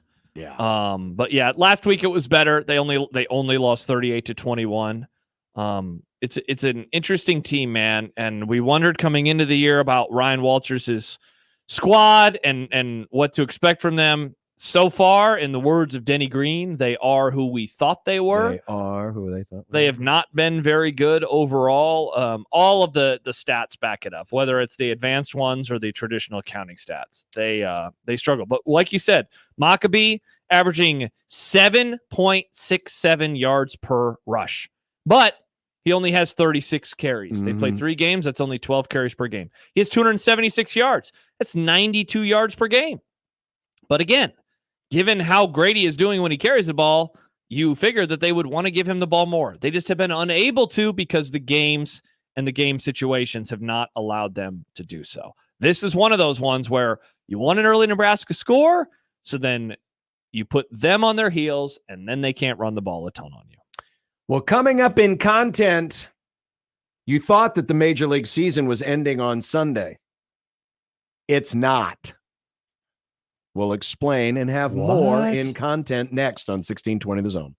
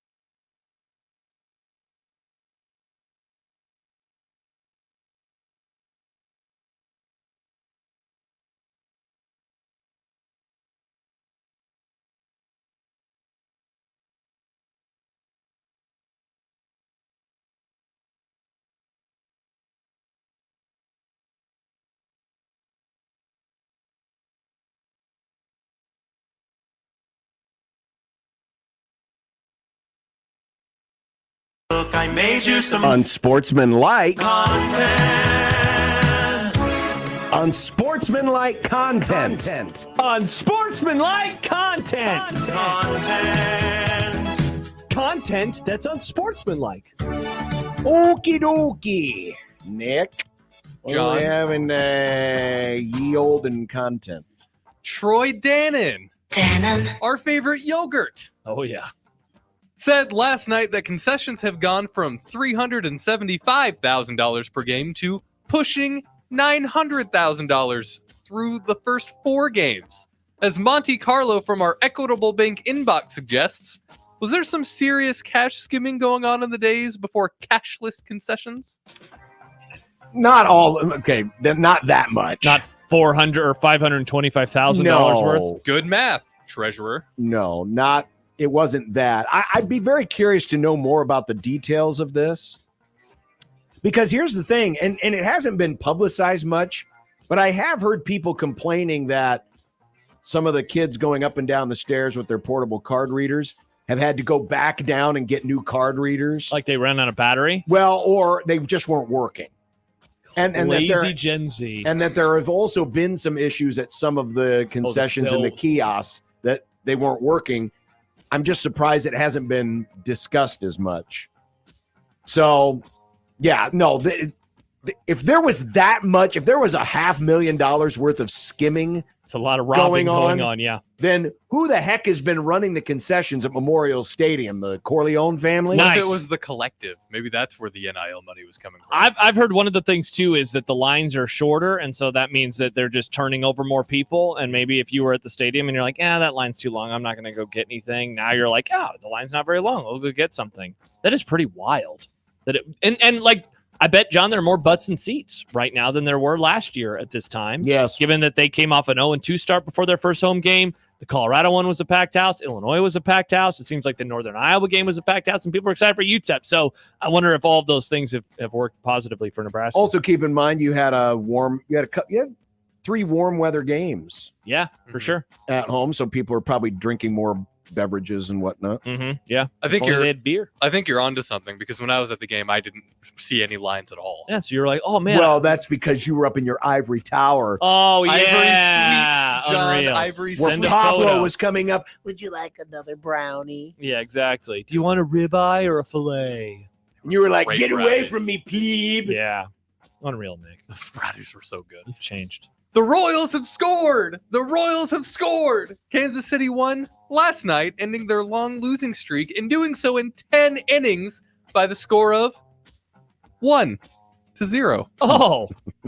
Are the Royals back? Hell yeah, they are. That, as Dirk Chatelain said on Twitter last night, John, they beat their opponent by infinity. Hard to argue with that math. Sure. Treasury. I think the Royals are getting in not because they're necessarily their competence, but the Twins are. Oh wow, The Twins are bad right now. Brian Christopherson and my Uncle Mark. I'm sorry for them. Yeah. Well, you know what? I think the Vikings Dan. took all of Minnesota's mojo. They did. Dan is a Twins fan. Dan. Dan.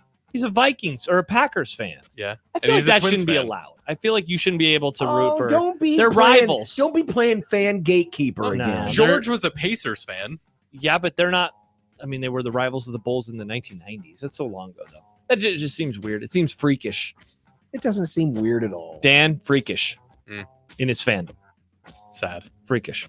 The Mets and Braves are having to move the final 2 games of their pivotal midweek series to a Monday doubleheader due to the heavy rains from Hurricane Helene. I believe it's Hurricane Helene. Come on, Helene. How does this impact the playoff race? Well, it actually will impact the Royals now because the Braves are closing with Kansas City. And part of the hope might have been now, it was going to be spoiled by last night, thanks to Spencer Schwellenbach, former Husker pitcher, by the way. Cool, good and for him. still your former Husker pitcher. I was too busy who pitched watching a movie. excellently last night, and the Braves won. Cool. But now, those games against Kansas City, there was an outside chance those games might not meet as much for the Braves because they might be eliminated, but not anymore. Now those games are really going to mean something, and it changes out the pitching rotation. So now the guys you had slated to go against the Mets may be going against Kansas City. So this could end up impacting not just the Mets and the Braves, but also the Royals, the Twins, and, whomever else might be impacted. And Arizona. And this is going to be after every other game, right? Yeah, this is going to be – we're going to have day baseball on Monday. That's pretty wild. Yeah, so how will it impact the playoff race? Largely, and in its own window. They're doing both of them that day. Yep. Wow. First game starting, I think, at noon, and the second game starting 40 minutes after. Wow. By the way, Sam tweets in, grew up in Minnesota, extended Wisconsin family, never would let me be a Vikings fan, made for a weird combination. Sam is one of these Packers Twins freaks. No offense, Sam. Gatekeeper. How about this headline from the worldwide leader? Why the Boston Celtics championship honeymoon lasted just 12 days. John, you urinate green among other colors. What does this mean as you chase Banner 19? Uh-oh. Things seem bad, John. Why does things seem bad? Why does this have to be bad? You're the Celtics fan. You tell us. You didn't deny urinating green either. We're already Okay. moving on, man. We're moving on. Yeah, kind of like the owner wants to move on and sell that trash-ass franchise. Why, he's not moving Take the on parquet for nothing, floor. man. I don't even like parquet. He just got what? I can't believe he just got Baylor Sherman. Why would you leave now? Have you seen what Baylor looks like these days? Yeah, he looks like a handsome young man from Aurora, Nebraska. What happened to him? I can't believe John gave up on Doug that quick the second Baylor got By the way, did you see who was at Creighton practice today along with our own Connor Happer? Matt DeMarinis. The great Kevin Probably. McHale. Why was he there? Because he's Kevin McHale. Kevin McHale. Greatness breeds greatness. They like to commingle. If Kevin McHale wasn't a basketball player, you know what he would have done? He would have been an actor, and he would have played The actor? Frankenstein's monster. Wow. Or the guy. What are you talking What's about? that? What about the He's a Adams? very normal what about looking the Adams? tall man. The Adams family. Da da da da. Uncle. Remember that guy? Is that Uncle Fester? Yeah, the that tall wasn't guy. Fester, was it? He has broad shoulders. It's because Because he's a big man. He's a big basketball playing man who helped hang many of our 19, nasty armpit soon hair. to be 19 banners. I hear that he was. He helped hang 3 of Nick, them. you'll appreciate this about him. I don't think he showered much, so he would be stinky for the opposition. I'm serious. I heard about this. That's a good mental game. It really is. And players wouldn't want to guard him because he smelled like garbage. Oh, so he smelled like garbage. Yeah. Well, what's the Cowboys' excuse? Damn it, John. Leave me alone. Friend of the Grum, Bill Connolly, has ranked the remaining unbeaten teams in college football. Texas leads the way, followed by Tennessee, Alabama, Ohio State, and Georgia. Is this a good order? Man, so Texas has definitely been the best team so far this year, and I would go with Tennessee number 2. Wild to see Georgia at 3, but it kind of looked like crap in that Kentucky game. Though I would say this. Are we just conveniently forgetting that they whooped that Clemson ass, and Clemson has looked very good in the games that have I think followed? we have. Yeah. I think we have. Yeah. And Ohio State hasn't played. I mean, no offense, Ohio State, No, but you ain't played nobody yet. They've also whooped ass, but they have not played a single team that's good. So how come Iowa State's not on this list? Well, they are, Nick. They're just not in the top 5. Why aren't they in the top 5? Nick, Iowa State, as I pull up the article, Iowa State is 15th. They're behind UCF at 14. Kevin Kugler's on the call for them this week. Utah at 13, Louisville at 12, and Indiana at 11, among others. I didn't know if you had more, John. No, I'm good. Nebraska's match with Louisville on Sunday drew 684,000 viewers, making it the most watched regular season game ever on ABC, ESPN, or ESPN2. It did so going up against the NFL. Should we expect more volleyball on over-the-air TV in the years to come? Well, it's been moving in that direction, yes. Yes, there will be. I mean, it's good. For ABC, it's good counter-programming because they're normally getting torched on Sunday afternoons anyway because they're going up against the NFL. Mm-hmm. So you might as well get something that can bring in a different set of eyeballs and make it worth their while and then see how it carries over, especially in times where maybe they're not going up against other sports, other non-traditional nights. I couldn't agree with you more. I think it's going to happen. And I think it's smart, better that than paid programming. Yes. It's going to draw an audience, and I think it's going to continue to grow the sport. And so then when you get to the championship part of the year, you'll get even bigger audiences. That's how you do it. You get more people watching in the regular season, more people following the storylines, more people are interested, more people watching when it's championship season. By the way, the priest points out that Kevin McHale is at the Creighton Prep Sports Banquet tonight. Oh, good. Wonder if he's listening to the Grum right now. Kevin, I was just doing that as a TV. No, he's a hater. I did hear that you didn't take showers, though. Kevin, I you, think and, Bill you Simmons, and I, I think that's a genius. You move. and I, as longtime honorary Bostonians, know how much we are disrespected outside of the hub. McHale, let's see.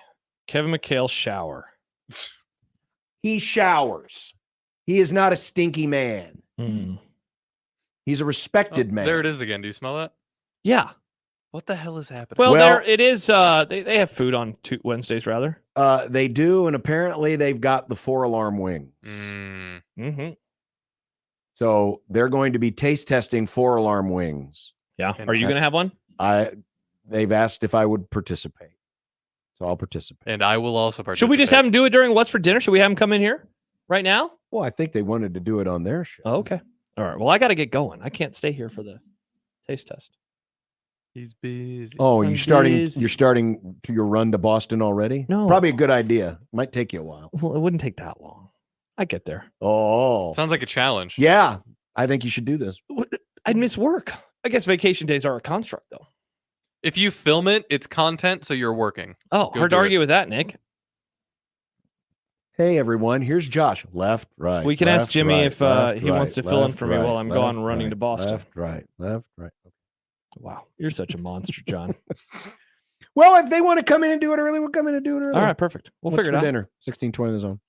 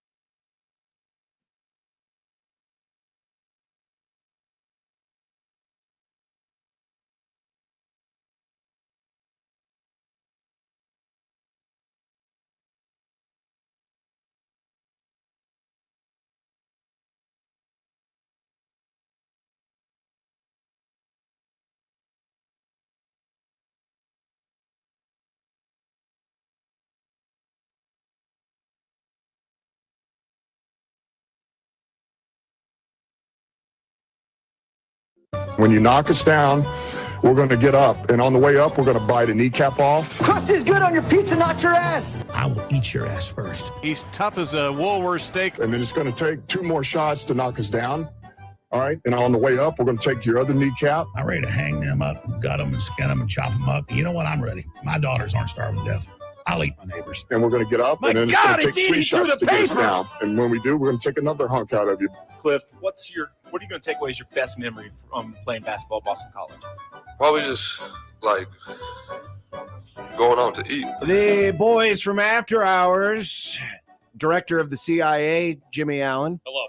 And John Schreiner are here. By the way, in our dumb debates, we made you director of the CIA. I was really mad because I pulled up when you guys were discussing this, and I had to jump out of my truck while you guys. I wanted to listen to the rest of it. All I got was Michael's board of education or director of education. Yeah, we made you director of the CIA because we figured your conspiracy. I'm uncovering everything. Yeah. See, you know about every conspiracy theory because your brain allows you to think that way. I made the line. I figured out where you guys It were. is Wednesday, which means it's a wing day, but this is a little unique. Yeah, tell us about what Cunningham's hooked you guys up with. Okay, so these are the 4-alarm fire wings. So it's the spiciest option they have. Now, Derek at Cunningham's is a culinary genius, so he has not steered us wrong. He's given us some questionable options like the blueberry sriracha. And I like that. Those were good. Right, they're amazing. But when you first saw them, I think we all had the same reaction. It was like, blueberry on wings. It was good. It was amazing, unless you're Josh Peterson who doesn't like fruit on warm things. Thank you. So these are 4-alarm. These are hot. The 4-alarm, the hottest they got. By the way, John and I like flats. He likes the drummies. And when Jimmy first gave him to us, he gave him the other way, but we ended up doing a little trade. All right. That's a spicy meatball. Here we go. All right. Good luck. We're doing it live. Did you get one, Nick? No.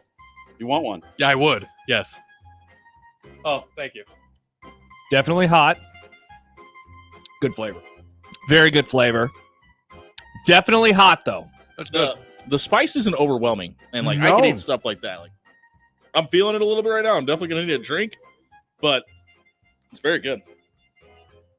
How do we feel, Nick? No, I like it a lot. That's nice. I love that. Oh, there it is. It just needed to get to the back of the throat. Yeah. It stings the nostrils. My favorite kind of spicy is when the spiciness isn't overwhelming, you know? Like there's flavor and spice here. Yeah. First time I ever had wings from somewhere, because I thought I was the tough guy, I ordered the hottest ones, and I was like, why did I do that? My mouth was on fire for an hour. It's a good flavor, though. Yeah. It is very hot. My favorite wing is mango habanero. Was it I love was spicy. it 03 when the Panthers played the Patriots in the Super Bowl? That's about right. We were at the Buffalo Wild Wings in Bellevue, and one of our friends snuck an atomic wing into the guy that drove us all there. Oh, man. Wings without telling him, and his reaction. Listen, it's spicy. When it hit the back of the throat, it kind of caught, but I'm not dying right now. I could eat 6 of those. I think I could get 6 down too. Those are delicious. Yeah, it wouldn't be like in normally everything. really hot stuff, it's just all heat and no flavor. Yeah, this is good that's flavor. the thing. There's actual flavor. That's the one thing about such a Cunningham's. good is balance. Everything they have is so flavorful that we haven't had one thing because they gave us appetizers 2 weeks ago. Sorry, my mouth is just water. This is gonna be a fun 2 hours. They gave us. Yeah, you got to do 2 hours. They gave us appetizers a couple weeks ago, and they're BLT bites that have their sriracha aioli over the top of it. It's amazing. They're really good. Cunningham's nicely done. Thanks, Thank you, guys. Cunningham. Very good. And thank you, After Hours. What's for dinner? So what's coming up on the show? Tonight we got Robert Williams from Williams Law. He's going to stop in and tell us about the legal ramifications of the Pac-12 coaching teams Okay. and why they're filing that suit now. And we got a whole lot of it. We're obviously talking Nebraska Purdue. All righty. Stay tuned. After Hours is coming up next. Thanks, Cunningham's. Bye.